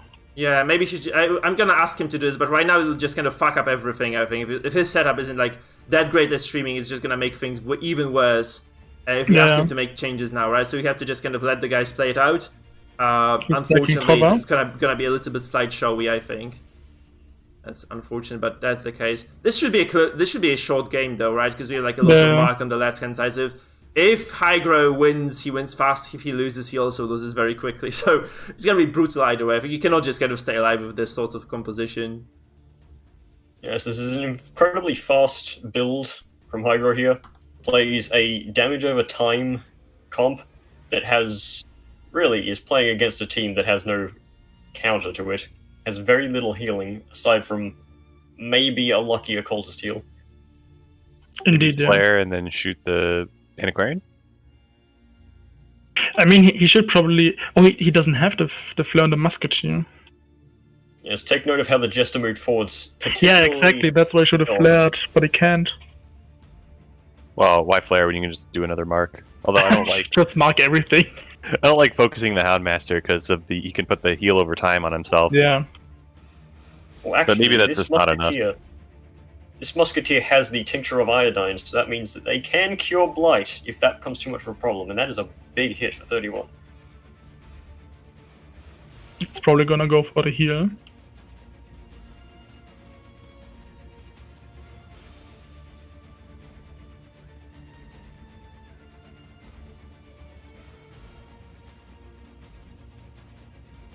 The question is, do you want to risk a sacrificial stab taking them to death's door in order to I think so, yeah. capitalize? No, it's actually going for the flagellant. We're literally marking everyone, okay. You'd think that if everyone was marked, no one would be. It's effectively just like saying, yeah, over there, just hit all of them. Yeah. I guess he just didn't want to deal with the regen tick. Yeah. Yeah, these marks do last for 4 rounds, so they're going to be around for a fairly long time.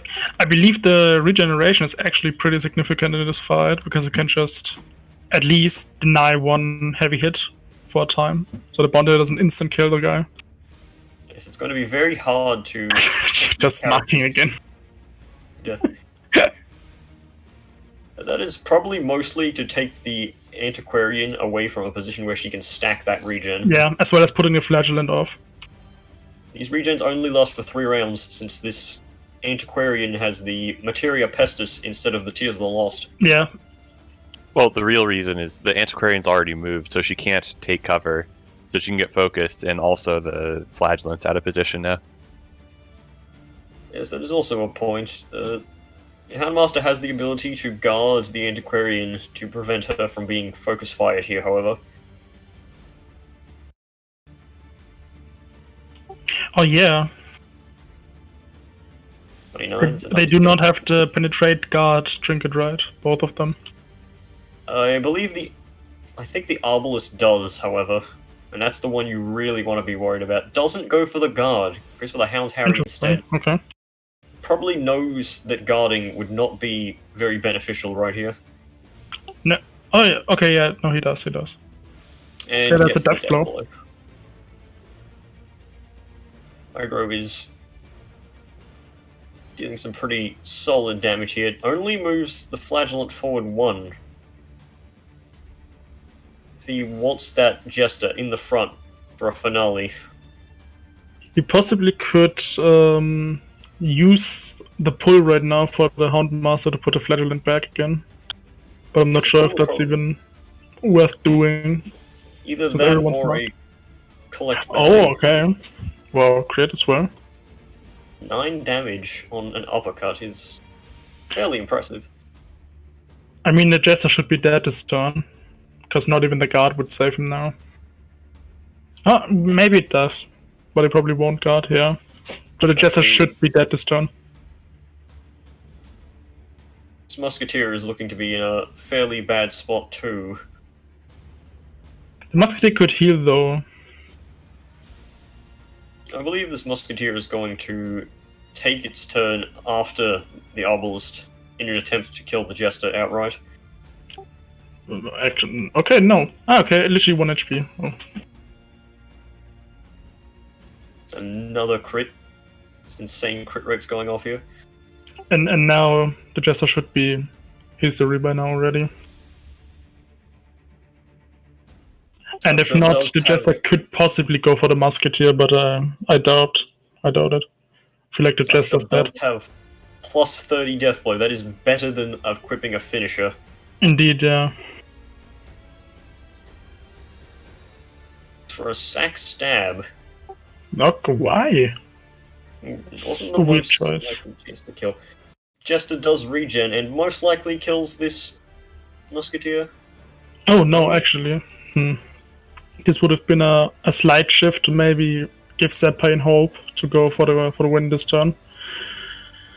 But I feel like it was a misplay to actually not use the Arbalest for the kill. Yeah, Finale kills the musketeer. go through. Not killing the Jester was just a bad idea. The question here is, will Hydra be able to kill the Flagellant? Yeah, the What's Flagellant is the now only the only hero real left? problem. Yeah. The Jester's pretty much done. The Houndmaster's also not too big of a threat alone, but the Flagellant could really turn upside down, the complete match upside down.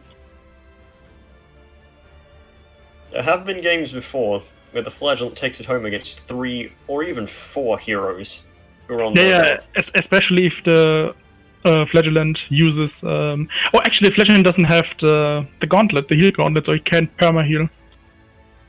Though still, he can heal his allies, and this way keep his single heal for the end game, which is probably the best idea. Back on Death's Door for the Jester, who is already missing 1 hit, so he's bound to 60% death blow resist. Yeah. Single weakening or vulnerability curse right now could kill him. And if not kill him, definitely afflict him, since he has that extra stress taken. I still don't know if the Houndmaster should just stop using the AoE. I feel like it's a bad idea right now. But I don't know if the Houndmaster has his single target. Demon's Pull. No, the Handmaster does not have a single target, he has Blackjack equipped. Okay. Because I feel like stressing those 3 characters out is probably not gonna happen. This Jester is definitely not going to take much stress damage now. Yeah. A sniper Okay, shot good can kill guess, very yeah. easily. 85, yeah. Goes There we through. go.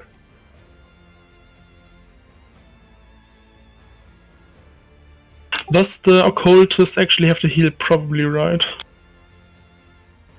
Occultist does his heal. Oh, resisting Ooh, both resistance bleed and blights. Wow. keeps the Occultist from dying this turn. Okay, he dodged. Yeah. Interestingly enough, Hydro is using the Calling Salts, which is a trinket you don't frequently see. Oh, poor Sap. Oh, wow, okay. Ooh. Looking pretty grim for the Houndmaster. This looks like an open and shut game, people. Yeah. I feel like not even Lick Wounds is gonna keep the Houndmaster alive this turn. Lick Wounds will take up 2 of Hygro's turns, but there is no way Yeah. to evade that finish him. Ooh, goes Actually, for the heal. Going for the heal, okay.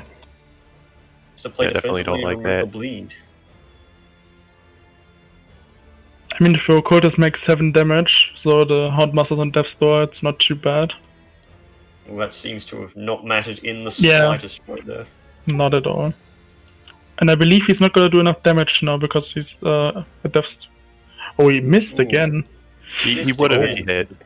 Death's Door. He should have just healed with the Occultist. Okay, now Death's Door. There's a lot of dodge. Zap Well, no, now having a chance to go for the Occultist, as Hang well on, as this healing bounty himself. hunter- This Bounty Hunter doesn't have a finisher on him, so he's going to have a harder time Indeed. laying Yeah. waste. Oh, and he That goes death through. blow. Oh, Being possibly the thing that lets Zapine take this, because actually, yeah, because he still has the Flagellant, and against the Bounty Hunter alone, it's not doing anything. If he gets the the Arbalest, Arbalest is no match for the Flagellant. yeah, as well as the Bounty Hunter. He just has to hold out long enough so the corpus go away, so he can no longer heal, and then he should be completely fine. Yeah, but it was a big mistake, I think. By the way, sorry to get a button. Yeah, it was a really big mistake, right? Because you just shot the Houndmaster and killed it with the BH. Yeah, There was yeah. nothing that could be done there, and then Okay, this guy dies anyway. Gets lucky. Screw me, okay, I'm just gonna mute myself again. Fuck, man. Well, same thing the other turn. The Arbalest healed instead of death storing the Houndmaster, what, 2 turns ago? For the same Yes. Actually, problem. now both are going to Death Door and he can only heal 1. The thing, however, is you can push the Flagellant, therefore stalling out 1 turn, since he can do nothing in rank 3. Manhunter may not have the grappling mitts, but the Flagellant doesn't have... Oh, actually, no, never mind. He has the snuff. He has snuff, yeah. 70%. So, a big gamble. Yeah, if that point's gonna... Oh, wow. Gets the push. Maybe the host... maybe the body's gonna go away from the Jester. I don't know how long it's been there. Just maybe. The Jester survived for a fairly long amount of time, so yeah. It's not gonna go away right now. It's really unfortunate, because if he would have not gotten moved, he had a real chance of actually killing him. So as mentioned, if he survives long enough, he still has a lot of possibility to win, because as long as the Arbalest is no longer in 3rd or 4th, he can no longer heal, and so is he. That occultist's corpse is bleeding out, so it will go away very soon. And I feel like the Arbalest and the Bounty Hunter aren't doing enough damage over the time right now. He has to face down multiple... And then now the Jester's gone. His bleeds can be healed off really easily, however. Oh wow, a crit heal as well. 36 crit. Yikes. Oh wow. Okay, returns the favor with another crit heal. This game is just going to go on for much longer. Also, the occultist stopped bleeding. Oh wow. Okay, 34. Looking pretty grim right now, sadly. We're going to see another Exsanguinate this turn coming for the Flagellant. Otherwise, there's a good chance this Flagellant will just straight up die. Maybe he shouldn't Exsanguinate though. Oh wow. Okay, no, that's over. That's over. That is probably the end of it, folks. Going to see a bolt followed by a finish him. Yeah, that all because the Jester didn't use the plus accuracy. He only has a 60% chance to get this low. I don't think it matters. Isn't it even less because of Snuff? Doing -4 or something? No, Snuff doesn't increase death blow resist. No, I mean decrease accuracy. I thought you talked about accuracy right now. Oh no, I was talking about death blow chance. Okay, yeah, my bad then. But yeah, first one goes to our good friend Grotus here, Zapine. Fallen, sadly. Congratulations on level 70. Getting those prestige rewards. Nice. So yeah, it actually looked pretty promising for Hygro at the start. Then it shifted pretty bad, and then RNGesus saved them in the end. I kind of feel like from the move, because if the Flagellant wouldn't have been moved, he would have been in a bad spot. I wonder if any of the people in the tournament didn't have max prestige, like if they weren't able to use all the trinkets. I don't know, probably not. I believe so. I've talked to someone who was Apprentice 3, I believe. It was Gongas. He didn't have all trinkets. I believe he is going to start streaming for us instead of Grotus. Good luck on keeping your computer alive, Zapine.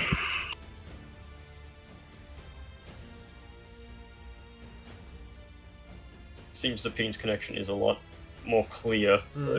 So I actually talked to Grotus. I think he's gonna change the quality of the stream. Maybe it's gonna get a bit better then. So because I think Zapine said like he's really having trouble as well. Or is Zapine actually joining us as well? We'll actually see if Zapine is gonna be started streaming. Okay, so we'll try take it with a comparison Zapine shot right now. So okay, I'm gonna let Grotus know too. Okay, we'll try it with Zapine then. Can you hear the sounds on my stream?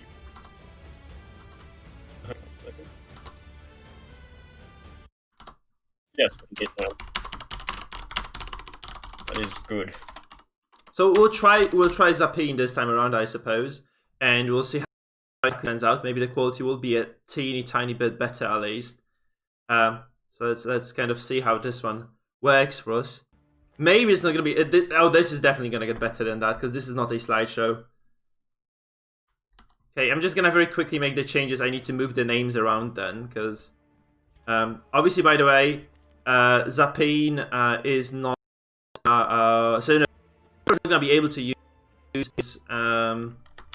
Which one was it actually? Which one did we see? The Anticore and the even US Shoot on stress side. comp, Shoot right? on side. Oh wait, no, she was. Oh yeah, that's for shit. That was the. Yeah, I already just kind of switched people around in my mind. So it's gonna be. It's gonna be a little bit of a switcheroo between the players. Zapine is gonna be starting on the left-hand side from now on, guys, and Hygro will be on the right. This is because Hygro's stream wasn't exactly top quality, so we'll be making that. That alteration there. What was his actual name? It wasn't Hygromancer, right? I didn't make him Hygrometer. Something like that. We should be good to go. I'm just gonna let the lads know that we are pretty much good to go.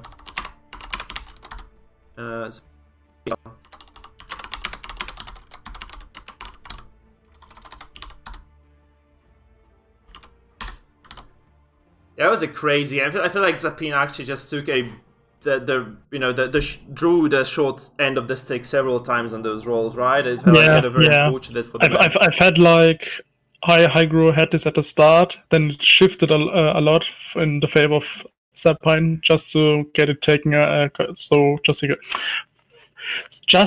he loses it all again as it shifts again. Like the push was really significant on the Flagellant. If this push would have not happened, he would have probably killed or at least deal damage to another character instead of wasting a turn. Okay, I also need to let Zapine know that he shouldn't be alt tabbing because he just did. Yeah.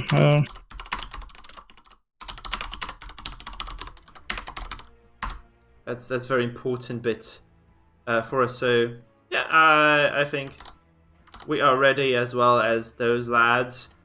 I don't know what exactly is gonna kind of go down this game. By the way, I think Zapine might just kind of stick to his guns, or do you think he might just pivot? I mean, now with the team gone, that was, in my opinion, or at least from my point of view, the best from Hygro. He should have a real chance now, depending on what team is counterpicked. Yeah. So, like, I mean, I guess Zapine does know what he's going to go up against as well, which is a very, very big deal, right? Like, let's not underestimate how much this is actually going to do for the man. This is actually going to mean that, to some extent, he can just read into his opponent. Maybe even anticipate this with certain trinket choices and such, right? Whatnot. So, it's kind of a big deal, honestly. Yeah, so let's see what exactly happens there. Obviously, did mess up with the ban, so there's no minefield, and the minefield was banned, and then the shoot on sight is gone as well. Okay, we're going into the game. Oh, okay, cool, awesome. So I'm just gonna switch the screens. Thank you for letting me know. Yeah, we're loading, absolutely. Awesome, guys. Are you guys ready for the cast? I am. So take it away, guys. Take it away. So a short reminder is going to be Misserang, Winter Bliss, and the real Spartan on the cast today. Okay. Spartan, obviously, you'll be able to kind of let people know about your stream later on, okay? So you can just kind of do some self-advertising in between the... So let's take it away, guys. Go ahead. Okay, so Hygro went for the newest dress again, while Zapine went for the Weird Shuffle team. Oh, wow. Opening for a really good... strong start. Again with those... I can't stop talking about this puppet. I can't stop. I can't understand it. No way. The thing is that the trinket buffs healing and the duration of the lick wounds buff, so it's mostly more likely there for survivability. Yeah, but like, would you take a trinket spot for just a heal? Like, I feel there's so much better options now at Death's Door already. Wow. Here we go. We are going to see. This Houndmaster is already dead. Yeah, he can't even lick wounds. There's nothing to do. You can't lick wounds. You can't be guarded. You can only use the Antiquarian for the heal. Yeah, you're going to need to use Rejuvenating Vapors and then immediately take his turn. Actually, it's actually pretty smart, because he... Otherwise, if the Antiquarian would have not used the heal now, he could have just illuminated and killed him. Yes. But now he's not gonna die.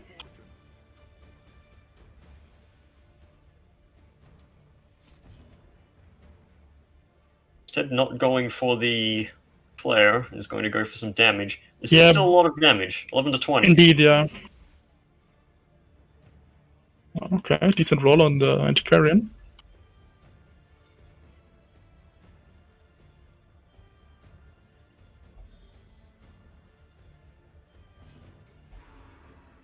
Okay, stunning Blackjack the on the Grave Robber. Grave Robber, okay. That's less likely to hit than you think. The Grave Robber is getting extra dodge from that crit she just got. Yeah, though the stun move has a fairly high accuracy. It has 100. It's not too It's bad. 100, but it is playing like Grave Robber probably has like 37 or something. Yeah, it's If I probably... know- Yeah, 45. 45. Wow, okay, yeah. Oh, okay. Going with Bolster. Interesting choice. Well, that's the thing. Zapine doesn't have any real accuracy buffing aside from Monkey's Paw. I mean, Let's see the other part from the Sheepbreaker also gives 4 accuracy. Fine.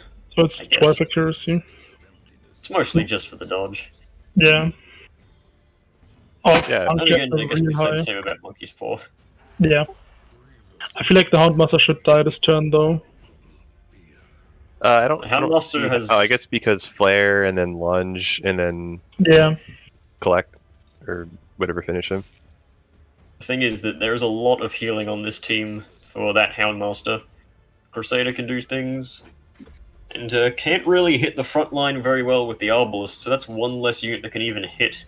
Actually, Crusader, once again, not having Holy Lands. So if the Crusader gets shafted too much, he's pretty much useless. Making a big difference when you have a Shieldbreaker, for example. The only problem is that these pulls have been in a bit of a bad order if you want to get the Crusader in the back, Yeah. because pulling the Antiquarian doesn't do much. She'll just move backwards. And if you pull the Man-at-Arms, it makes the Houndmaster start stacking up his health again. Health? Health. I'm sorry, it's my Aussie accent. Well, yeah, the Shieldbreaker could have. It's completely alright. The Shieldbreaker decided to pressure the Huntmaster's health rather than pull the Man-at-Arms. Makes sense. Fair. Houndmaster probably is still the most vulnerable, regardless. Indeed, yeah. Maybe actually should go for the... I don't know what it's called, the plus crit received. Expose. Expose, yeah. Oh, actually gonna go for the... Oh, it resisted. Doesn't That's get the unfortunate. Dang. Orders. But you could maybe pull with the bot as well. We are going to see some bellow botting go down. The only one. Yeah, it looks like Kygra's stabilized by now.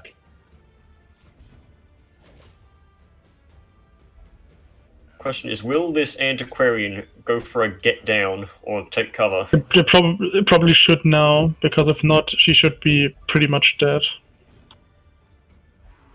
Actually, not okay. The Crusader can. Oh heal yeah, the her Crusader can still heal, right?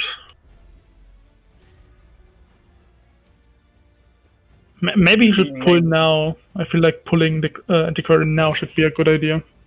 Zapine may want to consider using Caltrops here just to quell a bit of the healing. Also a good idea, yeah. Well, the Caltrops hit for 2 every turn, and the heals for 3. So that like the whole point of the heal over time is to get someone off death's door, and it'll still do that even with the Caltrops. But it'll still do a bit less. So yeah, it slows down the healing that they gain over time, especially for units like the Houndmaster, he's just been gaining his health back all this time. And that is a miss from the Arbalest. You rarely see that. Well, there's that bolster value we were looking for. Yeah, I don't think it could have missed without that 10 dodge.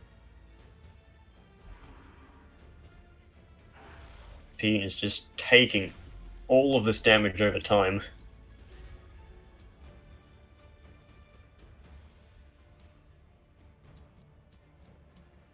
We may see a lunge here. Well, Thrown Dagger. Thrown Dagger does do extra damage versus marked. Indeed, yeah. Once again, having the Antiquarian in the Death Star. Now once again healed. Doesn't use a get down. Playing very riskily with this Antiquarian.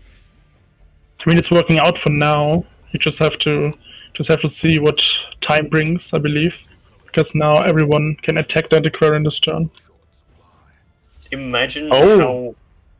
Ooh, good. Oh, resisted a debuff though. Yeah. That is 65% debuff resist thanks to the Tears of the Lost. So actually, I believe it would be a smart idea right now to actually attack with the bounty on the next, because you can pierce the guard. Oh, no, you actually cannot. Yeah, he doesn't have a trinket. Imagine how much easier this would be for Zapine if he had panic darts instead of thrown dagger. Yeah. That panic darts would completely negate this stack of regen that's been put up all this time. And he does not have the piercing quarrel on that. Yeah, that's a problem right now.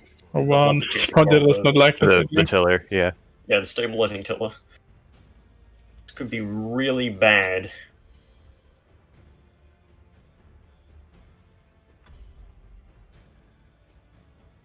But yeah, the only thing you can really do right now is to puncture next turn, so she can't be guarded anymore. But I feel like if that's gonna happen, she's just gonna stealth. Puncture or a Caltrops. Actually, no, you can't use Caltrops because he's too far ahead. Lame. Crit again.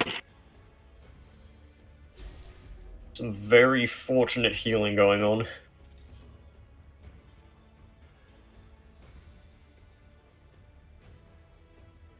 Only 4 to 8. It's not enough.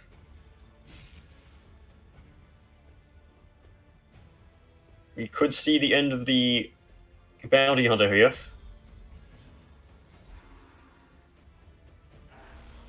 Okay, resisting the Death Star. Cool. That's at least a heads up for now. Going for a lunge on the Hound. Okay. This forces the Crusader's turn, of course. Yeah. Yeah. He could stun the bounty hunter maybe, but that's probably too risky. Quite frankly, the Houndmaster could hit the bounty hunter with a blackjack. He has a good chance to kill and stun. And stun, yeah, but it's still pretty. Oh no! For a Harry. That was just a bad idea. If the bounty hunter is just not gonna act out now, and actually it's gonna hit, not miss. Yeah. Oh no! Oh no! No! Oh, What? he kills himself! No! Oh, that is crushing. Oh that no! happened at the exact Yes. wrong Oh moment. no! Oh, Seppa, no! Wow. That is sorrow incarnate. Though to be honest, I really don't know what he should do right now. I feel like this was like the one and only opportunity right now to do something. That was the RNG gods seeing Zapine have a chance to make a comeback and slapping him in the face, saying, "No, you are not going to win on my watch." Not even giving a single kill or chance. Yeah, that's fine. All I care about is that we get to game 3. If Zapine loses this one, that's fine. I'll just win the next one. Zapine lost though. Yeah, Zapine Oh, is this lost game the 2? first Yeah, Oh, that's my the bad. problem. So if he loses, then that's it. He's been out of the tournament. We're gonna see a guard. Oh, yeah, that wouldn't work. Never mind. I'm actually at this point not even sure if like the match right now with Zapine is more heartbreaking or the dino part. Last match. This is really not going good either way. Maybe. Oh, okay. There goes the Houndmaster, finally. Yeah. from being Death's Door on turn 1.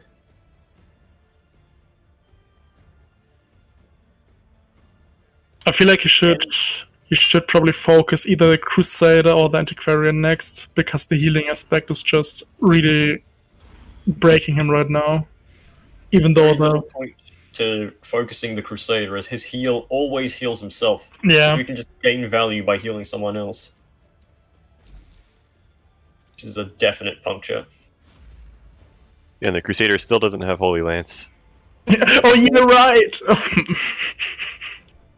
This is also some terrible anti-synergy between the Shieldbreaker and the Arbalist. Yeah. Now that you say it, it's just really it's almost cursed. Like they're playing each other out all the time. I feel that a better unit to use in this comp from the Shieldbreaker would be the Abomination. Yeah. Since the Abomination basically can do the same with the Blackguard. He can move forwards, he can break guards, he can push, which is more important than pulling. Crusader moves up, drags his slow steel boots forwards. Pull the corpse. Yeah. Tries to pull the corpse instead of the man-at-arms, who has less move resist. That is a very odd choice. I agree. I guess, was he afraid of maybe like the riposte from the man-at-arms? Probably not. The man-at-arms even have the riposte equipped. Sniper shot. Probably not. Why would you bring riposte? Just shout. Yeah, old man yells at Cloud.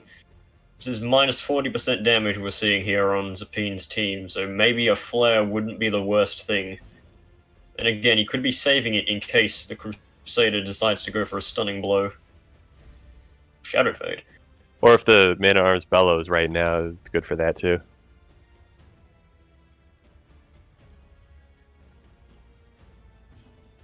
That stunning blow that I talked about.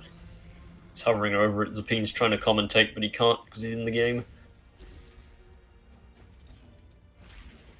It's that flare. A party for me? Well, she did bring the fireworks. That's a very good point. Shieldbreaker is suffering horribly. It has not used Serpent Sway once.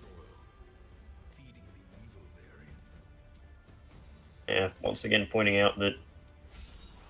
Ooh, 52 damage. It wasn't needed, but that is still a very big number. That's a leper number.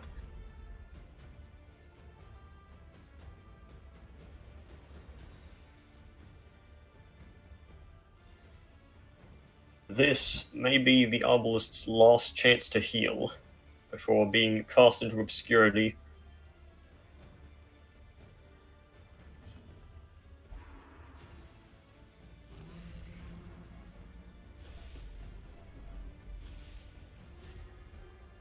This isn't even really a good time to use the flare, because that means the Crusader will just get another. And that's a past turn. Oof. Yeah, same. That may be... Zapine is very warranted in his surrendering tendencies here. I'd say if the Crusader lands one stun, then that may be it.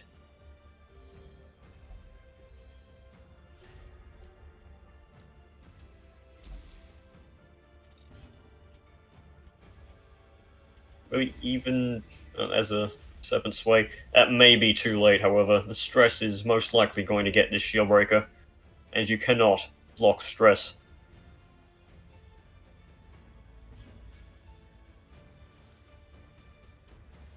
Another stack of Festering Vapors going on here. A Flash Powder would also kill. And that's it. Down goes the Shieldbreaker. Serpent Sway, possibly a few turns too late. The corpse still gets the blocks. Nice. Yes, that's an odd thing that it keeps the blocks.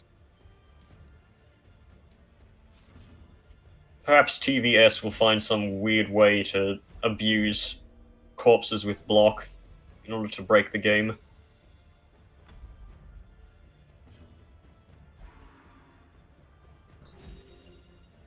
So Winter Bliss is setting up for her game, and this means I'm gonna just kind of very briefly join you for this cast. I think it's gonna be either Spartan will cast the next one with me, perhaps, or do you guys want to kind of do a triple cast for the semis as well?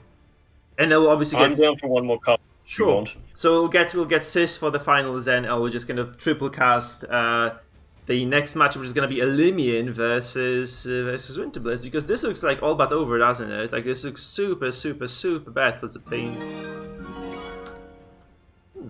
Oh man, we got a raid. Aileen, thank you for the raid with 6 people. Welcome to the dungeon, guys. We're having a Butcher Circus tournament. This is a semi-final match. You're just in for another kind of fresh start. We're trying to explain the rules as we go into the next stage. So yeah, guys, make yourselves comfortable. Enjoy the cast. With quite a bit of this has been quite a journey so far. You know, we've been around for like 4 hours now. We have had some impressive matches, and we are surely coming up to the finals. Yeah, we'll see our most intense ones to come. Yeah. And this is like, actually, Hydra is like a person we haven't really seen before, right? He came off the radar, and he just obliterated his way to the finals as well. Looks like he's just going to be able to advance here, like, really seems like that. Like, poor freaking Zapine isn't looking like he is going to be able to... He doesn't quite seem to have what it takes to beat Hydra here. There's some quite brutal RNG. I feel like the compositional mismatch here also did... those two things did cause places where we are right now. Thank you for the follow, by the way. Welcome to the dungeon, guys. Thank you, Pinky Pilo. Welcome. So this looks like a very, very brutal ending of Zapine, actually. I'm really not sure, like, would you guys have picked the composition Zapine does have here in front of us, or would you have gone with something a bit different?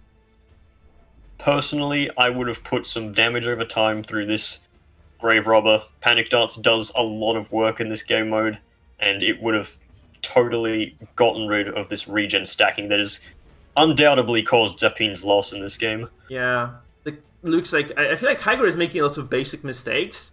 It looks like the compositional disadvantage here, like also as you guys said, like the lack of DOTs. Maybe, you know, maybe he just also needed the Impale there. Maybe that would have kind of helped a little bit too, you know?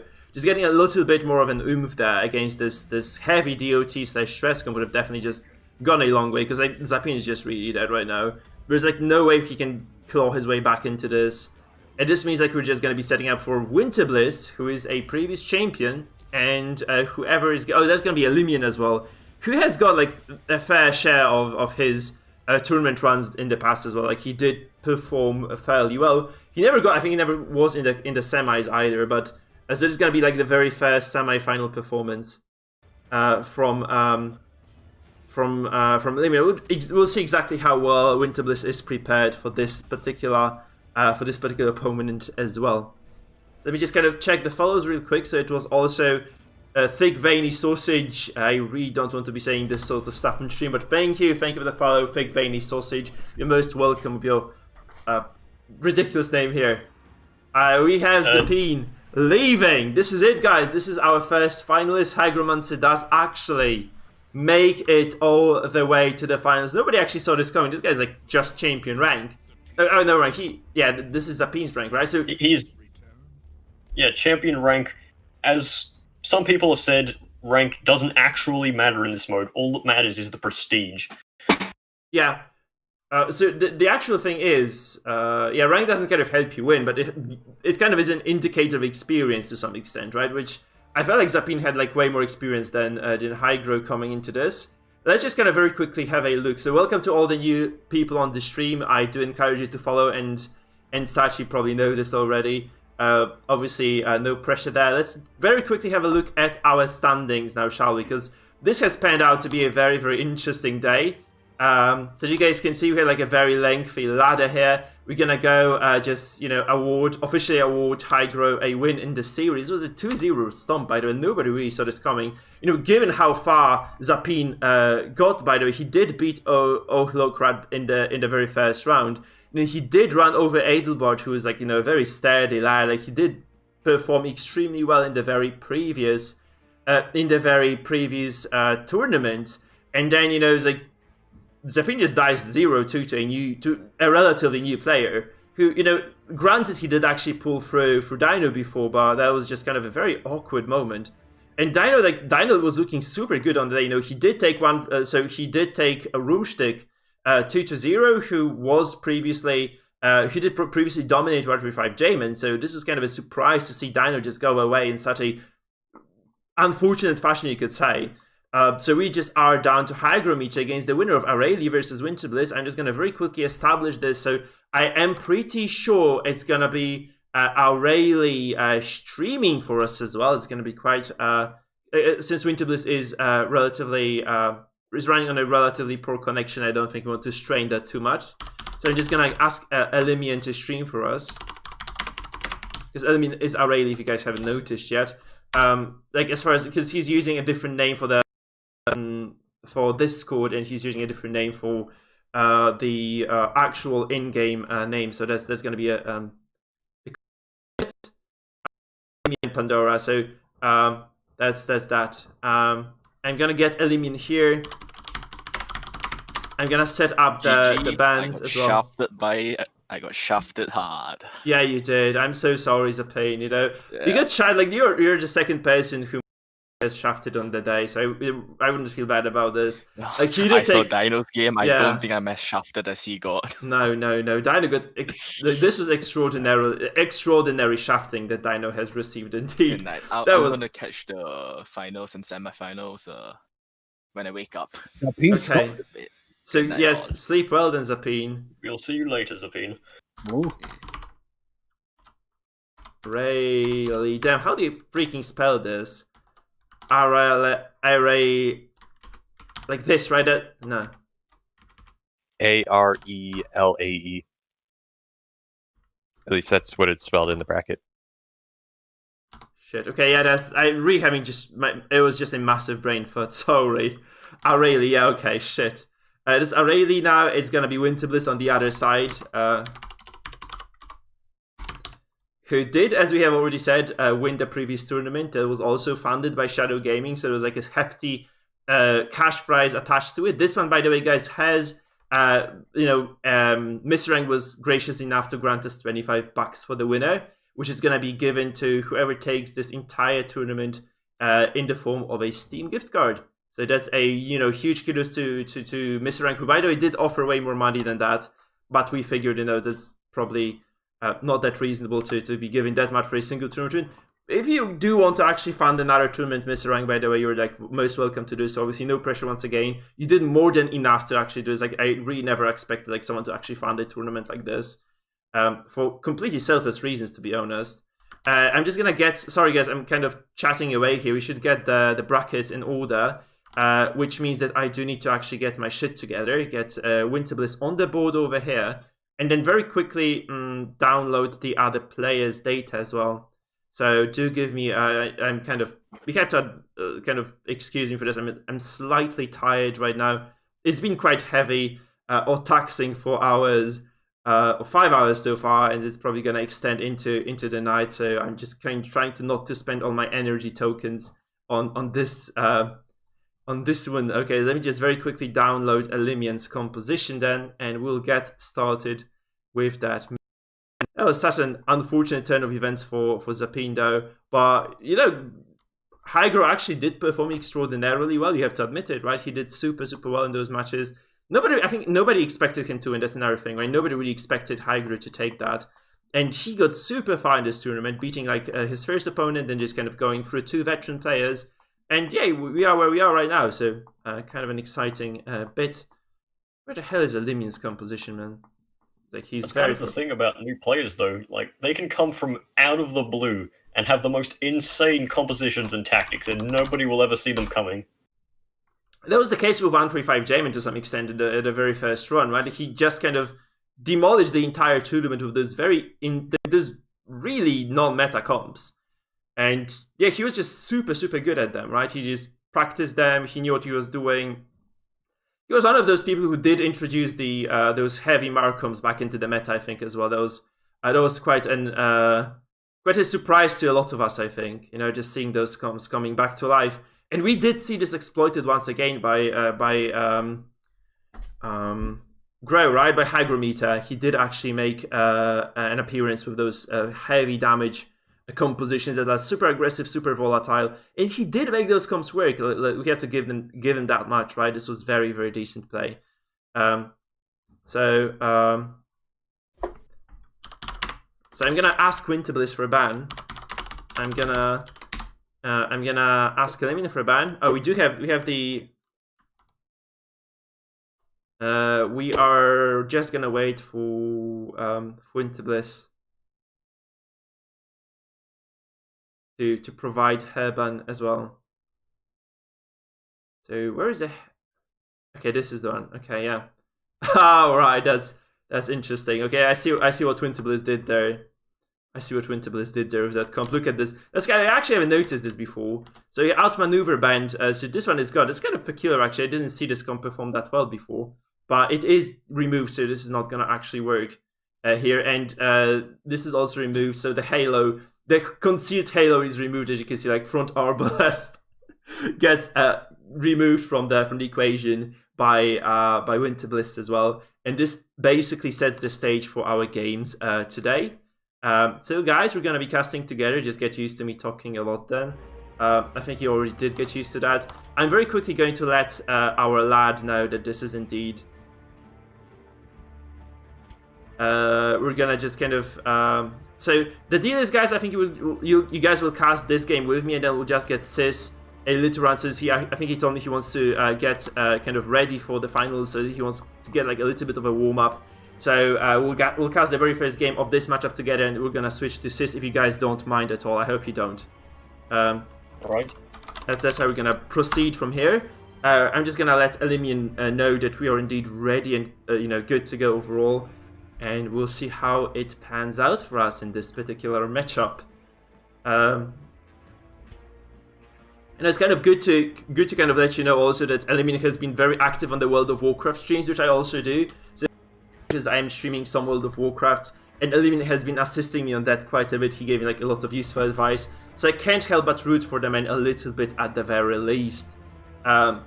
Teeny tiny bit of rooting for me on Elimina, especially like Winterbliss does have the trophy already, and Elimina does not. You have to give it to Winterbliss though. She did actually get in here, get into this position in quite a style. So she did demolish her previous opponents. We expect no less from Winter than getting to the finals. So if we had to bet our money on someone, I think it would be also very much in favor of Winter. But we haven't quite seen Elimina play for quite a bit at the very same time. So this might be another thing to pay attention to, right? Because we haven't seen Aurelie on the stage for a while, which is going to be quite an interesting sight to experience, I believe. You have to also notice that Winterbliss is sporting this Helium comp, which might impair her way into getting the finals win. I believe we're getting into the final game, into the very first game of the matchup, by the way, so just kind of see what exactly we'll be dealing with in this very first match of the series. So let's see. So that's actually this weird Shieldbreaker composition from Elimian, and this is Winterbliss coming with the Jester, Grave Robber, Flagellant, and the Antiquarian here. That's kind of a peculiar thing. Let's see how exactly this matchup goes. You've seen quite a lot of Shieldbreaker, by the way. Have you guys noticed this? There's like a lot of Shieldbreaker being played. I mean, Shieldbreaker is a very strong unit, especially considering the fact that merely the existence of a Shieldbreaker denies your opponent from guarding. Yeah. If this Shieldbreaker is existing on the field, your opponent most likely will not guard for risk of wasting a turn. And it's like they're super desperate and the Shieldbreaker is no longer active, right? This is probably the only scenario in which you do guard. I was kind of forced to guard like this a couple of times, but really never pays off in the end because the Shieldbreaker just kind of takes the next turn and deals with you. She does have like a lot of dodge as well. You have seen, maybe not as many Jesters as we would have liked, perhaps, in those games. So this might indeed be quite a difference maker here, since we do see Winterbliss's Jester, and there is the Ballad on the field as well. There's going to be quite a lot of that pressure coming from Winterbliss onto the Shieldbreaker if she ever decides to actually use that Ballad in the end. Okay, so we have like kind of an imbalance here in terms of the damage output of those two comps. I think like Winter Bliss's comp has like a lot more potential. Like, there's like a lot of DOTs on the field already, and this is gonna be further emphasized, I think, by the fact that Winter Bliss does have this Jester with the Harvest, right? And there's also going to be activation on the Antiquarian, which I think might be used for healing, actually. I'd not really mind that at all if this Antiquarian was just used to maybe salvage this situation a little bit. I also feel like Aurelie should not be pulling this Antiquarian forward, because this will actually be very easily alleviated by, this actually doesn't even require take cover. Yeah, so take cover is not demanded here at all from Winter Bliss, which means she can comfortably just drop this Festering Vapor and just go into the next round, maybe just deliver the killing blow very, very early on. Obviously, this was incredibly unfortunate, as the Flagellant was the only one to be missed by that attack. He is going to need this healing desperately. Like, we may see a very early finale coming from the Jester here. Absolutely. That Bounty Hunter is not going to live for much longer. Yeah, we expect nothing less. It's kind of a strange thing, by the way, because Winter Bliss does actually activate the Jester. Also, they've kind of anticipated the Antiquarian to go forward. I guess Winter Bliss is just kind of hoping to use the Grave Robber to finish off the job here. I guess that's what the plan is anyway. So it looks like a very, very likely kill right now, honestly, because there's just gonna be. I think you can just land this. Obviously, this is a very smart move from Elimian, by the way, or Aurelie, since Aurelie did indeed move this Antiquarian to fair. So if you want to actually go for a land right now, you mess up your formation almost permanently, right? This actually means that if you go take cover of the Antiquarian later, this actually... Oh, there's a panic. They've definitely expected some sort of an offensive maneuver. Perhaps he's planning ahead to let that damage over time sink in a little bit, so that when he kills the Bounty Hunter, he can immediately switch over to focusing the Houndmaster. Yeah. If you see kill, you go kill, right? That's kind of the name of the game against basically any sort of an opponent if you're using this aggressive damage composition. And this is a miss, by the way. It's a dodge on the side of this Bounty Hunter, which means that this is gonna be a lengthy fight. I would have expected this kind of maybe threaten this BH a little bit and allow Winter Bliss to secure a kill later. It's not looking like that at all. Well, maybe not. This Antiquarian does have a finisher on her, so there's a good chance that this Bounty Hunter dies. Yeah, sure, but this is kind of a sacrifice you make if you do take the gamble there, right? Because if you do take the gamble right now, like, she's just... Okay, no. If she doesn't get the kill, she's dead herself. Oh, she does actually get the kill. There we go. This, I would say this is a bit opportunistic, but I guess like you cannot be just completely risk-averse playing the circus, right? You just do have to take those risks if you want to make it high into the standings in every tournament. So Winter Bliss probably assessed the risk, just kind of took this shot, and it really did pay off. This paid dividends for her, which means this naturally means that she has a very decent advantage coming into this very first fight. Taking out the only character that's actually able to efficiently deliver killing blows is an extremely big deal, and she still does have that Jester available, no less. So this is going to be a very, very brutal situation for Aurelie, because obviously the Jester can be controlled, maybe indirectly even by the Shield Breaker, but at the very same time, this means you have to be devoting a lot of resources just to control a singular character, whereas, Winter Bliss has multiple avenues of delivering damage here. There's like, this is not just the Jester. Plus you can also, I just noticed that we can just take cover now, set up the finale and just get this Houndmaster. It's such a brilliant play from Winter Bliss, actually. Man, she's like steps ahead of us. This is a perfect combo right here. It's and lovely. Masochistic may actually kill the Houndmaster on its own. No, it didn't, but this is such a good... You actually have to command Winter Bliss on this. This was like an impeccable setup. She waited on this, she actually got every single move in motion. Now she's gonna execute, I think she's just gonna execute Aurelie where he stands. The Shield Breaker's gonna go down. Yeah, this can be just a finisher on the Shield Breaker. Yeah, you can just finale that now. The question is, don't you prefer to kill the Houndmaster who's like sitting in the back row? The answer is no. Oh, this doesn't kill, this is exactly... Oh man. This is I think this is 0 HP on the Shield Breaker, but this actually means two characters. No, she's at 1. This one, okay. Two characters. Oh, that's very even worse, because this is like, this might mean there is no recourse for Winter Bliss. 3 people on death's door here. This Harry could take the game. Okay, this doesn't take anything. This is not a single victim of this Hound's Harry. And yeah, this might be like the exact opposite situation right now. This might mean that actually Winterbliss is capable of getting the kill. With this, I guess I would wager this is gonna be the Antiquarian. You have to remember the Antiquarian herself does carry this takeover buffs, so she's not really exactly easy to kill.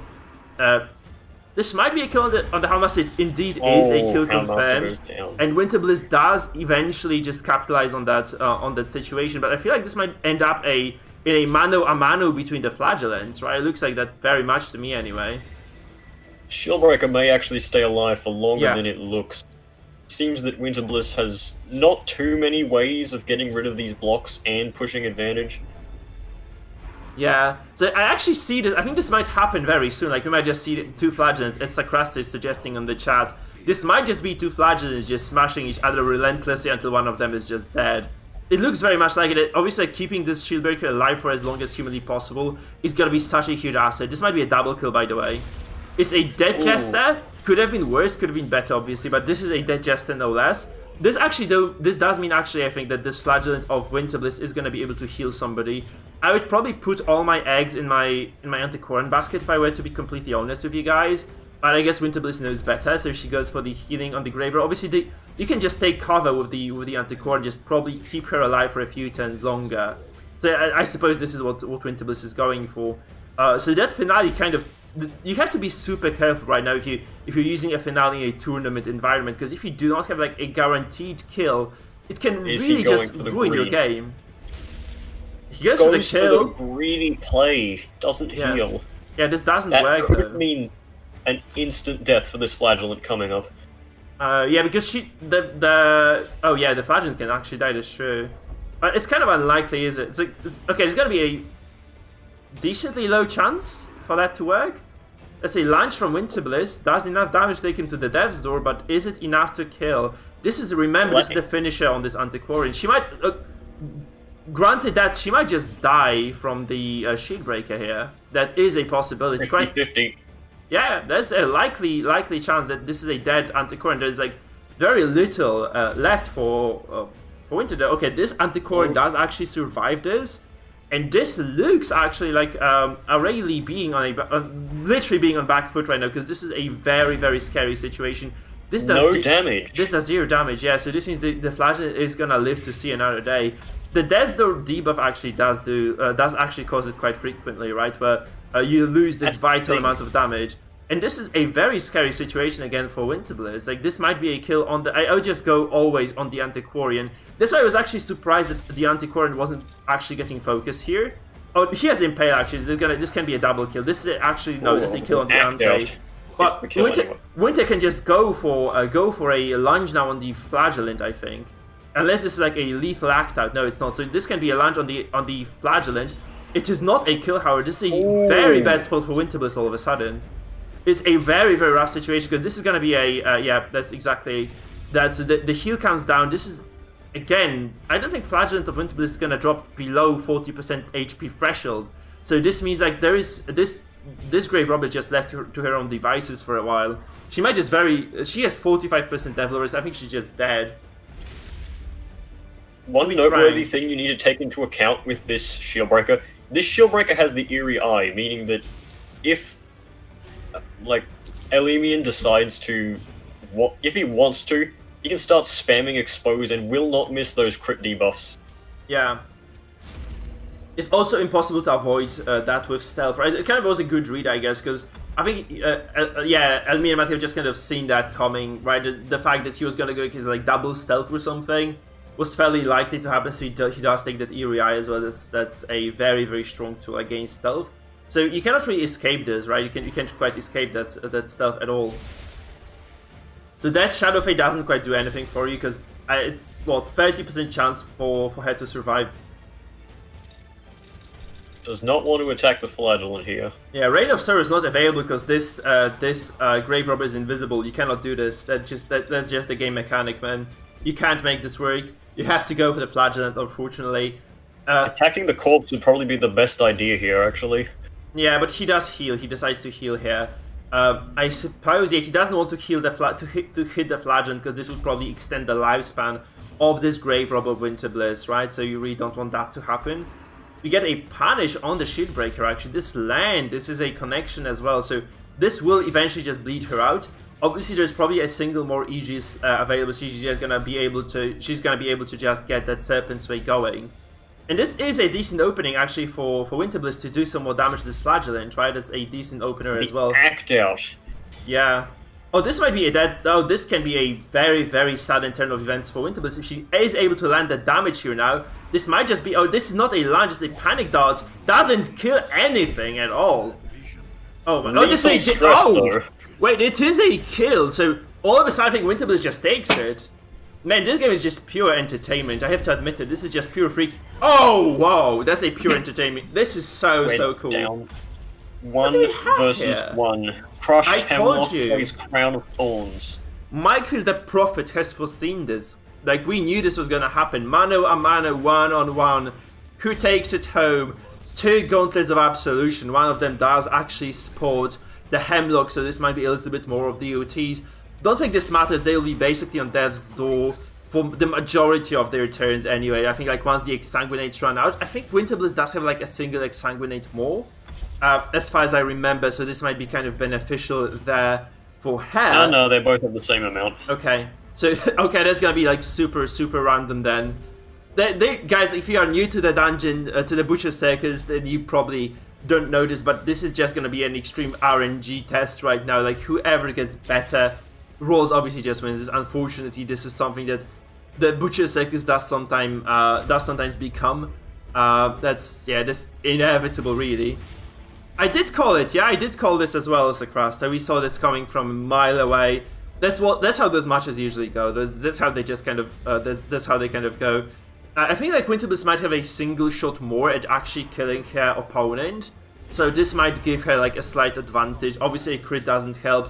This means like this is just impossible to heal anymore because those bleeds just kind of take you down to 0 HP every single turn. Those lads probably have about you know like 20 something stacks of DOT, so they'll always be at 0 HP at the beginning of every single turn. And this is gonna be the whoa no, this is actually a single Exsanguinate advantage for Aurelie here. This is a crit. This might actually maybe no. I think punish. No, there's actually a single Exsanguinate left to Winterbliss as well. So this might actually mean that no, this means nothing. This is going to be a 0 HP in the Flagellant of Aurelie once again. And like, unless he gets like super lucky with this 5% bleed resistance, which honestly is not going to happen. There's another crit in return as well. Man, that also heals for. That's just so little HP on both those guys. So this is a 0 HP. This is another. God, like I really love casting those 1v1s. There's Exsanguinate coming onto Winterbliss. So both of those guys are actually depleted. They have no more Exsangs left. It's gonna be Aurelie to actually test his opponent's, luck basically first, because this is gonna be the first Devil potentially coming down right away on this very turn. So Aurelie is gonna be checking whether Winterbliss is gonna be the lucky person on the day or no.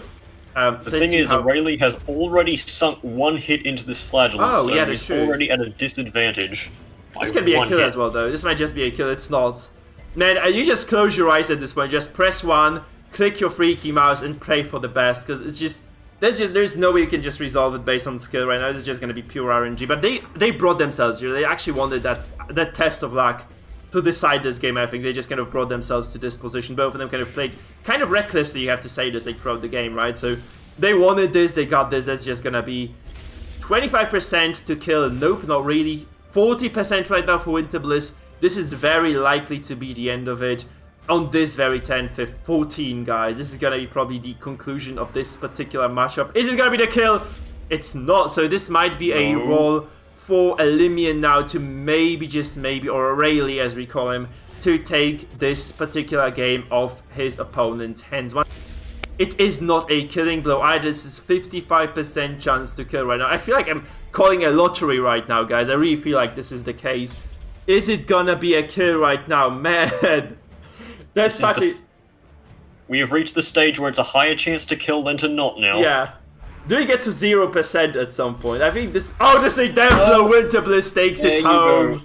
Man, this is 1-0 advantage for Winter. And this is gonna be game number 1 going in favor of Winterbliss, the former champion really eyeing this final right now. I feel like she's just gonna be eyeing the finals as we slowly delve into game number 2. There is no flagellant available, so Grave War, but I think there's like a signature composition for Winter Bliss as well. It's not gonna be available any longer. And that's gonna be quite an interesting turn of events, because I think Winter Bliss might be at some point, like if she gets to the finals, she will have to win with the Hellion Returns comp. So it's gonna be kind of a sketchy thing. I wonder like when exactly she tries to pull this off. That's a big question mark there. It was very entertaining to watch, guys, but it was very stressful for both players. I think like none of you would have liked to be there in their shoes as we kind of get set up for the next series. Guys, tell me what your thoughts are about this. And I think Sis is going to be joining us for the next cast. So I'm just going to very quickly say huge kudos to Misserang and to the real Spartan for joining us on the day. They gave us the best. They gave us like so much energy. It gave us a lot of very, very cool casting as well. Lots of cool ideas. They noticed a lot of things that I would have definitely not noticed myself. So huge kudos to them. I'm going to let Sis warm up now for the next finals. So we're just gonna get Sis in here with me, and we'll be just starting to get casting right. Are you wanting to be alone with Sis? Yeah, well, so thank you guys. Just you can say your goodbyes. By the way, Spartans. That's it. I'm gonna advertise. Spartan has a YouTube channel, guys. I'm gonna find it. I'm gonna post it once I find it. That's that. So, guys, if you'd like to check some extra cool content from Spartan as well, give him some energy, please, on this link. This is the link to his channel. He has like a lot of subs, though. He produces content regularly as well. So, wholeheartedly recommend this content creator. Thank you, Spartan, for coming along. Sis might actually be AFK, so we'll see about that, by the way. It was good to be here, and I'll be more active in the community once the next season of Butcher Circus comes out with balance changes. You think that's going to happen? It has to happen. Otherwise, where will the popularity of Butcher Circus go? The popularity. Like, was it in quotation marks, quote unquote popularity of the Butcher Circus, or was it just a serious remark? Like, actually, all 20 of us. Surprised by that. There's like a lot of viewership. Like there's way more viewership now than there was in the previous tournaments. I mean, like people were just kind of hungry for some Butcher Circus fun, though. This might be the reason, right? We're also, we had like there was a point today at which we had like 60-something people watching, right? It was kind of cool, actually. The darkest dungeon Butcher Circus video game will ever get changes. My friend, the real Spartan, I've got a couple of bridges in Los Angeles I can sell you right now, my friend. Only if you buy me a plane ticket. I heard plane tickets are pretty cheap right now. Yeah, because you just land in another country and you get like to sit down for 2 weeks straight because they just won't let you out of your accommodation, right? That's kind of the issue with flying. Hardcore, just get a deadly disease. Aviation transport chat right now. Absolutely loving it. I left my World of Warcraft dungeon for this. Haha. It was not worth it. It's always worth it. You can always leave for Darkest Dungeon for casting those games. It's Winter Bliss and Elimin after all. My brother, speak of the devil, the finals in this tournament, Mikefield. Yeah, no, they are not finals yet. We're just gonna watch a second game of Aurelia versus Winter Bliss now. Am I not joining yet? Yeah, you are joining right now, sis. You're joining right now. You're joining the cast. Taking my place, that's what you asked for. So I'm gonna give that I could to never you. take your place through a Spartan. Only momentarily. Then take my place instead. I'm mostly like a secondary commentator anyway. How about I'm sorry, but this commentary room is not big enough for the 4 of us. That's I the don't think it's big enough yeah. for 3 of us. Yeah. So I'll see you guys later. I'm going to bed. I've been up since 5 PM yesterday, and it's 9 AM. So, Shit, yeah. Go to sleep. Goodbye. Go to sleep. Have a nice night then. It's gonna be Sis taking over now, I guess. The guys are setting up, I think. So that's another deal. So, Mike of the Field, how have you been, my brother? I've caught those games, and my oh my, they were barn burners. Yeah, the previous game was insane, right? Winter Bliss just going for this one-on-one flagellant in the end. Like, we actually saw this coming like from miles away, but it was a crazy roll of the dice, really.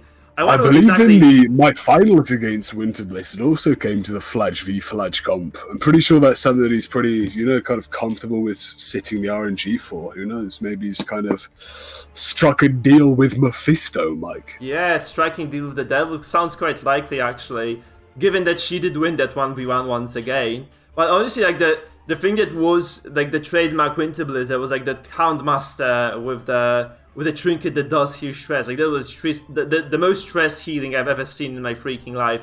And I did see a fair bit of that as well. Nothing quite in this game, I believe, is actually as powerful a stress counter as simply that one trinket on Houndmaster and Cry Havoc. Until I'd seen it kind of used against him, I didn't realise just the brutality of it. It easily accounts for perhaps 2 turns from, I'd say, the best stress dealers in the game. Yeah, it's true. It's like, I'm actually curious, like whether we see some sort of this madness today again, like whether we see like a lot of anti-stress play, because like we know who's gonna be facing the winner of this matchup, right? And it is Mike, do me a favor, remind me of this matchup we've got right now, big guy. So it is a Limian, aka Aureli, facing against Winterbliss. That's it. Like we're 1-0 into the series. I joined halfway through the game. My apologies. Hello here. Yeah, and we'll see whether Aureli is going to be able to claw his way back into this, or whether Winterbliss just takes it 2-0 and moves on to the finals. Winterbliss has just been 2-0ing non-stop so far from what I've seen in cast. I mean, who can stop this caster-killer combo? I'm not quite sure. Seeing these 3 teams left alive from Aureli, our big World of Warcraft buddy here, I'm not really sure these are perhaps universal enough, really, to counter everything the Winterbliss can put out for 2 games in a row. I mean, that's such a feat. We have to say, Aureli did make a very long run into this bracket, right? So he is where he is because he probably deserves to be there. So I do think he does have what it takes. I don't think there's a probably about it. I think it's a definitely. Yeah. So the thing is, Aureli is definitely, well equipped to handle whatever Winterbliss has. The question is like whether he realizes what he's facing against or not, right? That's a big question there. Well, I mean, you could be facing either of these things, and quite frankly, they both have very altering game styles. Although you could suggest both of them are stress comps. One is quite clearly this kind of very awkward, a little bit queer, occultist mark team with a musketeer, I think, maybe. But again, if I don't guess what it is, who's to say Winterbliss is? This could be anything right now. Yeah, it looks quite crazy actually, looking at the setup that Aureli has. There's so much weirdness, honestly. Look at that name as well, Mike. It makes you feel like you're stepping into the Matrix, doesn't it? Error missing here. Spooky. Yeah, that's actually fills me with mysterious vibes around this killer team. So there's like very heavy stress over time, right? Looks really scary. I think perhaps a musketeer, I believe, has the stress heal and the stress resistance stuff. I think it's probably the Arbalest then that has suppressing fire that increases the amount of stress taken on the back row. But I think maybe if it is a musketeer instead of an Arbalest, it might be for a blight heal, trinket rather. As weird as that does sound, the only 2 kind of viable differences, apart from obviously Arbalest just being better, is that musketeer can heal blight, not bleed. Yeah. Yeah, so back into this particular game here. This is so much stress, man. Like, I really don't know, because Winterbliss is playing in Irish stress comp. Yeah, we are. Like, you're not commentating on the game. I'm watching your stream, sir. Oh shit, hold on. We're absolutely in the game, man. Sorry about that, brother. I was just I was baffled for a second because I heard you talking about Musketeer versus Arbalest, and we are in the game as well. Yeah, we are, and that's that's probably the highest possible stress per turn you can pull off if you are Aureli there, right? Like this is probably the ultimate stress comp. I don't think I've ever seen the Arabic combo before, the Antiquarian and the Occultist, 2 Turban lovers. This will be, if nothing else, absolutely, a ton of stress both ways. So it doesn't look that good for Aurelie right now, but if you give it a few more turns, you'll just see those amounts of, stress over time just mounting up to something that is eventually going to overwhelm Winterbliss.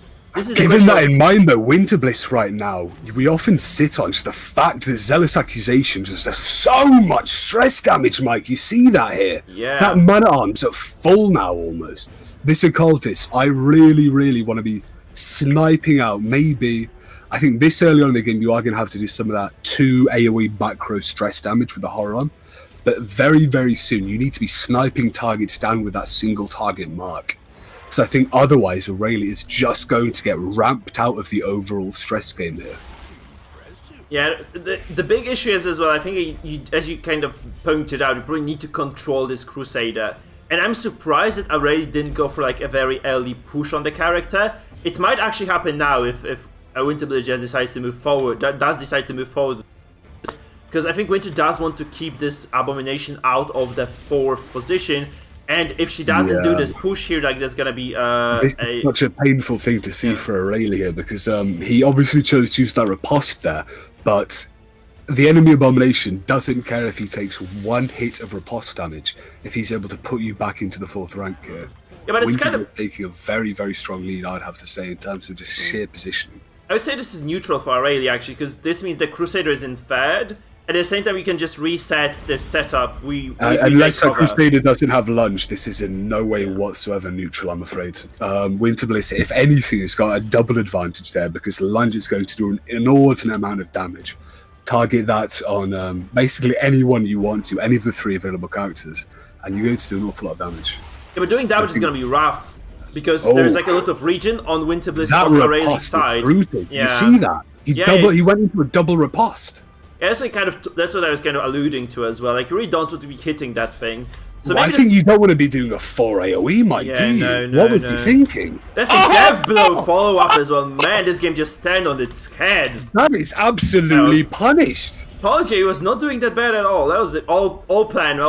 Well, I mean, no one can expect that Winterbliss is going to chomp on through riposte to the face, but Jesus Christ. If anything, I can say that justice has been served this game there for that 1 symbol attack, but Winterbliss here, still perhaps in a dominant position here in terms of stress. That Bellow is going to lower some of the damage output, but Aurelie here not too worried about the damage output, is he?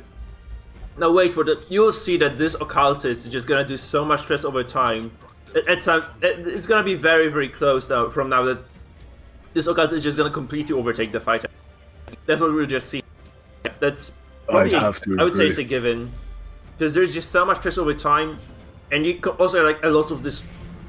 Sorry, you can also funnel quite a lot of stress on your opponent with the Occultist as well. So I think that's also gonna be quite a thing.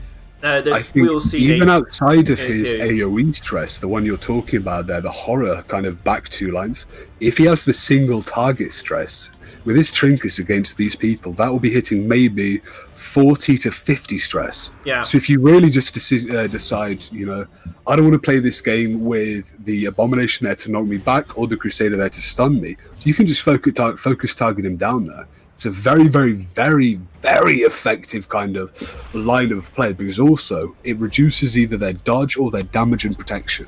And reducing damage right now is so impactful. Yeah, so Abyssal Artillery comes down. Yeah, I think like Aurelie's game to lose. It's just Aurelie's game to lose at this point, honestly. Because Winterbliss is in shambles. Like she's taking so much stress damage.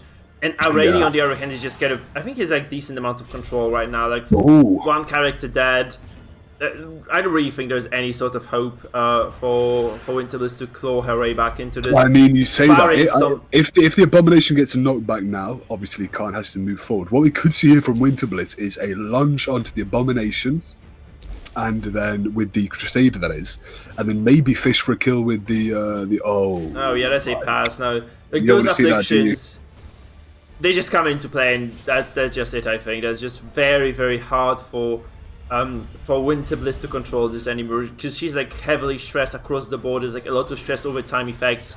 Stack, disabled. I think this was the second rotation of stress before that. Yeah. So it's just a lot of Hara plus the Occultist just kind of stacking that stuff on top of all that as well. It is looking very, very grim. Only here with a cornucopia of riches, not sure whether to stun or to Beast's Bile. I probably would have stunned there. I think just controlling that Crusader. That's very unlucky, putting down to death still there. He basically has to heal now. Oh, he doesn't, you see. This is what you want to avoid there. You gave him an opportunity to Holy Lance, although it didn't do anything really there. Could have crit you, could have opened up an opportunity for you to win the game. Yeah, but it's looking really, really rough now. Like, I think Winter is just... I think it's just kind of the matter of maybe getting a set of extremely fortunate act outs right now that might get her back into this game. It's really not on the cards. It's like I don't even think that'll be enough. I think we need to see.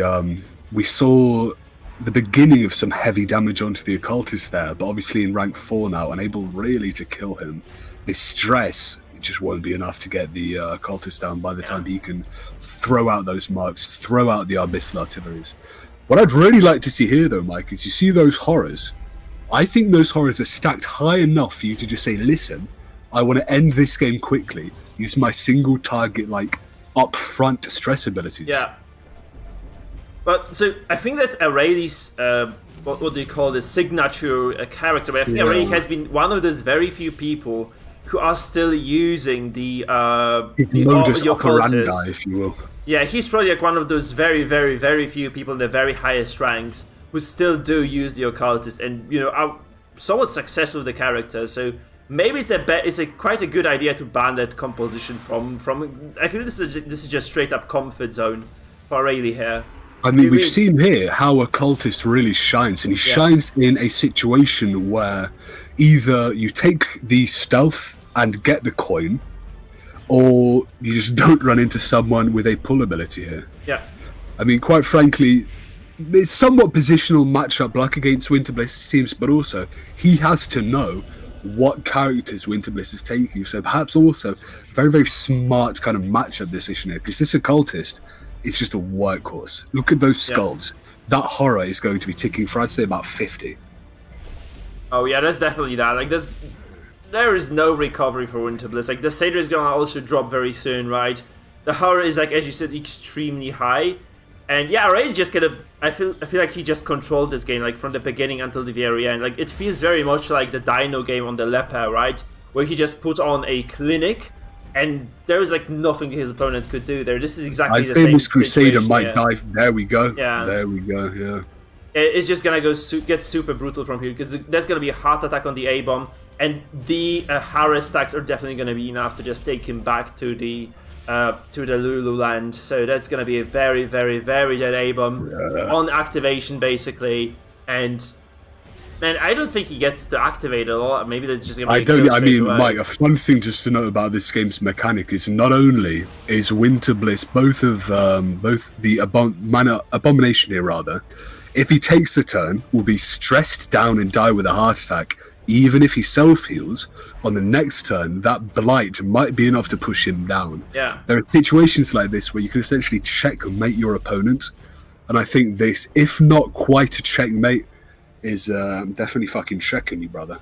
Yeah, no, Winterbliss is definitely out of this one. There is, like, as we said, there's, like, very little she can do, and I think she's just kind of planning ahead for the next game. That's what you do when you're, like, losing so heavily. Because, yeah, she just got completely demolished here by her opponent. There's, like, no other way to put it, I think. She just got completely obliterated. Like, that's just super scary going. I feel like I would be so scared to go against Elimians or Aureli's Occultist now. Like, this is just a masterful... Well, more than that, Mike, I'd be really scared, because against a team like this, I wouldn't want to lose to it. Because it's a team that can easily be countered, easily be exploited. And unfortunately, not quite happened. Yeah, you get like a single hook or something. Like, you can get like a pull on this Occultist. He's just gonna be either very dead or very useless for the majority of the game. And now there's basically nothing on the Winterbliss's side that could have potentially countered this though. So that's why we are where we are. That's why it's just gonna be a 1-1 match here. And I mean, given that said, Mike, we did see Winterbliss early on try and use this Abomination here just to deal an awful lot of damage, and I think that was a very, very smart play. Kind of realizing you're going to lose the horror game, you're going to probably lose the stress game.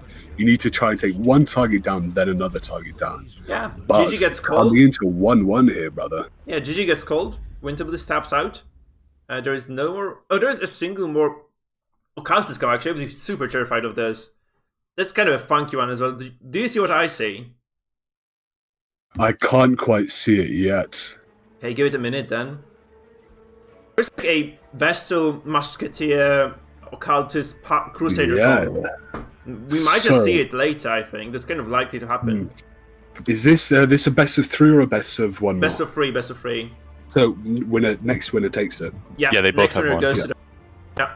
So I think here, potentially, Mike, I see this kind of this matrixy one I talked to you about, this one that just sows confusion and discord amongst us. Maybe you take that, but also it might just be quite weak. Knowing Aurelia here, though, it might be his ace in the hole. This is such an impossible team to counter, I'd say. But then Winter Bliss does have this very solid stress comp available. So, like, the Zenith has smashed multiple opponents in the past. I think it's ready to smash again, honestly. It is very strong. This is again one of these teams that if Elimian has a very in-depth knowledge of how it works, he will find this kind of position in the flow state which to attack it.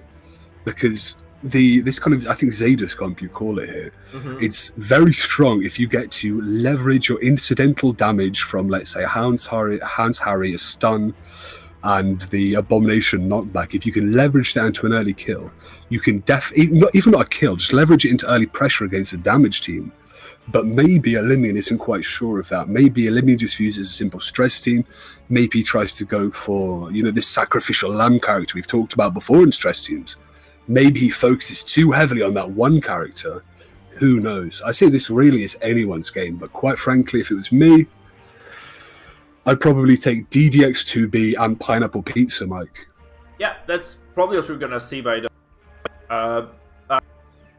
Those guys better than us. I think like they have like a lot of knowledge about the weaknesses and strengths of those particular compositions.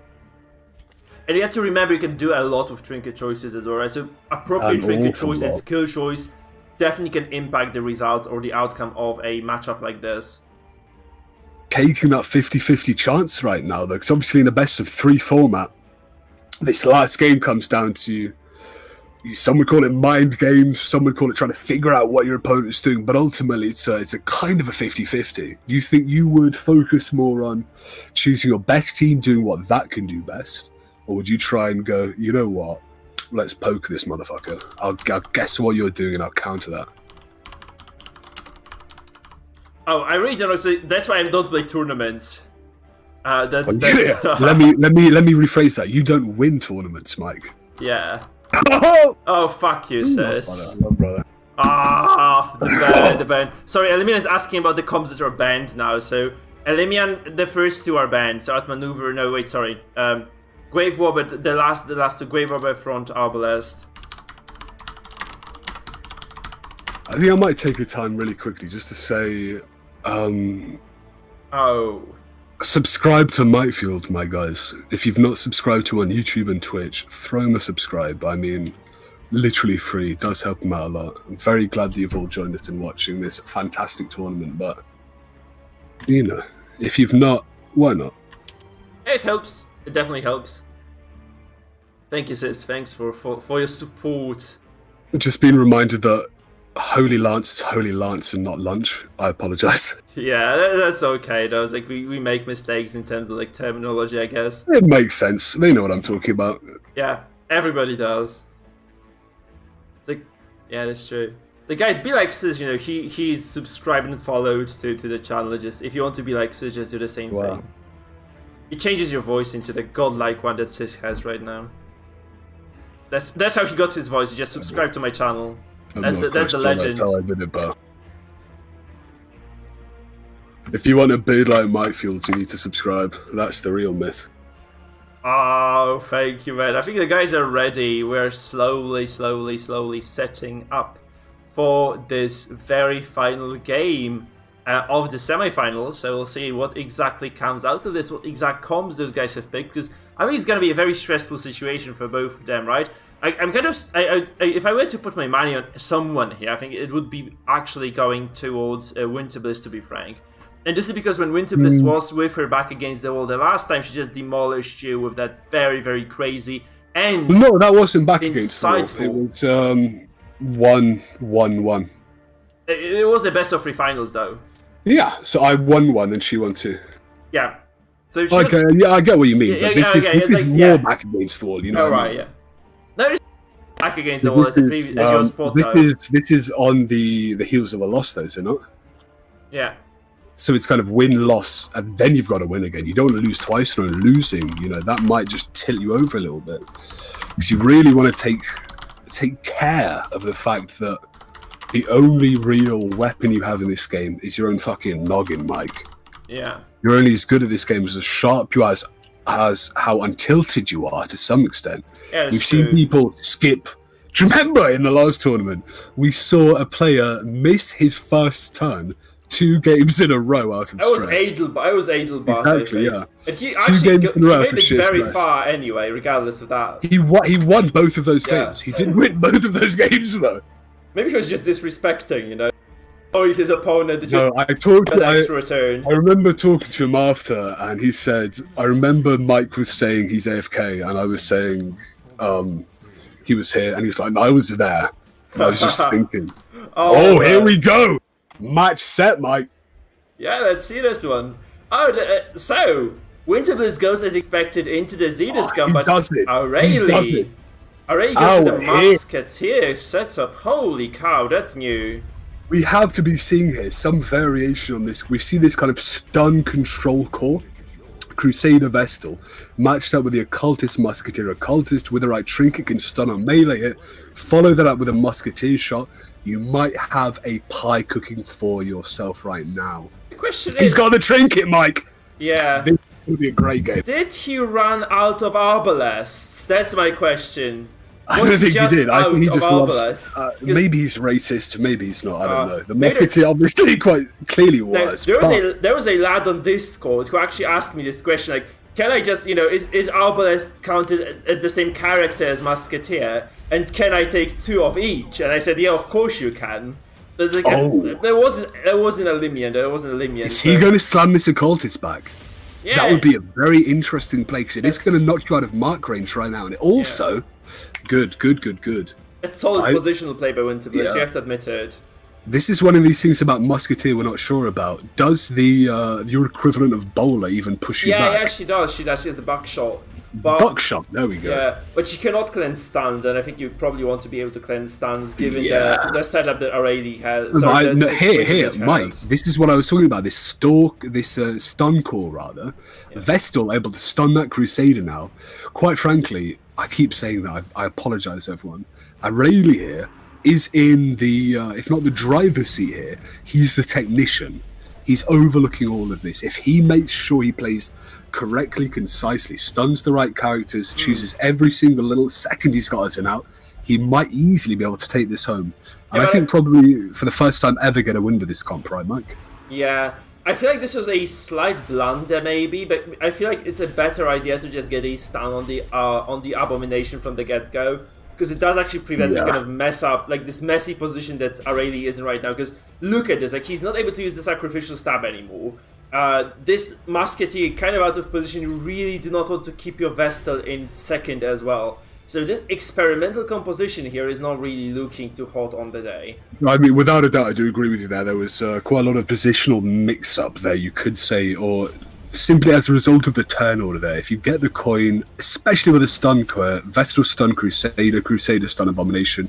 If not, flip that order, Crusader, maybe you get a stun, who really cares? That's a very decent stress. That's actually quite... Whoa! Cool. Oh! That's what Musketeer does, Mike! I forgot about that skill completely. She's a stress healer! Is Winterbliss gonna get Winterbliss in this final game of the semis? Actually, oh my god! Because you really want to be able to kill people with stress if you're Winterbliss. That was a monster crit though, putting that Occultist down to death. So that really is going to throw a giant spanner in the works here. But I mean, if this composition, I can see what this does now. I suppose. I mean, I just about need a new pair of diapers after seeing that play. I mean, that is remarkable. That's the classic heal, by the way. That's the 4 healing that we all know and love. But given that, I feel like this is a very smart prediction from Aurelie, then just kind of seeing what's gonna happen and maybe kind of anticipating his opponent's actions. But at the same time, you still need to kill Winterbliss with something, right? That's a very big deal because you have no way to remove the debuffs. You can do that, Mike. He's only on the defensive right now because of that monstrous crit onto the occultist pushing him down there. Pardon me. That Musketeer's stress heal, I think, is more of a backup. He's got an insane amount of healing. Look at this. Everyone his team can heal. You only really 2 of them can stress heal. Have you ever seen that before? 4 healers, 2 stress healers. I didn't even know the Musketeers could stress heal, Mike. I did actually. There was a guy who stream sniped me once. Like straight up, he just took a very, very straightforward counter to stress. You love to see this control. I mean, some would say that is somewhat of a misplay there, choosing to heal the occultist when he's not on death's door. But yeah, that's a little. I probably agree. Actually, I would have liked to have seen a stun there. I mean, you've got enough healers to not have to do an AOE heal there with the vessel. I think you definitely want to stun there. You definitely. You also kind of want to keep the tabs on the A-bomb at all times, because this happens and you're also like kind of getting shafted once again. Because this is gonna cost ultimately this is gonna cost Aurelie a turn. Right? It feels like we're playing skip rope with Aurelie here. 1 good, 1 bad, 1 good, 1 bad in this turn order. So looks like this is not a very well practiced composition after all. Like you have to admit it. It looks solid, but it's not a well practiced comp nonetheless. So, yeah, I mean, not even well practiced here, Mike. There's nothing to do with practice. Look how quick selective. Well, this is quick. You know, I mean, maybe not as quick as the previous turns, but still, this is very, very, very quick gameplay. These are things that these aren't shocks. This isn't getting a massive crit and being unable to deal with it. These are all things that were very foreseeable. That's unfortunate. Critting for 6. Yeah. Not too great. You do get the little stress in there, but still. Aurelie should really have thought about these things happening. This is a misplay rather than RNG, I'd say. Yeah, that was like an average heal of 5 over the 2 casts. It could have been average heal of 0, though, so you have to kind of give that a benefit of the doubt. So Aurelie does actually move this Vestal back, but this is still an opening. Yeah. There's an opening for the Abominations to slam back unless there's like a lot of control coming in this turn. I think you just have to control this better now. Well, quite right now, I'd say. I mean, what would you even do? The defender on the Abomination was just so critical at that point. Yeah. The turn order it gave him a free turn. You can't stun him, so he's obviously going to be able to if he pushes the Crusader back, you don't mind. You can Holy Lance. Yeah. But if he pushes the Vestal back, you can heal. I'd suggest you stun the Crusader. I'd suggest you take. Oh, that's a resist. Well, 70% base resist. So we've only got 1 stun trinket. We've only got Libram. The other one is, I think, Idol of Purity. Yes, it actually wasn't likely to happen. Then very, very unfortunate for Aurelie though that this doesn't come through, because this actually means that there's. Oh, I'm surprised. This is exactly what he did there as well. That's exactly what he was going to do, wasn't it? She rather. Yeah. Jumping right, not particularly massive hit, but I think right now what's happening is Aurelie is being whittled down. Yeah, absolutely. And it's like I feel like Winterbliss is gonna slowly take over this game unless Aurelie does something extreme right now. Just taking down this Abomination. Well, Mike, we say that the stress can keep being healed down, but if this Vestal manages to we need to see more stun control. Like Aurelie here has a stun control heal comp. You need to be able to. There we go. Now we can't stun. I really don't think this is going how he planned, perhaps, because the only real damage he has is coming up from the Musketeer hitting marked. Yeah. So every now and again, you need to throw one of those out rather than stress healing. But in order to do that, you need to be able to stun on both of these Vestal and the Crusader. And unfortunately, I don't really think he's got both of those stands out in a turn ever. This Abomination is running rampant, pushing the Vestal into first. That means the Vestal has to run back, healing 4 again, Mike. Come on. Yeah, that's very unfortunate. Come on. Honestly, I feel like this is just a lot of positional play by Winterbliss, and also I think Aurelie just underestimated this Abomination's power. Yeah. And I wouldn't even call it positional play. I'd just say that Aurelie hasn't even been thinking a single turn ahead. These weren't monstrously difficult plays to think about. I think Aurelie needs to just... He still has boom! Look at that, exactly. Still got a chance to win this game. Take it a little bit slower. Think about your turns a little bit longer. You are no way near done with this here. You kill the Abomination and you are done. You can easily take this game back.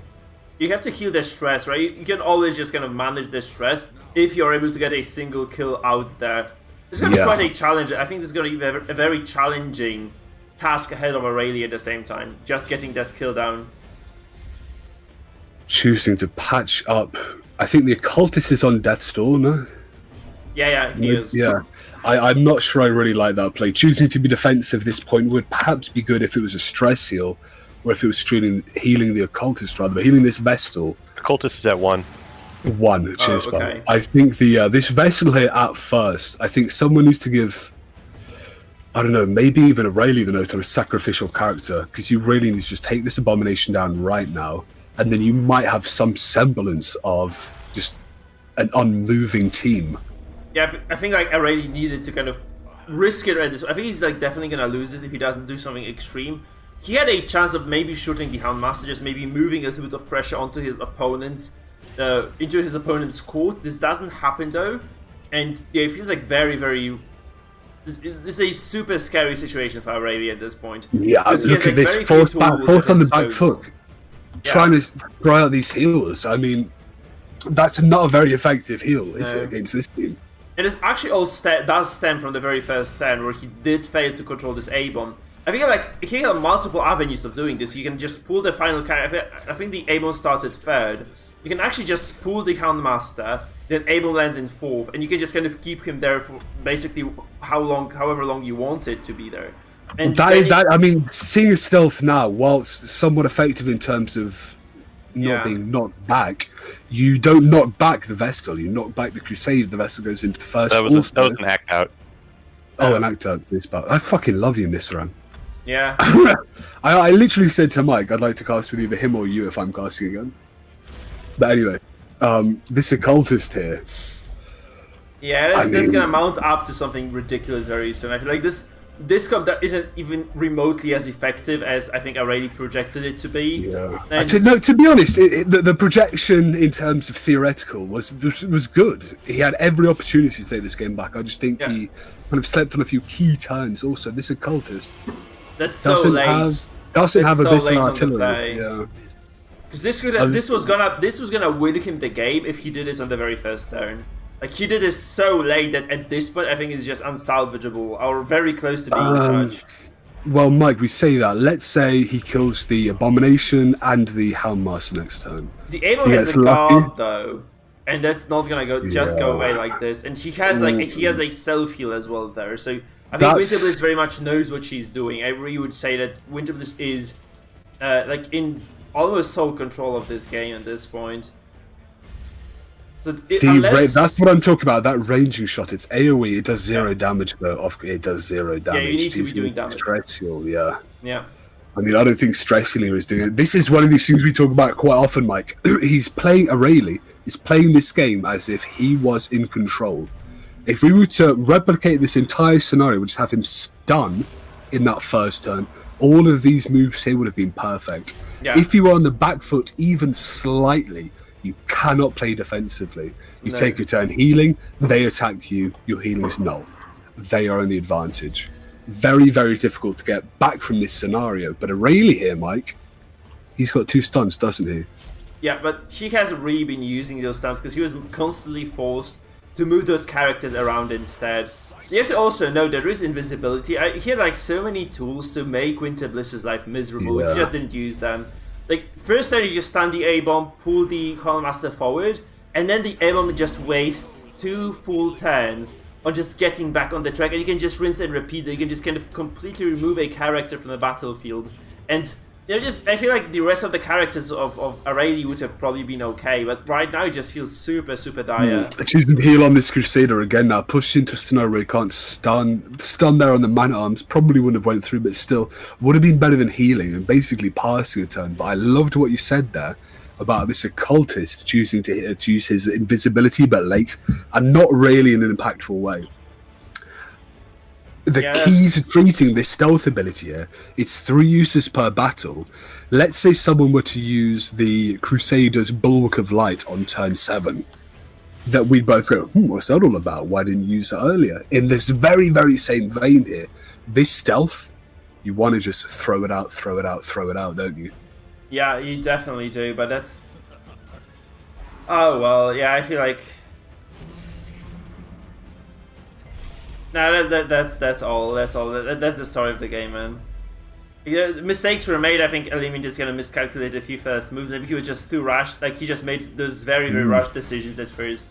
And like I think this might be the tournament pressure getting to him, Mike. Yeah, and getting a good opening is just absolutely vital for any sort of a composition.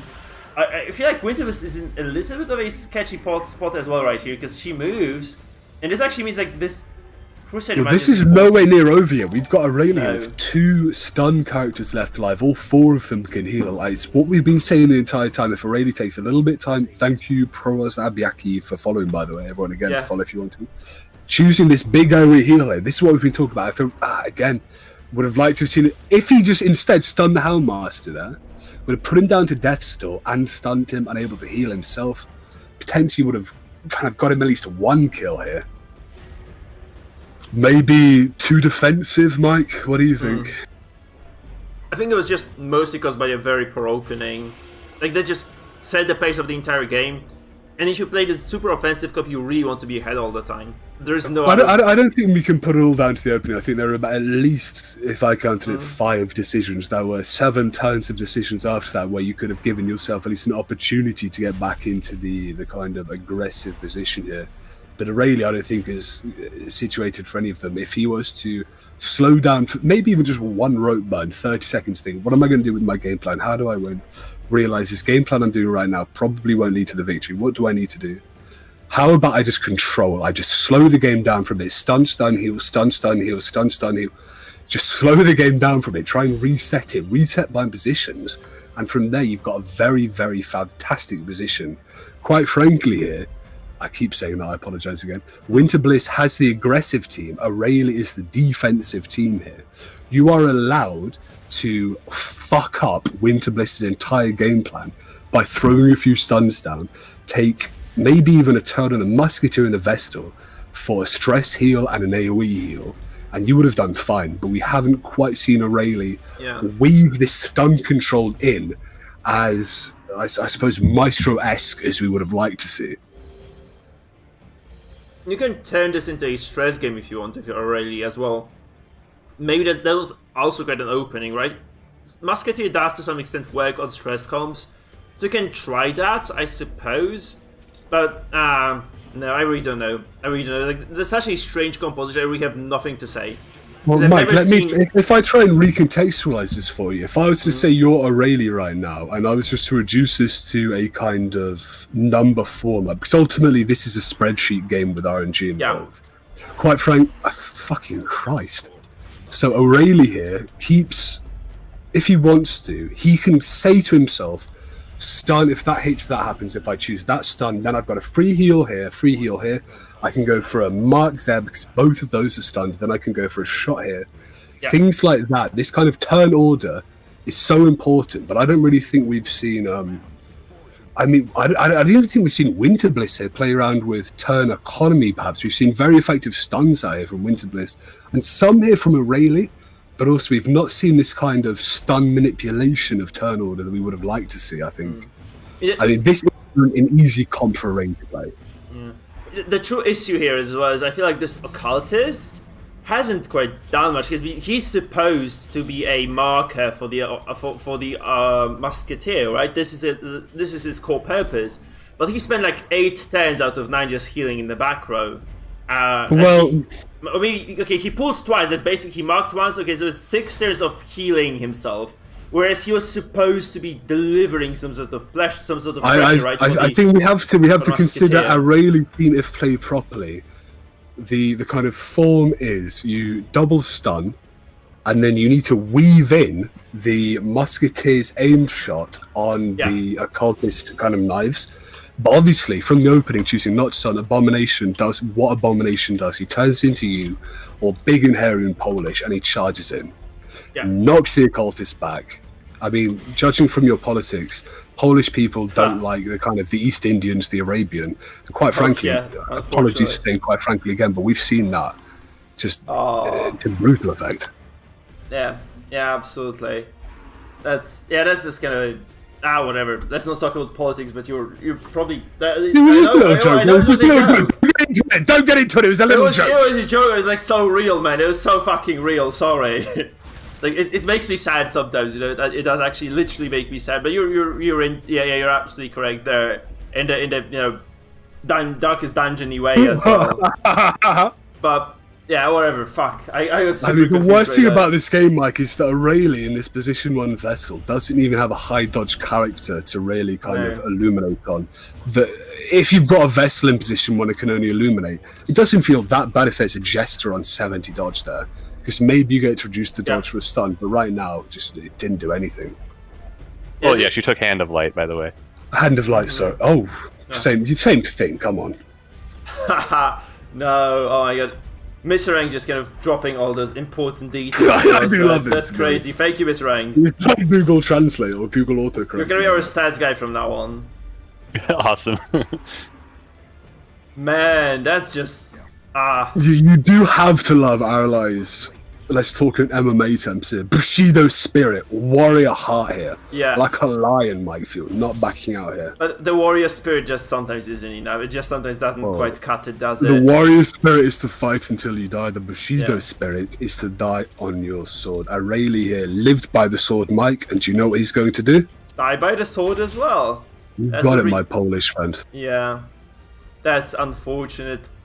But that's gonna probably happen right now. I think there's just gonna be Houndmaster turn, taking down both the Vestal and the Musketeer on the. Oh my gosh! Come on, just kill him already. Thank you. Aralai right now writing some kind of death haiku. Yeah. The Houndmaster bite. Yeah. My team forsaken. Wind crushed. Oh no! Don't write haiku, sis. I have Pro lost. advice. Tournament. Oh god. Yeah, we have to like a haiku contest. It's that simple. That's how you run a haiku. As Aralai knows his surrendering, as we said, falling on that Bushido spirit on his sword. So we talked about the positional plays on the first couple turns and the stuns, but we didn't. After Aurelie got the Abomination to 0, I think you should have tried to get the Houndmaster to 0 in a hurry. In what way? I mean, we had 2 different characters there that could guard from Winterbliss's side, both the Houndmaster and the Man-at-Arms. If you mean the target swapping was a bit slow, I do agree with you there, but given that in mind, the only reason he had that initial damage out was because of the Mark shot, you know? And after the first turn, his entire order was just completely mashed. Okay, guys, so I'm just gonna have to talk to Winterbliss, because she's gonna have to stream this for us. I think, like, we know that Hygrometer's stream quality wasn't exactly the highest, so we're gonna have to kind of get Winterbliss to stream for us. But she's gonna be streaming on Steam, so this will kind of take a little bit of effort for us to set this up. I will be back in 1 moment. My friend. I would say we all should take like a 5-minute breather. And once we're back, we'll definitely just come back and cast the Grand Finals, which is going to be a best of 5 series. Which, by the way, guys, means that with a 1 ban each, it's also going to basically mean that they have to win with every single unbanned composition in order to take the tournament and take the $25 prize in the Steam gift cards form. So, guys, we're going to take a very short break right now. I'm going to ask Winterbliss to kind of get that stream going. I'm just gonna set the timer right now to a reasonable 5-minute window, and once we're back, we're gonna go into the grand finals of the day. So stay tuned for that. Don't go anywhere. We'll be literally back in 5 minutes time.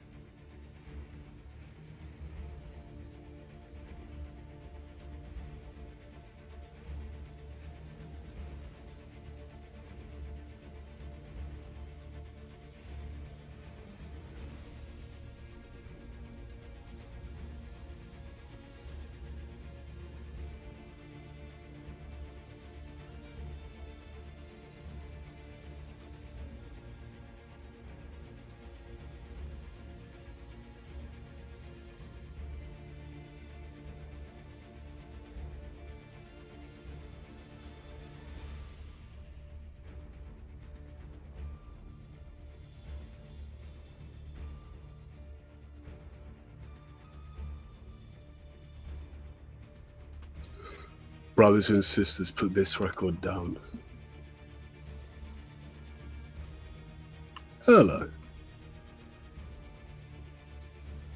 Hello there, sis. How are you doing? I think you're basically good to go. Into it now. We started already? Yeah, we're starting now. Absolutely. So the thing is, however, that if you want to, we'll be casting Pandora's Winter Bliss's games, but Steam, right? You have to go through Steam. Yeah, that's the major issue actually. So you'll have to just go and join the stream on Steam to be able to cast it in real time. Otherwise, you'll be just severely behind as Salentia was for the first game we were casting of the previous finals. Unfortunate as it is, this is the only, because Grotus, I feel like Grotus's stream was just really low quality, so it would just be him. It would have been just super painful. You don't need to say that many words to me, brother. Yeah. You had me at just go on Steam. Yeah, let's Can go you Steam. invite me to, or do I need to add Winter Bliss? You have to add Winter Bliss on Steam. I have Bliss on Steam. If she accepts my request, I guess I can invite the two of you. Sure. I mean, she is like my friend on Steam as well, so just a invite matter me, of please. Just invite me, please. Yeah, just a matter of her just setting up this stream, and then we should be good to go.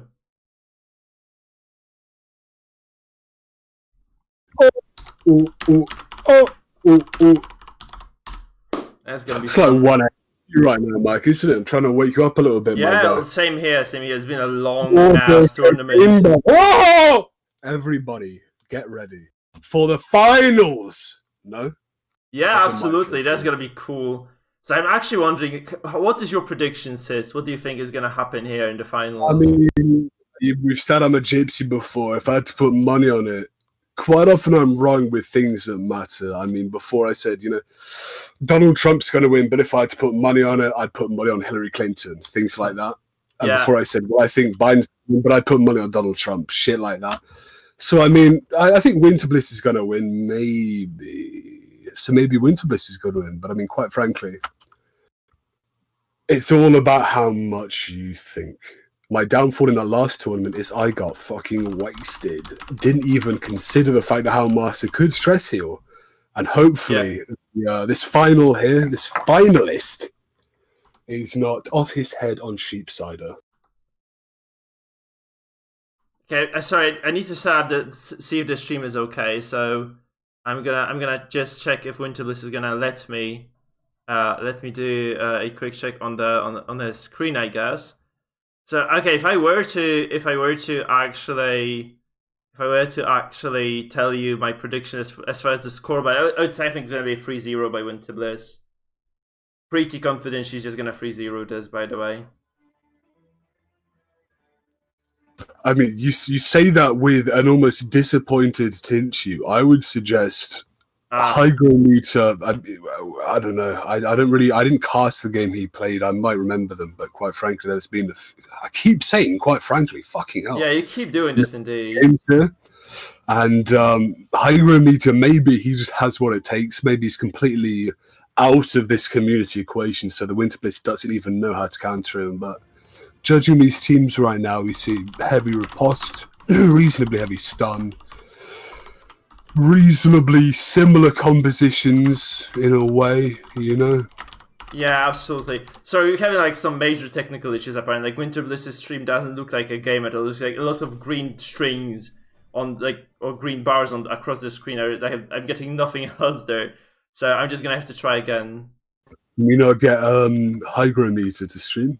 No, we might actually be forced to do it because I think Winter Bliss's internet just went from bad to worse. Just get him in. Everyone can stream. Yeah. I don't want to go on Steam to watch stream. That's a bit silly. Yeah, I'm gonna ask. Yeah. So get Winter Bliss trying to fix it, but while you do that, I'll tell this guy to get on in. Do you know his Steam name? Yeah. I'm getting Grotus to kind of set it up. Sure. Oh.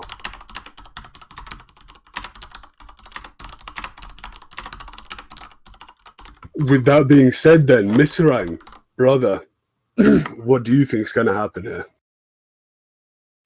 Well, I would, if I was going to bet, I would bet on Winter Bliss. You pussy. What? I I expressed my opinion. Don't take it personally. Sis responded. That's the British way of saying that. Don't take it personally. I love you. You have to get used to sis, man. You just have to get used to sis. Okay, yeah, it's just a cultural thing. British people are like this. Culturally, British men also engage in casual homosexual sex over the internet. Yeah. If you're interested. That's the usual stuff. With that in mind, Miss Rank, come on, big boy. You said you think Winter Bliss is going to win, but really, what makes you think that? Are you just parroting what Mike said? A hygrometer to get this far in, really, against the people we've seen him go through. He's got to be doing something right. Well, yeah, I don't know. It's hard to say specifically. I just feel like the play that I've been watching for Winter Bliss has been like just more consistent. I don't know. I don't see. Has Hygrometer been playing on stream today? Okay, guys, I think it's better with Grotus now. It's looking good, I think. So we're just gonna get this man to stream. So we're gonna go with Grotus, okay? Hygrometer. Ladies and gentlemen, the main event in the Butchers League tournament. Out to commence, absolutely. I'm just gonna get the UI moved a little because this means we have to accommodate for people being on the opposite sides of the board. But I think we're like as ready as we will ever be. So I'm just gonna we got the bands on the board as well, as you guys can probably say. So just kind of need to move those boards around so that it makes more sense. But once this is actually done, we'll be able to just begin our very first grand final game of the night. I guess that's got to be the game of the night at this point. I'm pretty glad we didn't make the semifinals best of 5 because this would have been like a 2-day tournament, us casting constantly for the entirety of that time. So let's see how well Winter Bliss performs there. I think those guys are ready. We are ready as well. I'm just gonna tell them that we are. Grotus the Scrotus and Winter Bliss the Smash champion, I suppose. Not really sure what else what affectation to put on her. But quite frankly, I think, judging from the opinions we've got so far, Grotus is coming in here like the 760 undercard, something ridiculous like that. I really think this guy has maybe not a 50-50 chance of taking it, but I think it's perhaps a mystery to us how good this guy is so far. Yeah, there were like a lot of question marks, and this question mark actually became an exclamation mark by the end of the day. We are pretty sure he is a force to be reckoned with. And he did show up, and he is really smacking people left and right, removing Dino in the very first place, then Zapine as well. It is quite a scary prospect for Winter Bliss to be facing such a person right now. This is what did in the previous tournament. Like, nobody saw her coming, and she just demolished everyone, just took the trophy and just went to sleep. That's probably what we will all do once the tournament is over. This being said, we're gonna set up for the very first game of the day, letting Grotus know that this is the friend code. They have to add each other still. I'd have to one-up you there and say that Grotus is more than a question mark. He is an interrogative. Oh, okay. Can you elaborate on this? Well, I mean, he is, if nothing else, interrogating, brother. And his questions are you good enough to beat me? And so far, the answer's been no. That's a fancy answer, man. You defended your metaphor fairly well. So yeah, that's the question to Winter Bliss, because Winter Bliss has been consistently able to dismantle a lot of those very, very top-end players throughout the day. And she did show previously she did show that she's also like extremely capable of doing so. So this is not like a one-time wonder that she's pulling off here. She's just consistently just a very, very solid player.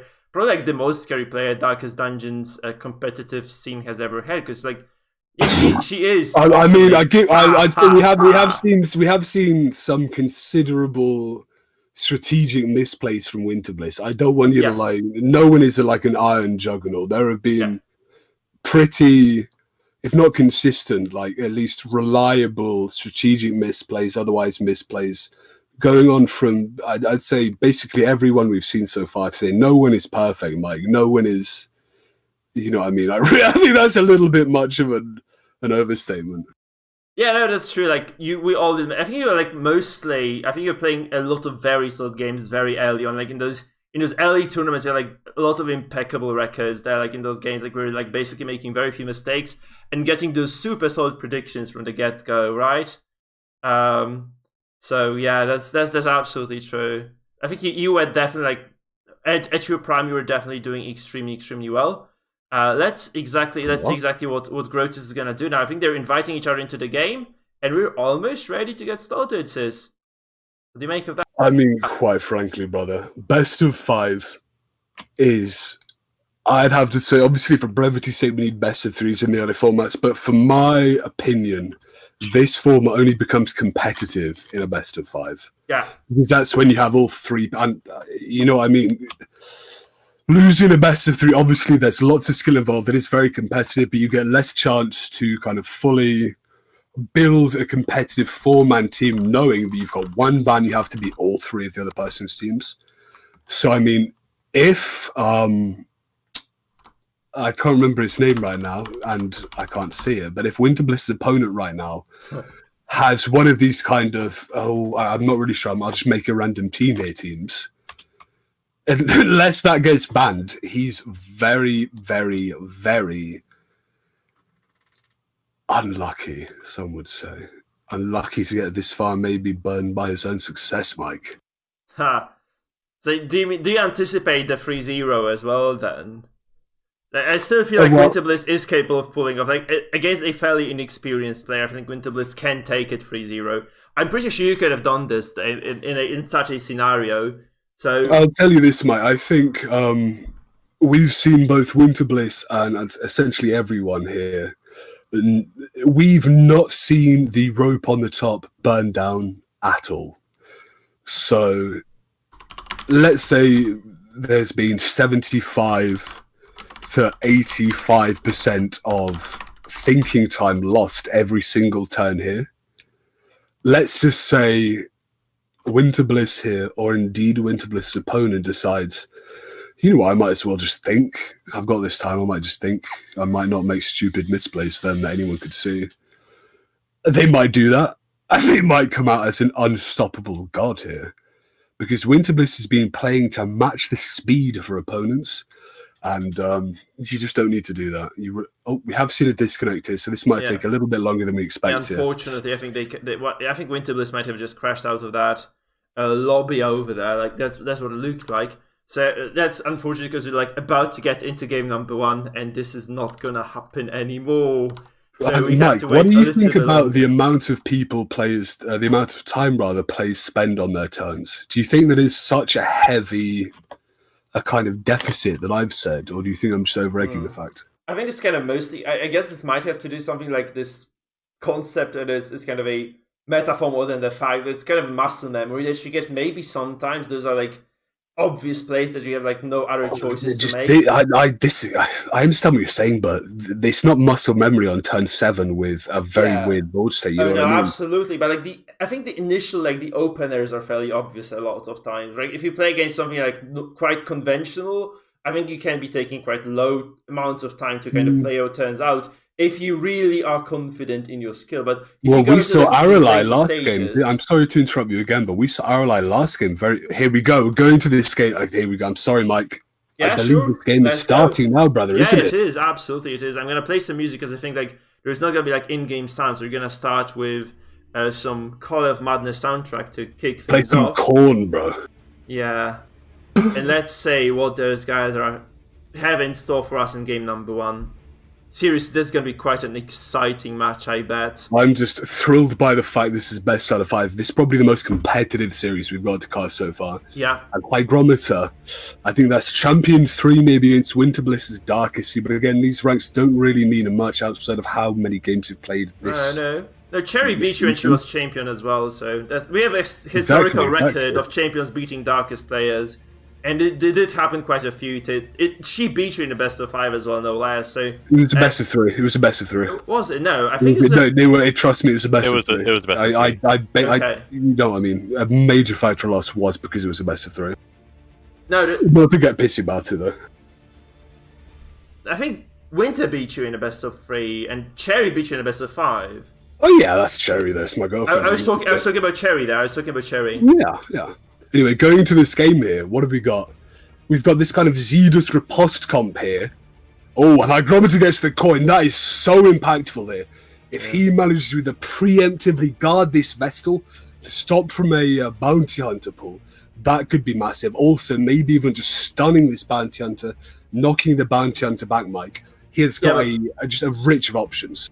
But then you concede a lot of control, because then you get like a stun on the highwayman, and it just kind of goes really, really bad from there. Because you can. Why don't you just stun the bounty hunter then? Oh, I think he's fucked it up already, Mike. I don't think he understands what this team's even doing. Look at that. Yeah, that's just he's gonna get Halo. I feel that's very likely to be just a Halo showcase. Like, why exactly you should always fucking ban Halo? Comp? This is gonna be this game. Not even that. I think the first time we saw Halo comp, I beat it really easily. Like, all you need to do is just think. He didn't think. For longer than 10 seconds. But it might not be stunned the Crusader out of muscle memory. It is.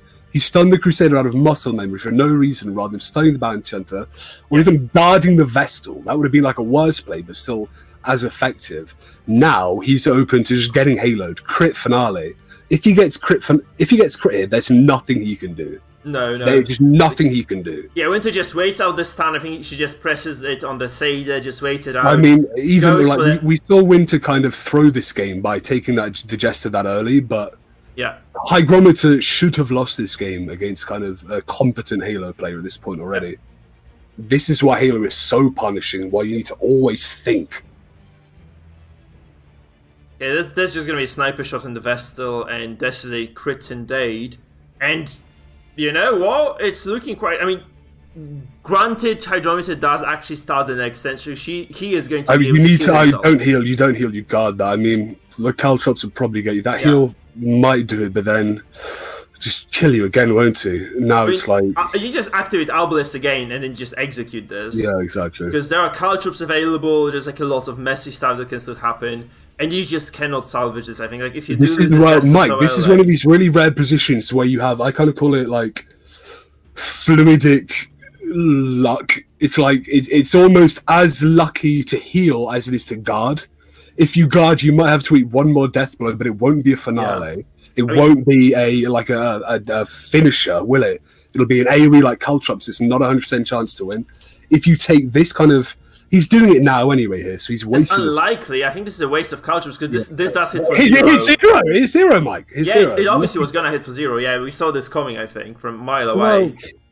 Well, it's very it's very lucky it is 0. I think it was a 50-50. It was going to do 1 or 2, and then it would get reduced. Yeah, so it was actually going to be like... It's likely that this happens. Like, you probably shouldn't be kind of taking this sort of a risk, but I guess... like. Well, I mean, it's you... Mike, we've all played Darkest Dungeon. 50-50 when you're on the receiving end. Yeah, it just close your eyes isn't very likely you survive that. It's a coin flip. But it's a coin flip in a coin flip, because you do still need to pass the death blow check, which is a 50-50 on the DH or the BH of those items, right? Even if you take that down, it's still low the death blow. But I mean, we saw that turn. Is he going to follow the same turn order again? Now with the guard, might save him one more turn. Yeah. That's he has to pivot. He has to pivot now onto maybe. You need to see more aggression. I mean, what do you do here, Mike? These spells you stun, you knock back. You stun first, so that you can prevent the healing, and then you actually go for... Oh, that's not a bad pivot, actually. I do like this one. The problem is that there's like a lot of protection. This has to just completely hinge upon the fact that there is... that the Obelisk does all the damage. There isn't that much protection. We don't have any bellows out. We've just got retributions going. Hey, no bellows. No, there's protection from the guard. Yeah, I know. It's still 45. All that realistically is at this. It's 0. I guess Obelisk is about 0. Creates a critical hit and a finale. The critical hit won't be able to take it down with that stun. It won't go through. It's resisted, man. Yeah. Okay, I think. Yeah, he might just be doing this. Hydra might just be getting this game. Man, this is looking super scary for Winter Blitz. Yeah, that's good. Oh, that's so punishing. fortunate. This is very fortunate for Winter, actually. because she didn't get. This is triple repose, sure, but yeah, I mean, Winterbliss is very lucky that. I mean, really choosing to move forward here now by 1 as well. I don't like the 1 move. The 2 move would have been okay, but why 1? Why would you move by 1 there? I think this is what we'd call classic overthinking. I mean, choosing no time to think, but then moving. Yeah. And this is one of these things that you think while your enemy is playing, and you go, "What if I just move 1 forward? That'd be so meta insane." If you spend another 10 seconds, you go, I'm being fucking dumb. Why not just attack? Yeah. You know what I mean? There's just not enough damage at this point. Looks like Winter's just going to run out of steam very soon. Like, there's no damage on this Jester. Like, he didn't stack the what we can see here is, I think what Winter is kind of setting up, which is something I do like doing, is setting up 2 or 3 targets in Finale range. But even at 8 health right now on that 45 prop, Finale won't do it. I think is it 1 stack of 1 stack, right? Which is negligible. You still have to just get a stun there. I know, like, you have to kind of assume that this vessel's gonna heal before you try to set up any sort of a kill on that. So look, rally to the flame rather than stunning the highwayman. This is I love these scrappy games. I love these scrappy matches right now. This is the Halo game that has gone out of control, man. This Halo game has completely gone out of control. And this is the thing, Mike. Halo is very, very easy to play and win when it goes in your control. If it goes out of your control, you need to be fucking good. Yeah. You need to be very good. But that's very like this is actually just dodge twice in a row. Yeah. Very fortunate, but that's what Winter needs right now to take this one. So maybe my 3-0 prediction isn't quite gonna come into fruition still. But this as you are saying, this is a very scrappy game. I think Hydra is trying. Hydra is trying. That's just unfortunate. Hydra is trying to play it feels like this. Anyway, it feels like a stress game he's trying to set up here with this comp. And if he's playing a damage game, I don't think he's not playing a stress team right now. I think he's trying to play a riposte damage team here. Obviously, putting those 3 riposte in the front line. I really don't think this is a stress team, to be honest with you. This is a huge miscalculation. I think he was trying to get this vessel. She was trying to get the vessel. She just didn't notice it was guarded. So you just end up pulling this MAA into that. That just doesn't make any sense. That might not be the case. So we have seen Winterbliss before hit the abominations trying to the vessel. Maybe otherwise, rather. Maybe he actually did just want the abomination, the man-at-arms to take more damage. Sorry. Can't you just mark the freaking Abo or something? Just smash the Abo at least. Like This is very worthy of a pay. We're seeing. Is that going to kill? That's some fun. I don't like seeing that. That is a bit kind of luck based, but I think that the game did have that coming. To be honest, that just has been a ripe target for I'd say too long, maybe 3 turns too long. Yeah, absolutely. But this is if you don't finale by turn 5, you deserve to not finale. Yeah, absolutely. And this is really looking rough now for Winter. Because she just got completely demolished. Obviously, this is not the end because you can just kind of pick this comp again into something else and win. It is the great thing about this right now, to be honest, though, is not even in terms of the next game. Jester is the one kind of external character in this composition. You've still got the come hither, and you've still got the sniper shot, and you've still got a stun. The finale is essentially there just for a free kill, really. You can still leverage this position, especially considering how low one is on the board. You can still definitely take this to a win, I'd say. That stun of the Crusader, though, will really put a thorn in your boot, or whatever it's called, a snake in your boot. Yeah. So, the Abo probably dies, right? Because you just shoot it with the Arbalest now. Oh no, he still has the heal available. I think it really depends on whether Hydro actually realizes he can do this or no.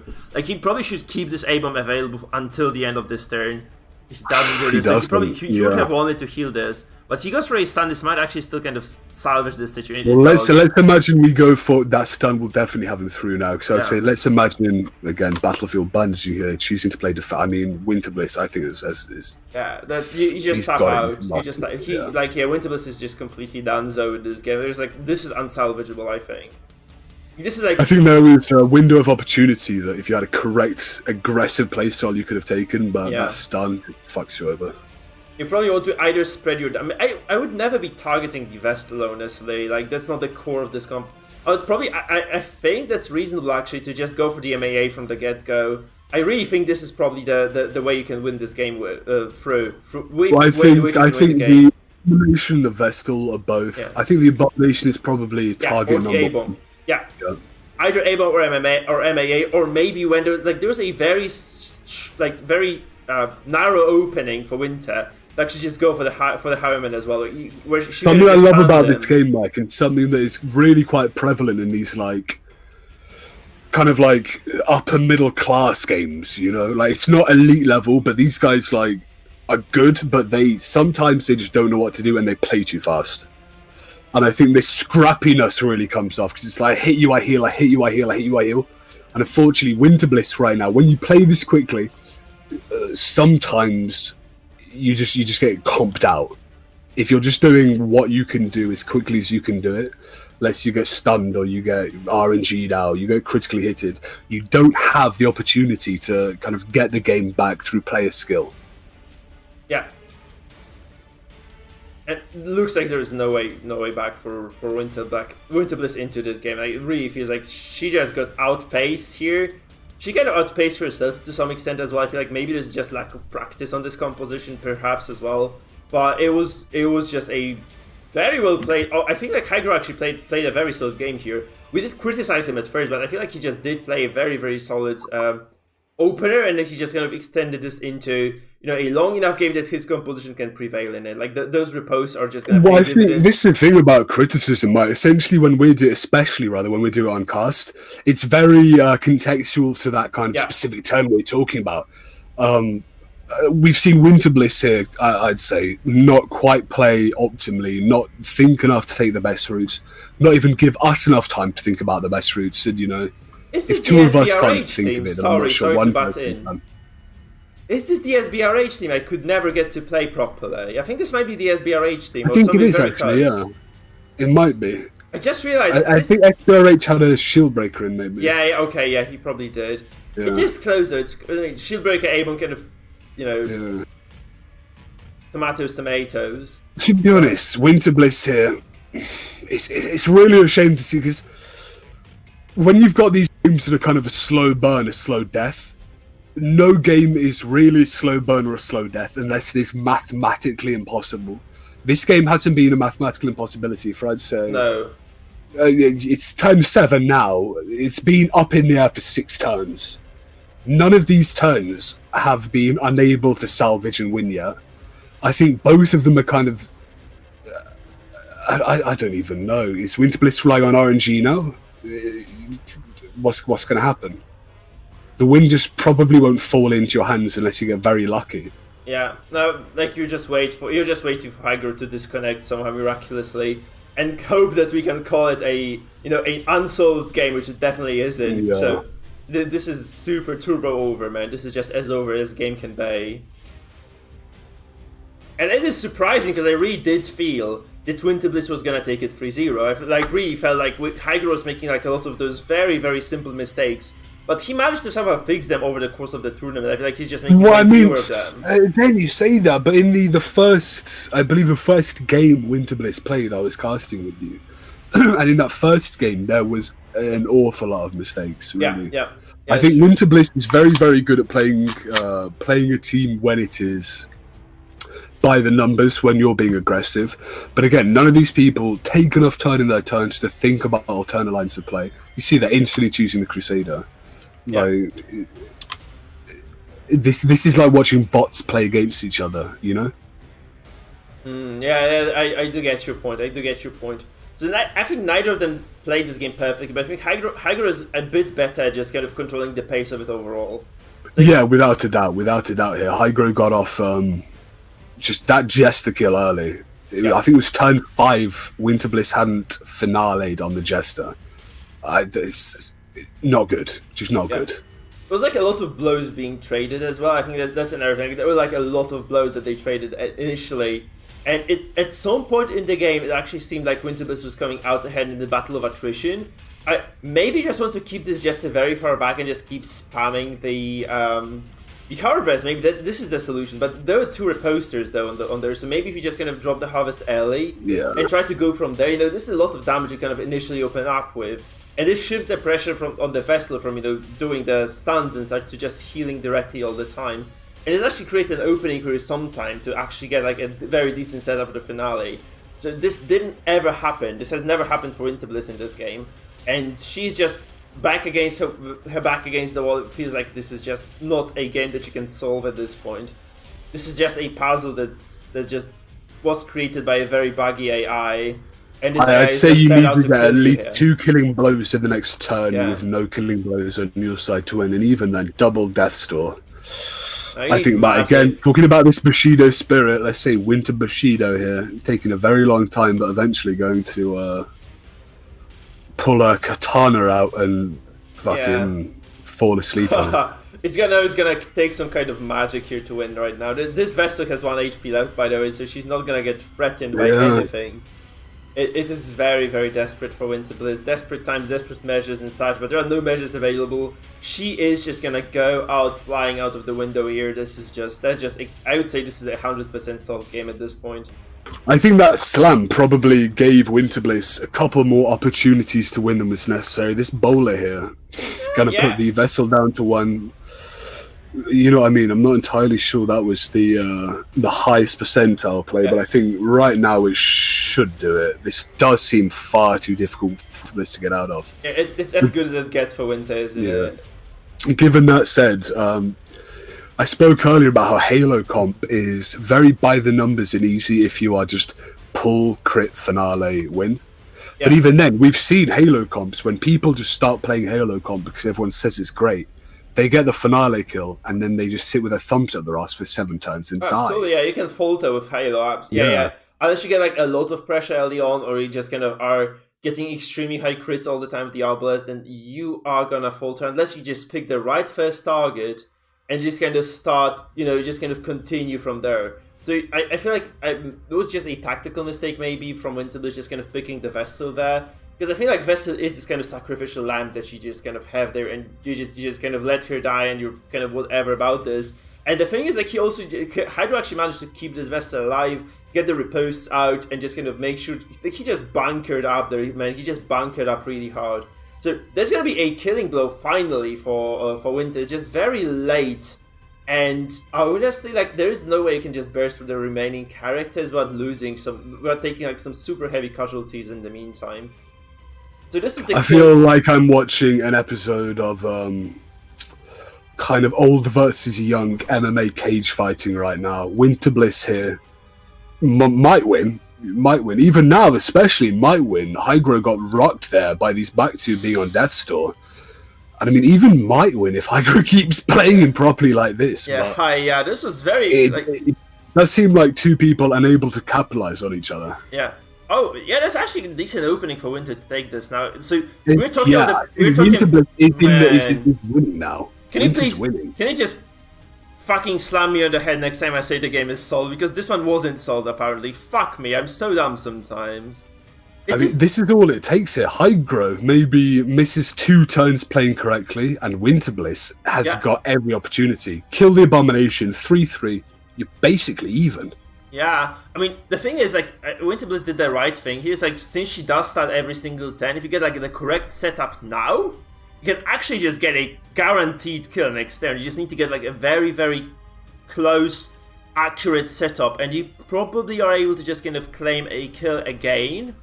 And this is the beauty of Winter Bliss's 3 in this team, isn't it? Because Winter Bliss actually has an entirely secured kill if Winter managed to get someone to 0 health. I don't understand. This is a dead MAA. Like, this was he was just begging for it at this point. Just gonna get shafted really hard. There's there's still a direct heal available though. But look at Winter. Like, she just marks the MAA. I would have liked to. I would have liked to have seen. I would have liked to have seen Arbalest shoot into the man-at-arms. So Rampart isn't bad because this prevents them. You don't need to mark this at all. You can just kill this. Actually, you can just. So what you do if you're Winter Bliss, you threaten the kill with the Okay, that's actually quite cute. That's a cute move. Because this does prevent, this does actually stop a little bit of that. One hand it's Q might, but on the other hand, if the Crusader survives, he's got a free Holy Lance. So, yeah, you have to just bowl at this, hope this takes the MA to 0 HP. There is no riposte available. It does. It also knocks him back to second. This kind of opens up a lot lot of possibilities. Come on, you stun here, don't you? You need to stun. You don't need to stun the PH, yeah. Oh my god. He's gonna heal, Mike. Look at that. Healing. Okay, this might be enough. This still might be enough. But What about the Vessel? Does she actually not? Oh no, this is still okay. I think unless it's a crit, Hydra is still gonna be like within the Gucci realm of surviving this one. So he probably takes it now. If this is not a killing blow, I think the sketchy. I don't like this. I really don't like this. You see what I mean, Mike? As soon as Halo comp gets out of control, no idea what to do. This is not a kill though, so that's very fortuitous as well for Winter that this Sadist does stay alive for quite an extended period of time. But the healing on the Vessel, I think, it's just gonna be very, very rough for Winterbliss to take any sort of an advantage in this, because this healing from Winter, from Hygrometer is gonna be just insurmountable. I think there's just that. There's just not gonna be. There's no way for Winter to bypass that. I'm sorry about the Gucci Realms, Cherry. I just had to. I had to do it. Oh, this actually leaves the Highwayman unchecked for a turn, though. This is interesting now. Because this is an opening again for Winter to maybe take it now, but it's a game of openings, Mike. We are in a room full of windows and doors. Oh, boom! Over. There we go. I'd say quite a few windows and doors have just fucking closed. Yeah, a lot of those windows, especially that this corpse got moved at the same time. So, there's no Gucci Realm for Winter at this point. No, there's just Gucci Realm for good old Hygrometer. This is that incredible kind of scrappy quality we see. We thought Hygrometer's obviously got this. Before that, we thought Winterbliss has obviously got this. And then we thought, fuck me, maybe Winterbliss has won this, actually. And then Hygrometer goes, no, I'm just fucking kidding, lol. Yeah, absolutely. Can you see the value of Caltrops? It's been 12 turns of Caltrops now for Hygro. This is so what actually more in 24 damage times 4. Yeah. So basically 96 damage. Yeah, it's a lot of damage that he took just from the Caltrops there, but obviously not enough at this point. But it's kind of funny to think of that, right? This is actually quite Mike, it's not even funny. Look at the health right now. Yeah, that's just... Even if it was a Caltrop 2 turns ago, everyone would be dead right now. Yeah, it's all Caltrops always has been, man. That's how it is. People tend to forget that Caltrops is a once per battle ability. I think quite often they say that it's kind of a finisher, if not an AoE finisher. It's kind of a... I don't know. I think we saw Winterbliss using Caltrops instead of Come Hither at one point, or maybe Come Hither instead of Caltrops, something like that. But I don't know. Oh well, those Caltrops actually probably kept Winterbliss in the game for such a long period of time. Like she's like definitely dead now, but those Caltrops actually did exert quite a bit of pressure. Probably this is the reason why we got to this point at which the game got close again for a few turns. Yeah. I think if only you could Caltrops every turn. I mean, Hygro actually handled the damage control bit of this fight very well. Like, he actually just reacted to all those efforts that Winterbliss was making in a proper way. And he did see all those kind of, avenues for Winterbliss to take it back in the end. So Winterbliss does surrender. And we are in a 1-0 situation in this best of 5. It feels like a fucking 17-11 right now. What a remarkable first game. Long as shit as well, brother. Yeah. So Minefield is gone. We are down to Esres Sangrado and even newer Stress from Hygro. Whereas Winterbliss is, she has 3 openings, so she can still take a game with Halo. She can probably just maybe fiddle with the Grave Robber, which is still an open comp for her. And this is a comp that made her name big, right? So she can probably just kind of take Grave Robber, dominate a single game. That's what I would expect her to do. And from there, it's like, basically, where does your oyster? You can do whatever the hell you want. If you were to be either of these people right now, I'd say maybe Winter definitely wins with Halo. Just on the next game. We've never seen Halo lose twice in a row. Maybe wins with Grave Robber. I think Hellion Returns might be easily countable by... Well, actually, nothing really, will it? Hellion is very, very weak to kind of heavy protection damage, but we don't see much of that from Hygrometer's remaining teams. The Hellion Returns is like heavy DOT comp, so I believe it is gonna be okay against something that isn't heavy riposte. Since it looks like we've got stress teams left, doesn't it? Yeah, so it should stomp at least one of those teams. But Winter has only one. Look, she can only lose 2 games. So if something goes wrong, if she gets like unlucky once in the series, she just lost that buffer that she initially had. or head. So now we are looking at, she's looking down the barrel of a gun, like she has only 2 more shots, and then she's out, and yeah, that's just gonna be very, very, very annoying for Winter, because she has to be dealing with a lot of pressure now that she probably would have preferred not to be dealing with at all. Judging by the remaining comps, though, and how Winter Bliss has been known to count heavily, I think Winter's saying, listen, I have 2 losses left, you know what I mean, I don't need to. Give me a single shot and I'll win that. Yeah. I reckon I can maybe win 3 games, lose 1. I'm happy doing that, you see? Especially with these counters available. Yeah. Really, that's kind of hard to judge this best of 5 at this point, right? We'll just have to see how this game goes. Like, you have to admit, though, if Winter loses this one as well, coming back You've from got it 0 wrong to around, deficit. by the way. You've got 1 under Winter Bliss rather than Oh Hygrometer. shit, yeah. Sorry, wishful thinking, right? I'm kind of rooting for Winter still. But honestly, Hygro is showing so much metal, we have to admit it. Like, I also feel like Hygro might just not be giving a single fuck about this, which might mean that, you know, he's not gonna take any sort of pressure into consideration. That's great, actually. I think we're gonna actually... That was about 17 different assumptions and biases in a row, Mike. I'm not sure which one to respond to first. Sorry, we're going into the game though, so you have to just be ready for this one too. So what do you think? Let's see what comps we are gonna say. I'm gonna bet my ass there's gonna be another Halo though from Winter. Or it's gonna be Grave of Vanilla just back to the comfort zone. Oh. I think my Discord stream might be a couple seconds behind yours.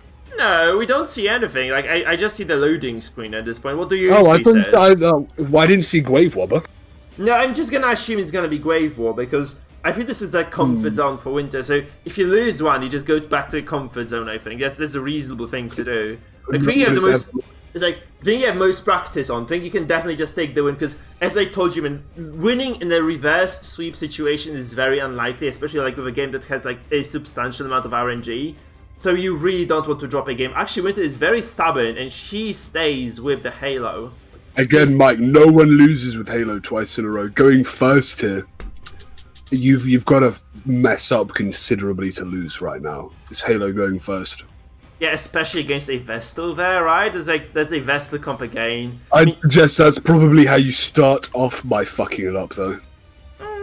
Yeah, playing defensively with that stun rather than just hook shoot. You can exert a lot of pressure on this. Oh, this is a very right move, right? You just have to remove the stun right away, or it's just gonna cost you the game. So it's very correct. What pressure was that again, Mike? But it's also, you do deny a lot of pressure on that. I actually have to say I like it. Because you actually do deny quite a bit of pressure. Well, the Halo comp isn't about denying pressure, especially on turn 1 with the coin there. I mean, if we're seeing this kind of defensive slow play from Winter Bliss already, Hygrometer is just going to take advantage, completely exploit it. Yeah, it still depends Throw down. Depends how we play it, man. I think Winter Bliss might just have a very different style from you, and you can look how quick these guys get. It's not about play style, but how much you think about the play. I mean, these guys, you know what I mean? Yeah, it was kind of a bad move as well. But so the problem is now, I think there's going to be so what Winter is trying to set up for is just a very swift execution. So it is going to be the Vessel who has the heal, who has the final say in this turn. So even if the sniper shot does enough damage, it's still not targeting that bounty hunter though. I mean, that bounty hunter not really doing too much in that comp. Not going to be able to kind of throw down to finish him every turn or so. But still very kind of operant threat in a team that doesn't have any other death blow modifiers. Yeah. So Winter comes out of this one at a small disadvantage. I feel like she just kind of squandered some of those opportunities. That's not bad. I think this is kind of a decent move. You just kind of get the Vessel to second. This kind of disables the BH. Might be kind of countered by the by a mirror movement on the Arbalest of Winter. Yeah, I'm not sure I like that. So because this Vessel here can still stun. Yeah. And you probably just want to kind of keep chunking out the BH. I'm not gonna lie about this. The way Hygrometer wins this is by slowing it down. And if he he pulls in the wrong target for some reason. If he pulled in the Arbalest with maybe he just wanted the mark. Arbalest have a movement trinket? I'm not sure. I think he just wanted the mark. Higher base move resist. Still, is not enough. So we see that's kind of, I think, there's premature activation on this Arbalest, but this is 41 damage nonetheless. So Still can't. Oh, there we go. We've got the Jester. Oh, look at that trinket on the bounty hunter. Is it the Visage? Yeah, the stressed one. But the Jester has no stacks. The Jester has no stacks of the finale. Right, so we're going to see a stack. No stacks. Whoa, it doesn't okay. matter. Okay, this is over now. Health, yeah. This is over. You don't need stacks on finale to secure a finishing blow on a character you can't duck stab, Mike. Look at this. 0 HP, that's finale, and this is over. So, okay, slap me on the head now, please. Just boom. I should not be calling games this soon, but this looks quite bad for Hydro now, because they're playing it. They were playing something that was honestly quite evenly matched of styles, right? It's like they're like both playing this heavy damage. Like he was Hydro was trying to capitalize on the Houndmaster plus Mark play. I guess no. It's actually no. There's no Mark there. Why would you run BH without a Mark on without the Hound's Rush on the Houndmaster? Why? I believe it was just to kind of maybe this is a team he likes. We can't really cross out the fact that he might just like this team, to be honest. But maybe it's also because this team, with the Flagellant, the Hounds, Harry there, lots of blight and bleed damage if you've got the correct trinkets, but ultimately no real death blow modifiers. No. If you can use that bounty hunter to secure a kill after those bleed and blights go down, it will do a lot of work, but you need more than that. It probably needs something instead of like the Antiquary instead of the Vestal. Maybe it would be more synergistic. Maybe he just needed the stance though. It's kind of hard to judge that. The Vestal is there to stun, he's just not used to it too much. Because this comp looks kind of trash, but again, Halo makes a lot of things look trash. So I think Winter did justice to the Halo comp this time around though. I think she actually did the right moves at the right time. Just got that opening, I think she just kind of created, forced. Well, I wouldn't suggest this that close, to be honest. It's a hygrometer. We did see a couple of turns of dilly-dally around, swapping the marks there, where perhaps it wasn't necessary. Starting off the Flagellant when that stun, maybe you should just pull in the earlier. I think we've seen this kind of scrappy nature battle each other out. Yeah. And sometimes Winterbliss is going to win, sometimes Hygrometer is going to win. It's based on who decides what to do in the split second you've got to think quicker. There was probably an issue of that dodge as well on the Jester, right? We shouldn't forget about it. So they kind of a lucky thing as well. Maybe not really very lucky. It was I think it was 20% chance or something to dodge, and did come through. So this ultimately just decided the fact that Winterbliss was going to able to finale, and just kind of did snowball out of control after that. Because this was also, I think this was not a safe choice, by the way, from Hydro, because he could have just simply healed that BH and he could have been safe there. So, we've seen perhaps too aggressive play from Hydro and too defensive play, or maybe just too odd play from Winterbliss. You see, Vessel was in second, so she couldn't have just done the single target heal. There was no Grace available, right? There was just only this the AoE heal that she could have done there. I think that was the deciding factor which made Hydro actually just go for that play. So I don't think he's got much chance left now. No, Vessel dies, and that's just kind of gonna be a severe case of I'm gonna run you over until you scream and leave. So we're just gonna have to wait for this to happen. There's a lot of DOTs. I'll give him that, but it's just not enough, right? To see death blow confirmed, and 2v4. I really like Winterbliss's chances in this one. You better heal him. If you don't heal him, no, fair enough. Yeah, that's fine. Winter knows what's happening here. You don't want to end up in 2v2 versus Flagellant Houndmaster, though, right? That's definitely scary. I believe that was a pass, maybe on top of a stun. Yeah. Essentially, that pass was just wasted. No, no, that wasn't. Sorry, I thought that was an affliction pass. No. My bad. No, I think it was just I think it was an affliction pass, actually. Yeah. Wasn't What if it was? I think that was a affliction pass on top of a stun from the Vestal or something. Probably not. Probably just the days. I don't know. No, the Vestal did Hand of Light. It shouldn't do the stun. Oh yeah, sorry. It's fucking late. Yeah, it is really late. Same, I agree. Yeah, I'm in the US, so here it's 7:40 p.m. Oh, lucky you. Mr. Egg, if you want to kind of take over the cast for a little bit, if you want to kind of pitch in, you're most welcome, because we're both pretty freaking tired. Not gonna lie. Okay, well, I don't Not a giant amount left to cast here, is there, Mr. Rang? I mean, Winter Bliss might get Hounds Harried 3 deaths, might get Reign of Sorrows. What else is there? It's gonna be. I think this is just cleanup. This looks like, unless Winter just kind of sleeps on her keyboard, I think this is just a matter of cleaning things up, and it might take a little bit of time, but ultimately that's just gonna be a very, very dead Houndmaster next turn. Almost guaranteed, because there's like no way you can actually do anything with this Flagellant right now. You can stand the Flagell and kill him next turn as well. I think that's just gonna how it's gonna go, I guess. Yeah, I'd almost hasten to say though that Hygro going 1-1 whilst 50-50, you don't mind going 1-1 if you've beat the Halo comp once. That seems pretty good to me. That's like 1 to 1-2-5. Yeah, absolutely. That's definitely a decent position, because Winter Bliss would have probably preferred to have like 2 shots at the Hellion comp at the very least, and she might just end up having only 1. And just like in a Massman comp, in a Massman situation where a comp you really haven't practiced that much, it doesn't feel that great, man. It really doesn't feel that great. So this win, obviously very much needed, something that Winter Bliss did need to get some respite in this series, but this doesn't mean that, you know, this is entirely just solved or sorted series. It is going to be very, very equal now, and absolutely. I think this is going to be a lot. It's going to have to do a lot with how well they play the mind game now, because they have to choose which comp their opponent is going to be playing. They have to just kind of guess what they're going to be up against and prepare against it to some extent. It's going to be quite a scary thing, actually.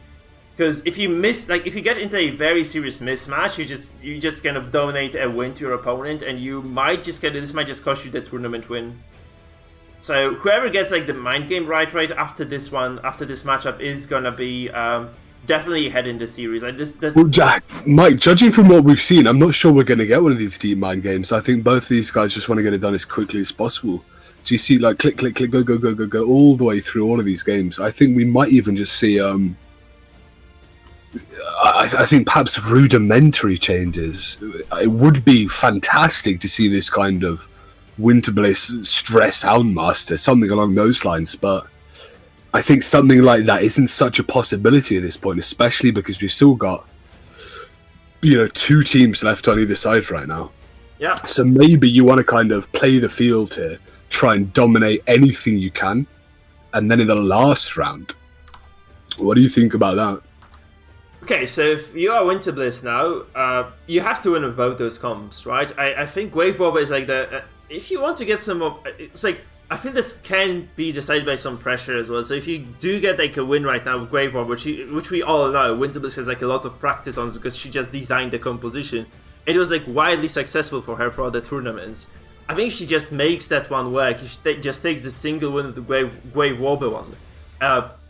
Might be an opening into, you know, just winning one of the 2 later with the Hellion, Shieldbreak, Flagell. There's a lot of the OTs. This can definitely just smash stress if played correctly. Yeah. So if you have 2 shots at this, I think she can definitely do it. I'd say losing on the start with the Halo comp there, that's a loss you wanted to have as a kind of flex loss with your Hellion team. I think to be comfortable here, Winter Bliss really needs to get this Wave Wobber, just needs to win this, basically. Yeah, sorry, I need to just message the players.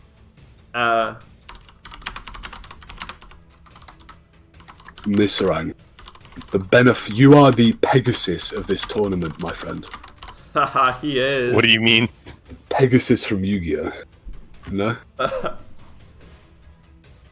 Well, it sounds like a compliment, so I'm glad. It is. He was, he funded the tournament, basically. Yes, this was a very expensive tournament. You'll have to think about how you're going to financially recover from this. Did you have to take a loan out for it, brother? Yeah, it was a small. Unironically, I didn't like you did. Unironically, want to give $100, which is just so far beyond the pale that you're either mentally ill or very, very generous, brother. And I think it's a mixture of both. Yeah, you kind of own the tournament. You can actually just decide right now that we kick Winter Bliss and we place Dino instead. It's the Misrang tournament. Yeah, it's gonna be the Misrang tournament. It's like is this like in WWE where like the guest the guest referee starts you're like not a guest, you're Vince McMahon. You're Vince fucking McMahon, brother. So you just say, let's make it the finals between Shepard and Dino. Winter, Grow, you just have to go out of this one. We're just switching players around because I'm bored. You can do it. You're perfectly allowed to do this, man. Absolutely. Alright, if I ever pay for another tournament, I'll think of you know I'll just if I ever pay for another tournament, I'll just disqualify everyone except for myself and be like, I won. Oh yeah. Oh, that's valid tactic. But then I'll never stream a tournament. Oh brother, the game has started. The game started. Look. Yeah, we're actually going into the next game, man. That's so quick, actually. I do actually have to note the scores that have been equalized, so give me a second for that. I think the loading will be quite merciful on me this time, because yeah, Hygro's computer isn't quite handling that well. This being said, Hygro himself is just kind of playing super well on the day, so I'm very curious what we will see today in this third game of the series. Most of you madmen thought it would be 3-0 in Winter Bliss's favour, but obviously we are seeing that is not even close to true. Well, I didn't think it would be a 3-0. I did think that Winter Bliss... I did think Winter Bliss was more likely to win, but...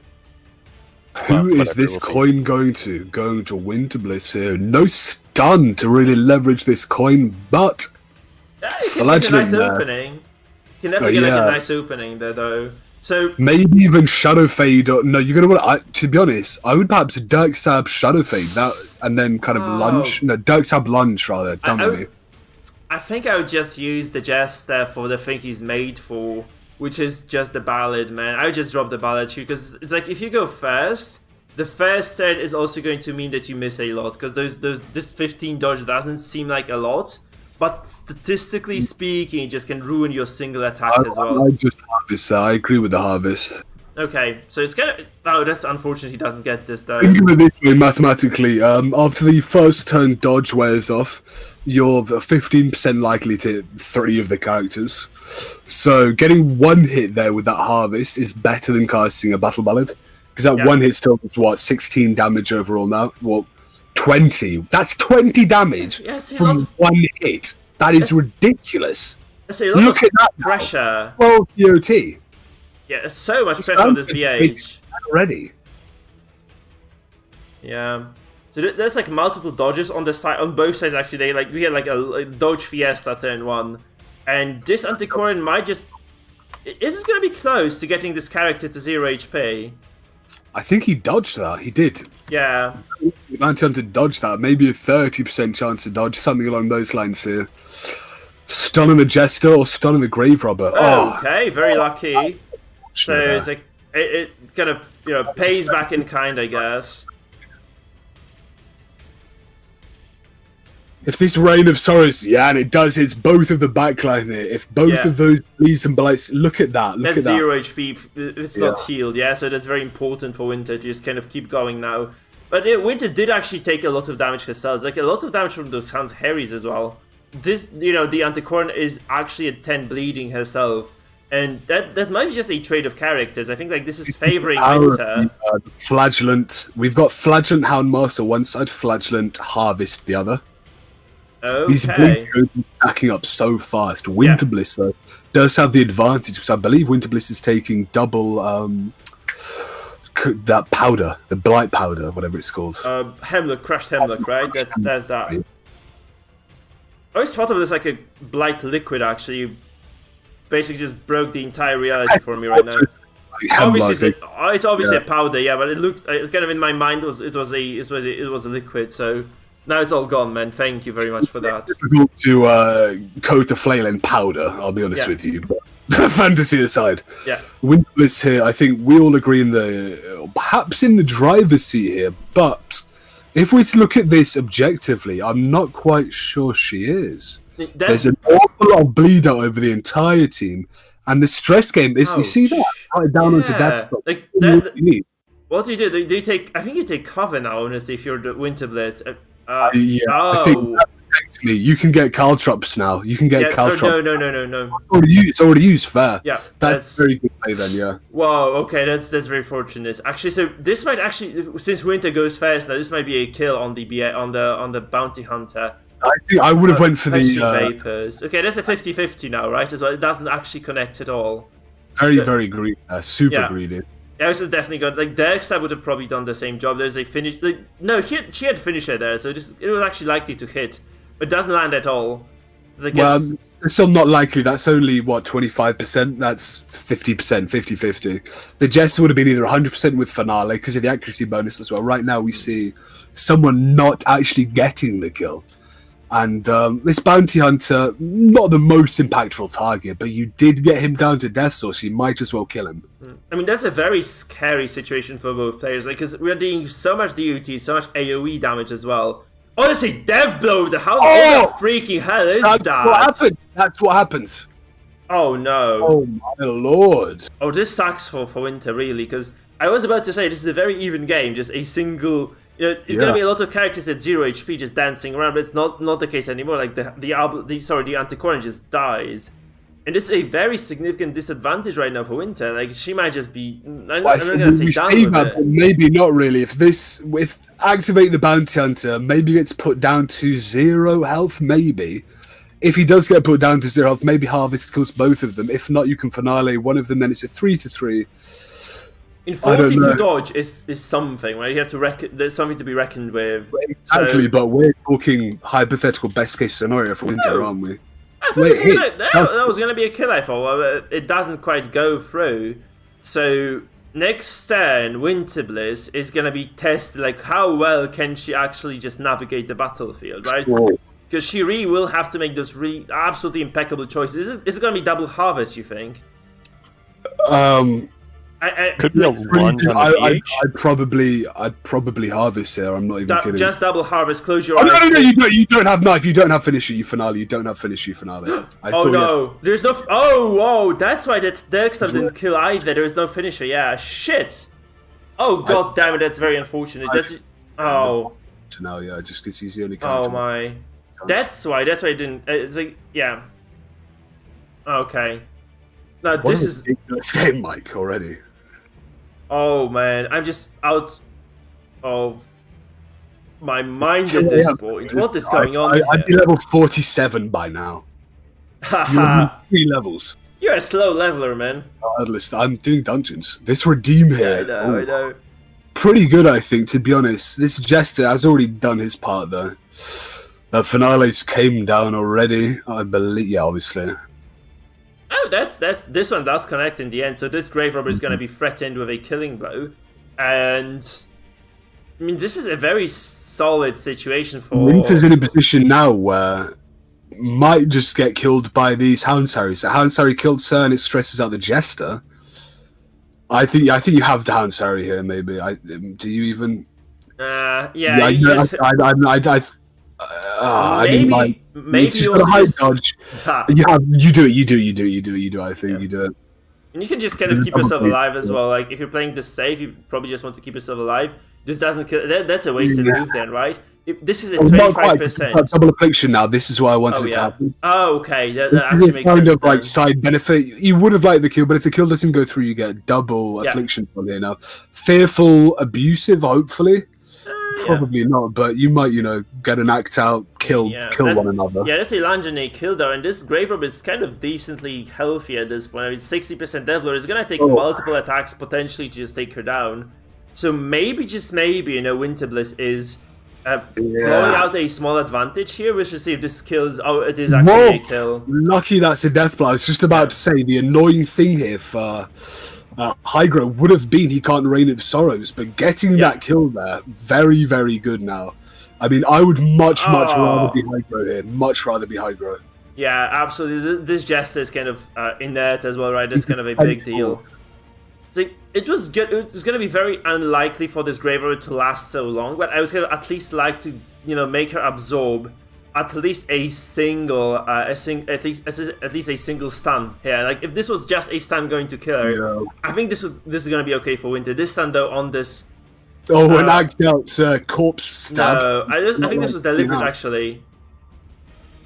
That's actually quite okay now because the Vestal lands in second. This means like she's very much vulnerable to any sort of. I don't think it's quite okay. The Vestal stun does a certain amount of stress as well, double. Yeah, okay, yeah, makes sense. Yeah, that's gonna get scary very soon. Yeah, okay, I agree with you. So man, it looks like Hygro is actually You Reign of Sorrows here. If you rent, that's a smart play. Don't get the good. Yeah. You don't get the Flagellant down to 40%, so we can't use the self healing, and also you get to shit stress out on this Jester right now. One out. Maybe he's just gonna die. Yeah. It's like you just stun him now with the Vestal. He's just gonna die, right? You can just kind of take the 2v1 Flagellant plus Vestal. You just win it every single time. It gets a single. You've got like a double chance here because not only can the actual damage from the stun kill him, the stress from the stun is definitely good. So we have the underdog, actually, absolute underdog, taking the lead in this. It's so surprising, actually. But Hygro is just a single game away from taking the full championship here. I think that okay, I know I'm calling things too early, but this doesn't look like too soon, does it? I mean, the whole championship, maybe not, but this game, I think it's a mathematical impossibility for him to lose if he plays properly. Yeah. No, I've seen worse game that just went sideways, so we might see about that, since we might just see about this. I don't think I have, to be honest. Well, I would say mathematical impossibility is a stretch, because you could just like get a crit on the Vestal and she gets afflicted and kills herself. Oh yeah, afflictions aside, sorry, I do. Yeah, afflictions aside, obviously. Yeah. But otherwise, you have two characters that can essentially heal. If the enemy Flagellant focuses on your Vestal, she can just keep healing herself. If not healing herself, stun the enemy character there. So it's as good a solved game as I think I've ever seen at this point.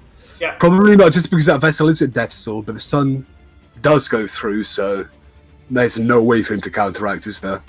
No, this is just done. That's a done deal, man. I don't like Misrang here is our little mathematician, by the way, going, I'm not sure that's literally a mathematical impossibility. That was fun. Yeah, what a nerd. We're gonna see this, aren't we? Death's Door pushing him down to 75, I think, getting that lovely last man standing buff, and also I think Flagellant might have an innate death blow resist of 85. Yeah. So will take a while. Will take quite a long time, but should ultimately go to high. It's 80, but yeah. The Flagellant has 80. Everyone else is 75. Fair, cheers. Fuck me, it's been a long time since I played this game, brother. Yes, there's gonna be another stun, just 0 HP on this Flag. It probably might end up in him dying very soon. As you guys are saying, it's gonna be a lengthy finisher to this, but I really don't see a single window of opportunity for Winterbliss to take over. Like, looks very unlikely at the very least, right? It looks super unlikely for her to. I think window of opportunities, you try to stun now, the stun doesn't land, you attack, you kill the Vestal. And then it's just kind of a maybe. Let's see, maybe. No, stun goes through. Yeah. No, so that's just really unfortunate. But yeah, Winter I think she just kind of dug her own grave here in this game, and she fell into it, and that's just over now. A little bit of insult to injury there. The Flagellant healing the Vestal out of Death's Door there. Yep. Huh. Hey, so even Mikefield is lost for words right now. Yeah, I have no idea what to say. Like, I would just leave this game for Winterbliss. Like, yeah, she just eventually does. And this is 2-1, man. This is looking very good for Hygro all of a sudden. Seriously, this is like he was just a wild card, but he's just really making a case for himself here. I mean, yeah, we all thought that Winter would take this, but I think Hygro here, although it would seem, because obviously it is an enviable position to need to win once compared to your opponents twice, I believe. But also, we know that Winter is very good at countering that last team left. Yep. If Winter is not fatigued by this incredibly late timing. It should be at least a single free win for her, right? And then like from there, we can definitely keep building up. So yeah, Winter just has to focus really hard.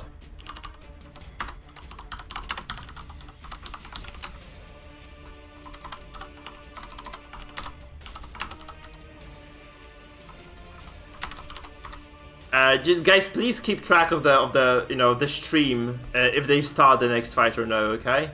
I'm watching right now, brother. I'm watching my experience on the Resto Druid slowly drain away. No better place to be there, though. Oh, you're playing World of Warcraft?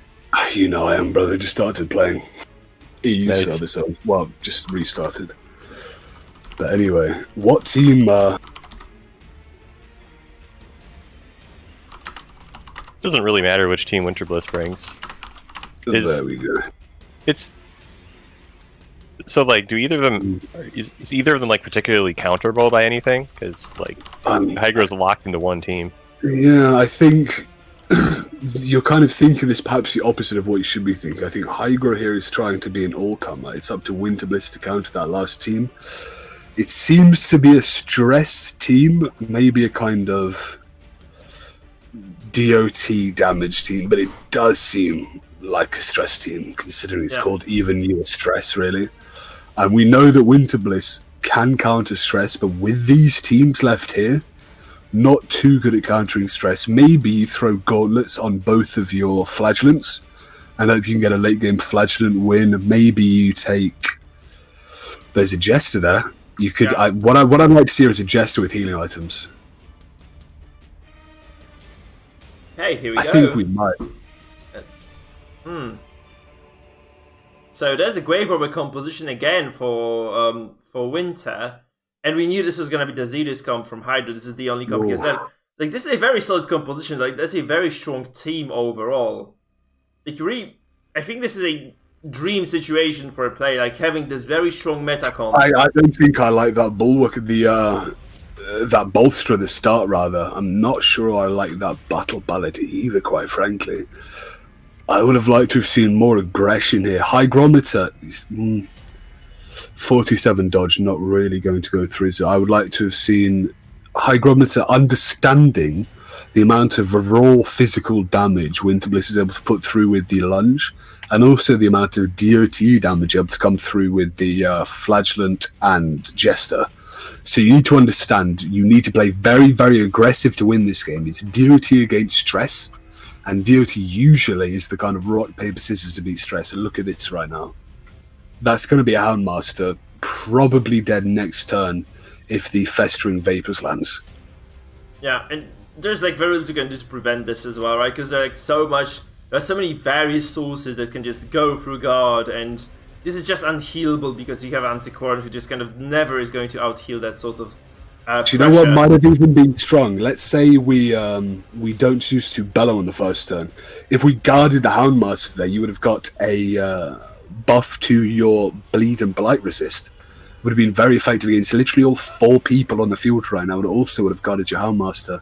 I think that potentially would have been a very, very strong ability, if not a bit defensive, better than what he did. I think this Bellow coming out here now, quite effective against that Finale. No way to clear it, but still, Finale ramps up an awful lot quicker than Bellow does, doesn't it? Yeah, it does. So, it's like, you have no way of clearing the Bellow though, right? So this is gonna mean that Winter Bliss, once she's just kind of dropped below that, like a certain threshold, she's just not gonna be able to remove those Bellow debuffs at all. So that's quite a scary prospect. So you have to just get a few kills very early and just kind of go from there. Otherwise you're just gonna run out of steam very, very early into this fight. Oh, I don't like that. I was just about to say, I'm liking that Hygro has a more spread out damage, more spread out stress, more spread out bleeds and blights. And Winter Bliss, who was really targeting down the Houndmaster, now choosing to pivot onto the Antiquarian as well, probably just to kind of defend from a guard there, because guard can stop a Finale. If you've got 2 people that can die, you can't really do both. That dodge is that's one of the twice in a row from that Grave Robber on that stun. I'm not sure it would be too impactful on the game plan right now. I don't like that Dirk Sab either, though. So there's no Writ of Execution on the Satyr, right? This is probably just to kind of alleviate the stress a little bit. But this actually means that the Satyr is going to be quite vulnerable to all sorts of damage. So, sorry, it's going to be quite vulnerable to quite high dodge values on the enemy characters. We saw Winter Bliss throw away the win there, potentially, just in turn order. If Winter Bliss went Festering Vapors and then Jester, the Houndmaster would have been forced to eat up the Bleeds and Blights, and they would have been able to easily hit 5 with the Finale. Yeah, that could have been a dead Houndmaster that turn, just to make you guys aware of that. If this stun doesn't land, it's just a kill for sure. That's a dodge, so this is going to be a kill on one of the Hygrometer's characters.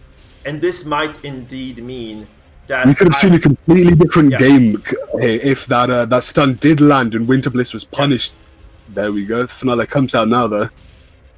There was like a bunch of dodges here, like a series of dodges. Really, like I think this Graveyard dodged like 2 attacks this game alone, and then this Jester does dodge again, and this is just a very dire situation. Has done nothing this game. He's missed 3 times in a row.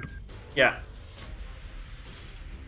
That looks quite scary now for Hygro, because he has nothing going for him, right? Like, not much anymore, no. There is no damage, and there's so much DOT stacked across the board for Winter that she's just gonna take this game very quickly. This might be like one of the fastest games of the day as well. I think might well just end up being that. We saw I'd say if you can't counter stress by taking stress, like healing trinkets and things like that, counter stress by just DOTing it. Yeah. Because Bello does not do shit to DOTs. Can he, like, this is going to be very scary going to game number 5 then, because I think we're going to get the game number 5 based on this game here. And it's going to be even more DOT with the Hellion, I think. It's just going to be even more difficult to repel that sort of pressure.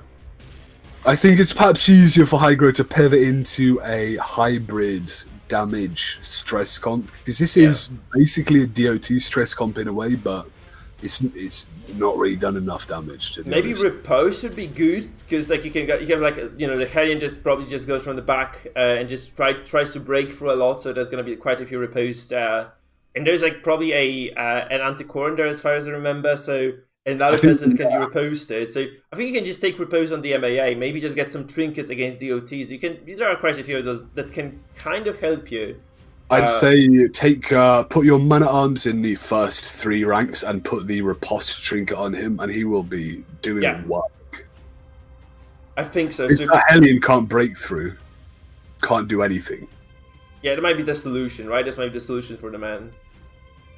Honestly, like, we'll see whether this is indeed gonna work or no. So, like, on paper, I think Winter Bliss looks quite good coming to game number 5, but quite frankly, it's kind of difficult to read this right now, because we have, like, a lot of very different...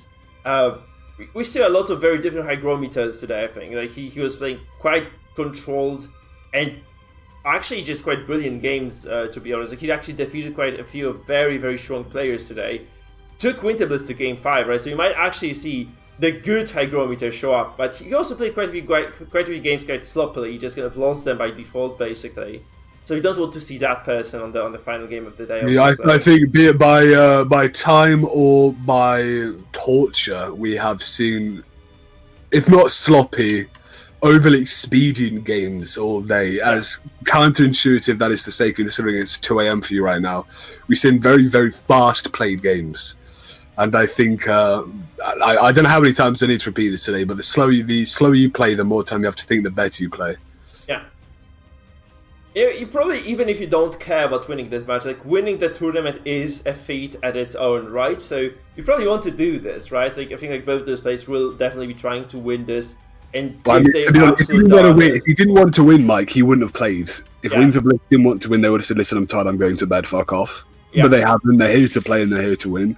I'm close to doing this, actually. I was thinking, okay, game 3, I'm gonna call it at best of 3. Let's go to sleep. But no, we are gonna do it. Like, we're gonna siege. For about a second, I said to myself, I might just go to sleep and tell him, say, Mr. Rang, do you want to cast it with Mike? But I thought, I can't do that. I can't do that.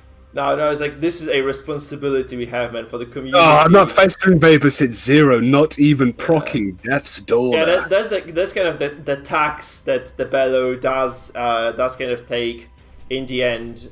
So I don't think this is winnable for Hygro. I guess it's worth trying to win anyway.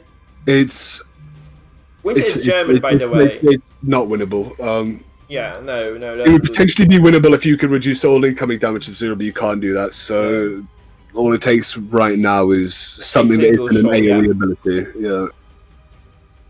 So, Syra Demira, Winter Bliss is German, to my best knowledge. She's German. Oh, that's over.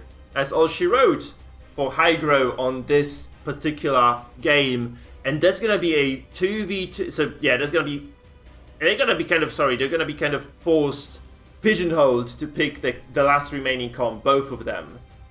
I think given this kind of 1v1, one comp to one comp scenario in the end, and considering what we've already seen so far, I'd have to say, based on what we've seen, Winter Bliss should take this game. But quite fucking hell, I stop saying that. But I think Hygrometer has the advantage if he, in a perfect world, Hygrometer has the advantage here. But given on what we've seen so far today, I think Winter Bliss does have this last game. Yeah, this might also be the matter of experience, though, right? Like, Winter Bliss has more knowledge, game knowledge specifically. Maybe she'll just make some cute adjustments there. Just kind of the way she outplayed you, she'll just kind of do the same thing here. Like, maybe she has like some, some tricks up her sleeve. Whereas I think like Hygro, like with way less experience, might just kind of fall flat. And if you swap out Breakthrough for a single target ability, put Helion in first. There's no knockbacks from Hygro. Helion's just going to sit there doing damage. ED4WG420, thank you for the follow, man. Welcome to Dungeon. Nice. Hello to all of our Australian and American friends here this ungodly fucking hour. Yeah. Guys, remember to follow if you haven't done this yet. This actually helps me a ton, so please do follow. Keep track of more events like this one, because we'll be definitely organizing more with Sis. Right, Sis? On way. We'll try I don't to know why make you're it... fucking asking me, you're the host, dickhead. Yeah, we'll make sure we don't kind of make them last until like such excruciatingly long hour though, late hour though, but we'll definitely host more. So yeah, we'll definitely. I'll need to look for a better format. Maybe just kind of starting the games a bit sooner. Like I think the format's fun. We just had like one game last about 2 hours Yeah. because of technical difficulties. It's not really a giant issue, but yeah, that's true. But you have to kind of assume that's oh, gonna mate, happen. look at this. Come on, 55%. Yeah. Gonna die very Die late. already, Crusader. You're donezo anyway. He's already dead. Fuck, man. That's she should just be dead by now. What the hell? Come on, we want to get to the next game faster. Yeah, please, Crusader, please. I think I feel a new appreciation for Japanese soldiers at fucking Iwo Jima that killed themselves. Simply, it'll just save time. It'll just save time. We've lost anyway. It'll just save time. Oh, this guy's donezo. So, 2-2. Hygrometer versus Winter Bliss. We're going to game 5 right now. And there is only a single team left for each player. So there is the Zenith comp that you have just seen from Hygro, and there is just the Helion returns, which shall return in the end. I actually thought that it was gonna come to this. Like Winter Bliss might just be feeling a bit angry at herself for just kind of picking this non-meta composition as her fourth. Since she has to use it right now, she has to win with it as well. There is like one try only. There is one attempt at winning this. She has to just take this one clean and just that's gonna be it then if she wins. And then on the other hand, obviously Hygrometer does have a single shot as well with this very meta Zenith comp, which I think does fall flat against the DOTs though. So if Winter plays it right, I think she definitely does stand a chance and can take it home. So we shall see how exactly it pans out for the players. All of that being said, in the longest loading screen I have ever seen in my life here, this final game, I think I'd maybe even want to see a couple minutes spent here on the trinket and skill choices. I think that is what I like to see.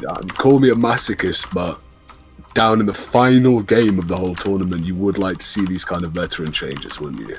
Yeah.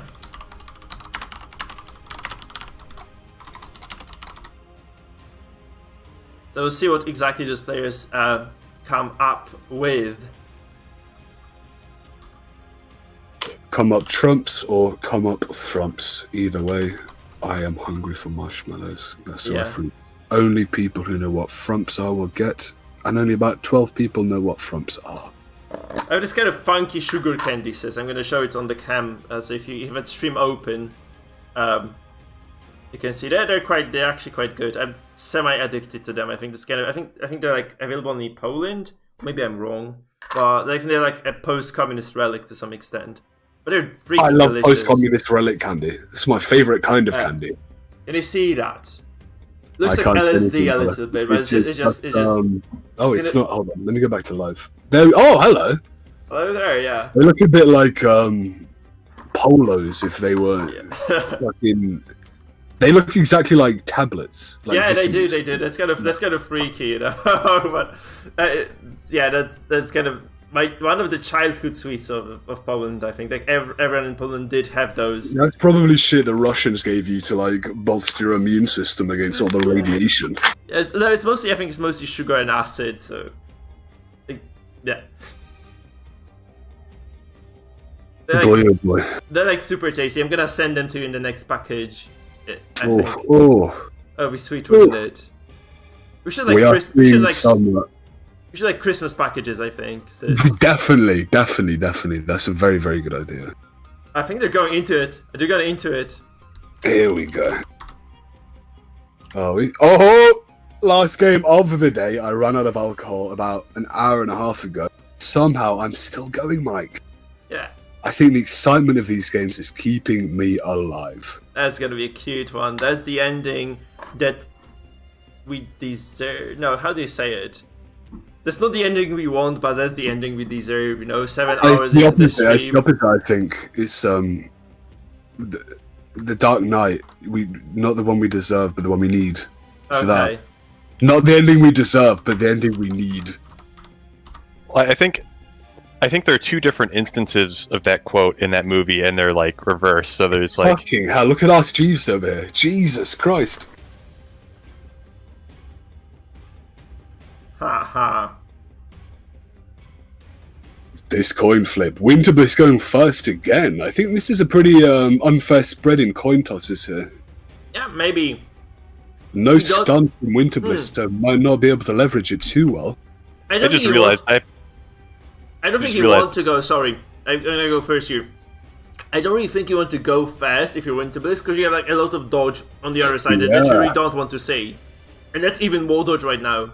It would have been a free bolster, the free dodge of a bolster you would have had there for a turn. Yeah. Wait, what the hell did the shield breaker do? Because I really didn't get that. What was it? Nothing important. I She think missed it was something, right? She missed an attack. Nothing really. Maybe there's 3. Yeah, nothing. Don't worry. That breakthrough coming through. Blight on all 3. Ooh, look at that! Miss and dodge. That's a 0 dodge flagellant, 50 dodge shield breaker. I'd say quite a lucky spread there. And a punishing crit. Winterbliss here is getting quite lucky.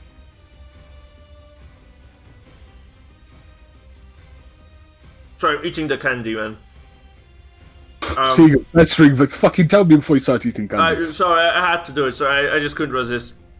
So, yeah, that's a very good opening for Winterbliss. Actually, like this stress cup is on the back foot from the very get-go, right? And quite frankly, this is exactly what Winterbliss needed to take over the game.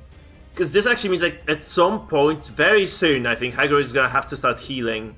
And you really don't want to be healing at least. I'd say very, very soon. And the issue with that is the Crusader is not a great single target healer. This Crusader is basically at full health. He's going to be taking a little bit of damage. He's maybe going to be able to get 1-2 person heal out of Captivate. Look at that. Yeah, that's a lot of damage. So another issue I think is that if you want to out-heal this sort of a composition, you definitely need to start using Rejuvenating Vapors turn 1 if you wait for it. It's far beyond that. That is a pretty impactful cry. I think that might push him out of the Bleeding Blight range. But if he did start doing, is that 18? I can't really see what that says. It might not even be enough.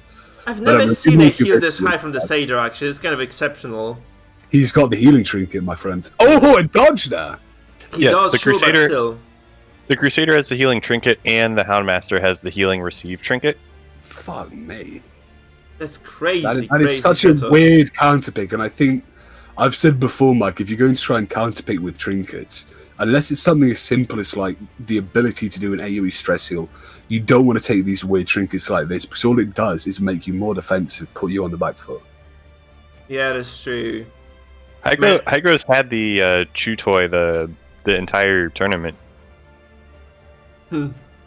That's kind of funky then. Like, he got far with that, like, you have to admit it though, right? He actually has to admit he got very far with that particular trinket. So maybe there may be something to it. So there's a breakthrough again. It actually does connect on 2 targets. This Handmaster is going to be 0 HP now once he activates, say. So that's kind of a decent spot for Winter, honestly.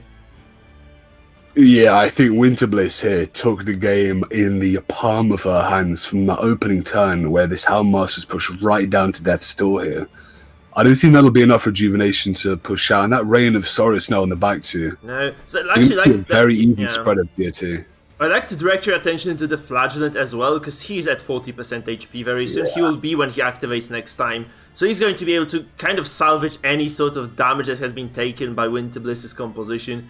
And honestly, this is not enough stress. Turn 3, and you know, it's like, that's not that much stress across the board for Winter. So Winter is doing quite okay in terms of the damage he's been able to kind of negate or sustain. Mostly by denying the Houndmaster 10s, I think, because the Houndmaster is like the core stress damage dealer for most of the compositions here. And if you're able to just consistently deny those Hound Harrys by forcing him to lick, it is going to cost you a lot, especially that right now this Houndmaster is going to be also day, so he's not going to be able to heal directly right now, he's going to have to wait. And this opens a lot of possibilities for Winter Bliss to maybe capitalize on that. What we're seeing right now from Hygro is essentially a man trying to swim backwards through water while fighting someone. It's very difficult. It's very, very... You can't punch underwater, can you? And right now, he feels like he's weighed down by essentially a Flagellant, a Hellion, a Shieldbreaker, and an Antiquarian. Yeah. Because he is. His entire team is completely worn down by these DOTs, apart from the Crusader at the front. But really, a 4 versus 1, you're still going to win that. Yeah, so I know it from Horse's mouth that Winter Bliss has a dinner waiting for her because she cooked it when the tournament was starting and never got to eat it. So I mean, it's kind of the hunger-fueled rage indeed that is actually putting her through this. Like she's just gonna obliterate Hygrometer because he's the only thing that stands between her and the food. I'd probably do the same. So that's I had a bed made for me a couple hours ago as well. We're seeing a lot of captivates, obviously stuck in the bleed and blood, but I don't really think it's necessary. Maybe you just go for I don't know what else there is really exposed. I think that's reasonable because you can just delay the turn of the doggo, and then he never actually gets to heal himself again, right? That's might be what he's got for. He's only 4 blight. He should be at about 40 blight by now with the amount of captivates gone out. You have to appreciate though how much damage Winter has done across the board. This is like a very, very large amount of damage altogether. It's like everyone here on Hygrometer's team is aching, and there is really very little he can do to salvage this right now. So again, like this is, I think he that's another thing, like in the best of 5, direct a series towards this point, towards the conclusion here. It is going to very often be a game number 5 conclusion. We actually had most of those were like either game 4 or game 5. There was no real 3-0 Oh, there we go. I was about to say, Winter Bliss here is 1 lucky first ring vapors away from winning the game.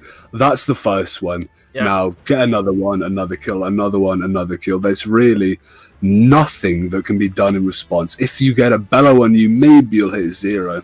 But still... It's a Flagellant still. The Flagellant can get this kill on the back row. Or you can just redeem it, I think this is very reasonable. Like you have no reason to gamble anything at this point. You just kind of go for the safe, controlled game and you just take it home. I think Winter is...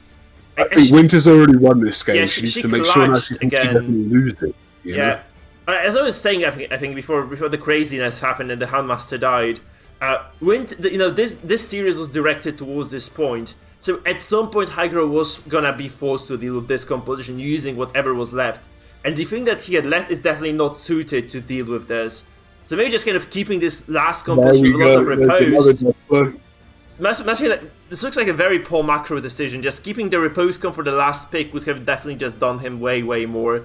That would have done him like a very big favor overall. Even that being said, I would have liked to have seen more posts coming out from this Man-at-Arms, wouldn't you, considering would have been hit by all of them. We said before that even just that Man-at-Arms post with the repository kit perhaps would have completely turned this game around. Oh, hi, this is a very, very, very dead Hygrometer. He got really far into the tournament, all the way to the final game of best of 5 as well. But that was just too much. I think this is just a secret comp. I'd be interested to know the time zone of Hygrometer, because I can imagine he might be a little bit tired right now. Everyone is like, Winter is from Germany, so she's probably as tired as a human can be. And so are we, I think, because we're like in a very, very similar time zone overall. Guys, before you leave us, because I think some of you will be leaving soon, remember to follow, subscribe, consider actually also getting a donation down, or perhaps becoming a member of my YouTube channel. This does help me immensely if you do that. Obviously, not forcing anybody. Thank you for just being here, guys. It was a very, very pleasant experience, I think.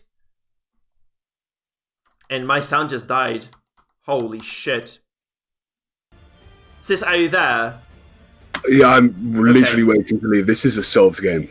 Yeah, this is definitely a solved game right now. So thank you guys for coming. This was an excellent stuff. Obviously, huge kudos to all people who are casting on the day. So the real Spartan, Miss Harang, Jesus, Winter Bliss as well. Sis, I think goes without saying, guys. This is a GG if I ever saw one. Man, Winter Bliss takes it. This is a very, very deciding game 5. Not at all. In a row. Yeah. Stole the game from me and now is not going to give it up for anyone. Holy crap. Winter Bliss is gonna take this one. I've been sat with my legs crossed on this armchair. Same actually, I same here. stood up and I think I've fucking broke my leg. Jesus. Haha. Oh, I hope you haven't actually, but... I just can't feel it. I hope you're exaggerating. Oh, okay, there's just pins and needles then. Winter Bliss here, winning the first ever Misserang Mikefield tournament. Yeah, we can call it Misserang tournament, I think. $25 Steam card, I believe. Yeah. Huge congratulations to Winter Bliss. Misserang, I think you can just arrange this with Winter Bliss. Okay, just you can send the prize her way, whatever way she finds suitable. I think it's kind of easy to pass over the Steam gift code. So do go ahead. And guys, thank you so much for watching. It was a very long freaking tournament. I think 7 hours on the clock or more. Must be like 7.5 hours on the clock of casting for all of us. So again, huge kudos to everyone who participated, who kind of pitched into organizing. Huge kudos to Mr. Misserang for actually funding the prize. Actually, he made this tournament happen. I would have never thought of making this one happen if it hadn't been for him just kind of coming forward with this. Like, this kind of let me know that the community does indeed want more tournaments like these to be organized. Guys, remember, follow and subscribe to get more content like this. Thank you, everybody. Sis, do you have some closing remarks? Again, nothing you've not already said, but again, if you've not followed or subscribed, really, it's free. It's genuinely worth doing. It shows Mike that people still care about this game. It will genuinely allow more tournaments to be held. So big thanks to all of these newcomers. Big thanks to everyone who's been watching. And apart from that, love you, Cherry. And again, giant kudos to Miss Rang here for giving the money forward. And again, as always, thank you to Mike for hosting me and obviously all the other casters and the entire tournament. And Russian Tank for actually becoming a member of YouTube channel today. That actually does help a ton as well.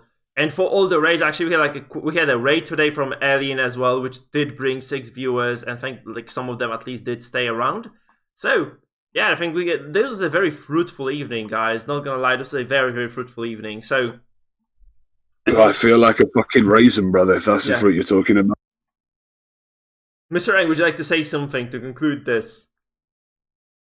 I don't know. It was so much fun to hear you commentating the tournament. I feel like you did a great job, and it was a lot of fun. Even when I lost and got eliminated in the first round. That was kind of, I don't know. I think luck did play a little role in that, to be honest, brother. I think you did play quite well. Yeah, and I mean, when two good players go into a tournament round, one of them has to get eliminated. So, like, whatever. Bit of a shame, but still, brother. Absolutely killer performance today, as all. Yeah, we're gonna just kind of mark it, on the ladder here. So we have the winner of the tournament. This tournament has been indeed concluded. We can click the end button here, guys, and by clicking that, we're just gonna pass you over to some other streamers. We're gonna be hosting someone, of course. I think this is gonna be someone from the I guess Darkest Dungeon community. What do you think, Says? I think that's gonna be the most reasonable thing to do. They're just gonna find someone nice, or maybe some StarCraft 2 players. So you guys, if you want to keep watching something, you guys can be entertained by a more aggressive or active game. I think that's also quite reasonable. So I think we're just gonna host. I wouldn't mind actually hosting. There is a very good viewer-friendly player that I think is going to be fun for you to watch. So we're just going to host Cats. Since I actually have been following the Mad Lad for quite a while, so we could actually host Root Cats then. He's like a very good caster as well for StarCraft 2, so I hope you guys get hooked onto this. StarCraft 2 is really fun to watch, so thank you people once again for watching. And we'll just host Root Cats.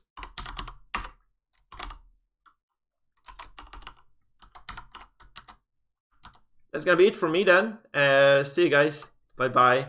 If you want to join the raid, by the way, you can just go to twitch.tv/Mikefield and kind of be on the board of that few sheet raid that's gonna be coming towards Cats right now. Thank you for watching once again, guys, and see you around.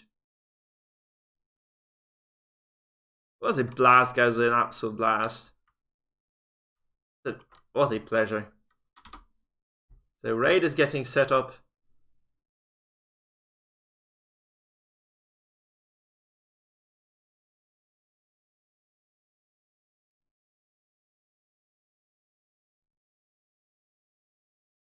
I'm gonna click the buttons to see you guys. Stay tuned for more content.